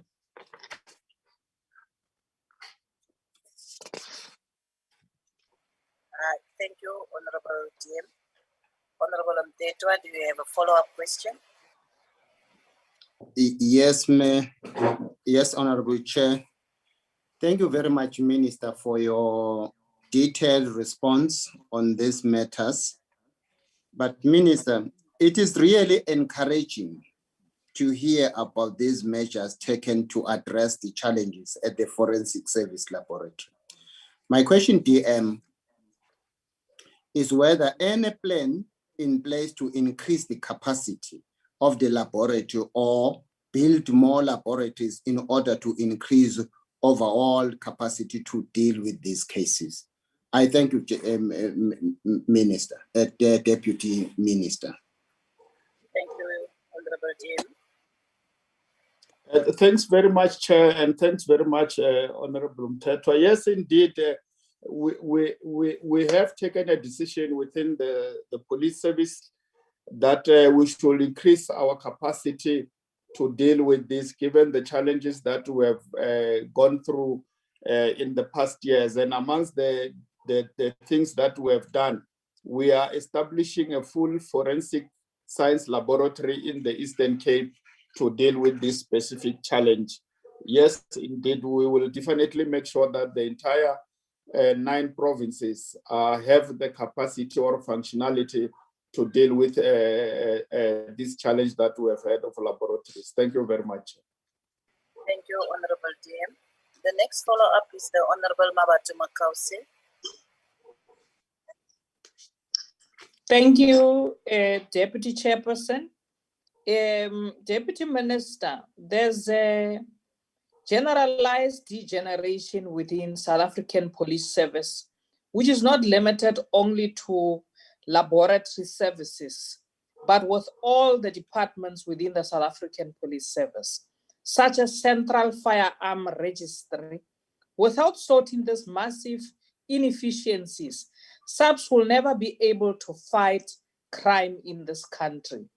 What are your comprehensive plans, besides the ones that we have mentioned here of a multidisciplinary team which is sitting and assessing all these things? Because we can tell you now, even the results from forensic laboratories are taking more than 10 months to be received by someone who's actually investigating a case at the level of the police station. So can you elaborate more so that South Africans know that at least you are not reluctant, or you are still reluctant? Thank you, Chair. Thank you, Honorable Deputy Minister. Thank you very much, Chair, and thanks, Member, for those comments. We do have a plan, and I've outlined earlier on when I was explaining what we are doing, particularly with regard to the management of the cases of DNA. That, for instance, in the month of April, we did 46,000, and subsequent to that in May, it was 72,000. This June, we are in now, we are already at 20,000, and we are just on mid-June, and a total of 136,000 have been processed. This is a clear indication that we are not generalizing. We are at work dealing with the backlog before us. We have a plan. We have put a plan in place. We have put systems in place. As I said earlier on, that there are contracts that have been awarded, and they will assist us in dealing with the backlog that was there. I think it's a reality that we have had challenges in the DNA area, within the forensic space, and generally in the supply chain management. And in the past, since 2019, 2020, these are areas we have been dealing with, but I'm confident to say to you, Chair, and to members, we have turned the corner. We are dealing with the challenges. We have put the plans in place. We have put system in place. They are working. The results are there for everyone to see. We are working closely with the prosecution authority, the justice, to make sure that there is no backlog in their area. Cases that must be heard, they are prioritized. I think it's work in progress, but we are making headways. It's just not talk, and it's not just generalized comments by the South African police. We are working on this, and we shall overcome. Thank you very much. Thank you, Honorable Deputy Minister. The next follow-up will be from Honorable DC Christians.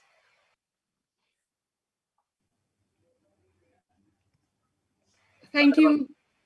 Thank you, Honorable Deputy Chairperson, Deputy Minister. We've heard what you've said about the backlogs and the work that your department has been doing in connection with the backlogs. But by the middle of May this year, there was 139 cases of assault, rape, and domestic violence that was thrown out of court as a direct result of the DNA backlog. And that was in Cape Town alone. These women, Deputy Minister, will never see justice. The wheels of justice are just turning too slow in this regard. And as I've said, we've heard what you've said about the backlogs and that you are working on it. But should that not happen, Deputy Minister, will you take responsibility for this now and in the future, that these women have not received justice in this regard? Thank you, Deputy Chairperson. Thank you. Over to you, Honorable Deputy Minister.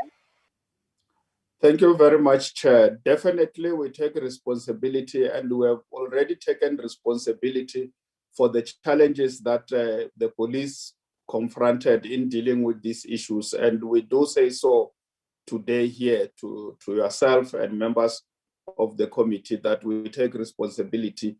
We are responding, and we are working very closely with the prosecution authority. We are confident with the work and the progress we are making. Of course, we are not excited about what has been experienced in the Western Cape. It's not something that we are proud of, but yes, we are on course. We will respond appropriately to the challenges that our people are faced with, particularly the victims of crime. Thank you very much, Chair. Thank you, Honorable DM. The next follow-up will be the Honorable Detroit. Thank you, Honorable Chair. Honorable DM, I want to know, you mentioned that contracts were awarded, but what percentage of the backlogs will be outsourced and then will not be handled by the SA Police Forensic Laboratory as a remedial measure to fast-track the criminal procedure process? And has any disciplinary action started or been initiated against a person or persons that are supposed to be held responsible for this partial collapse of the structure? Thank you, Chair. Thank you, Honorable Member. Over to you, Honorable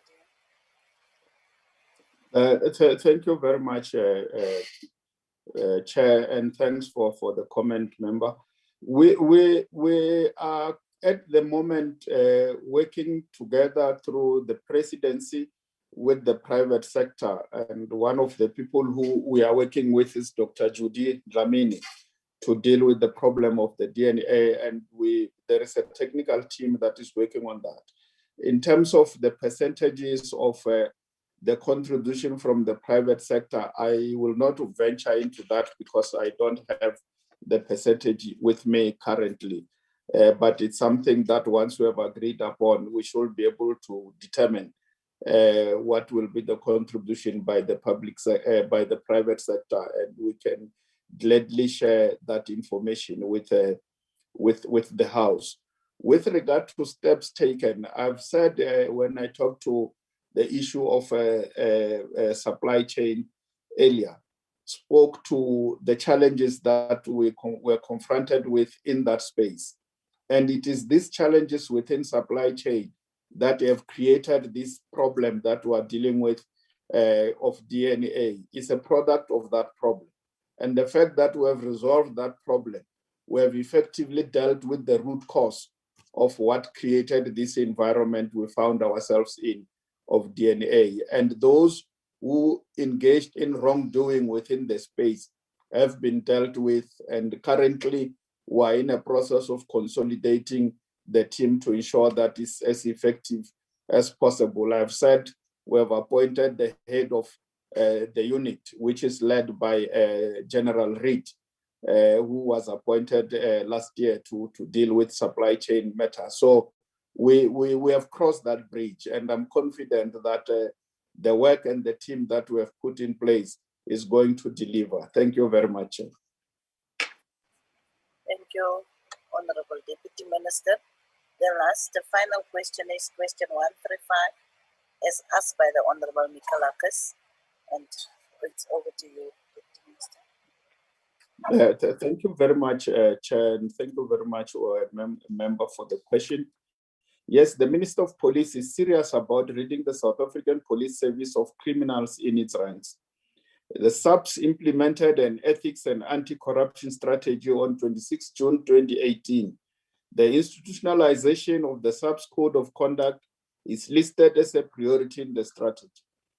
The SAPS management has established an ethics committee to oversee and institutionalize ethics and integrity management in the South African Police Service. A National Instruction 18 of 2019, integrity management has been implemented to operationalize the ethics strategy and other prescripts, including the Code of Conduct. Various circulars or prescripts have been issued by the South African Police Management to ensure the proper institutionalization of the SAPS Code of Conduct. These prescripts include, but are not limited to, instruction to members that the South African Police Service Code of Conduct should be confirmed at all parades, meetings, and gatherings of the South African Police Service. All SAPS employees are compelled to sign a certificate annually to pledge their commitment to the Code of Conduct. The signed certificates are then placed in the personnel files of all employees, and compliance is monitored through the PESAL system. Institutionalization of the SAPS Code of Conduct has already proven effective, as statistics have reflected a decrease in cases related to conflict of interest and an increase in terms of compliance with the financial disclosure framework. The SAPS component, risk and integrity management, coordinated an ethics and fraud risk assessment during early 2021 to ensure that the ethics and anti-corruption strategies reviewed and updated with the latest threats and the actions that are required to mitigate these threats. Thanks very much, Chair and members. Thank you very much, DM. Honorable Mikalakis, you can now ask your follow-up question.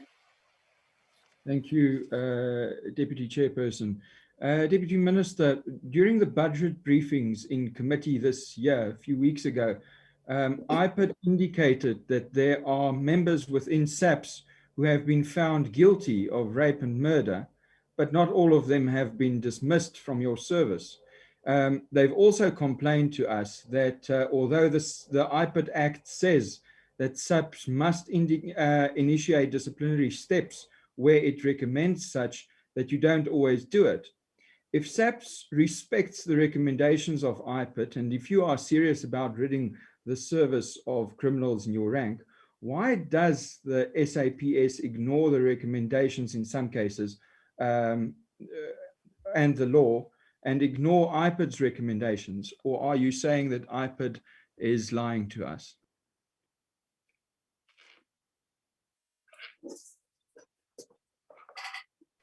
Yes, Honorable GM. Thanks very much, Chair, and thanks, Honorable Member, for that comment. As far as I am aware, there are no recommendations that we are ignoring. If recommendations come and they get processed and the verdict that is reached is different from what was expected from any institution, including IPAC, I think cases like those can happen, but there is no case that we sit on and not process. If anybody is involved in criminal activities, we act as the leadership. There are no instances where we will shield wrongdoing. That will never be done by the leadership of the South African Police, led by the Minister and the National Commissioner. Thank you very much.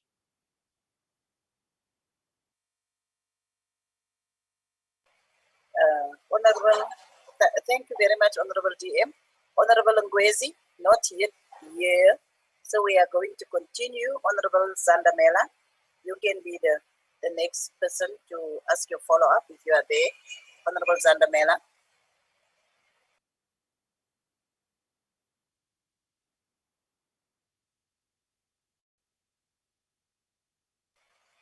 It seems if Honorable Zandamela is not there, Honorable Dodogu.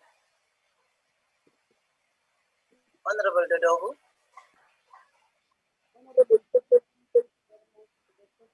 Honorable Nkosi, I question of Honorable Dodogu. Yes, please continue. Thank you very much, Honorable Deputy Chairperson. Honorable Deputy Minister, greetings to your good self. Honorable Deputy Minister, perhaps I should also start by appreciating your comprehensive response. It is clear that the department is implementing strategies that will go a long way in ensuring that police are able to get rid of rogue police officers in their safety. Honorable Deputy Minister, in related terms, is it a small fraction of police officers who engage in acts of criminality, or the problem is bigger than we imagine? Thank you very much, Chairperson. Honorable Deputy Minister. Thank you, Chair, for the comments and we appreciate that. I should say to members and to the people of South Africa that we have a tiny minority of rogue elements within the South African police. Majority of our police officers, they do their work professionally with diligence, and they act in a manner that we are very proud of them. We just have some few rotten apples which we must flush out of the system and give them the uniform that they deserve, which is the orange uniform. The blue uniform is meant for men and women of integrity, and majority of them are conducting themselves in such a manner that South Africans are also proud of the work that they are doing. Thank you very much. Thank you very much, Honorable Deputy Minister. Let me thank all the ministers as well as the Deputy Minister that availed themselves today for the response to our question. The question of Honorable Dodogo brought us to the end of our business for today.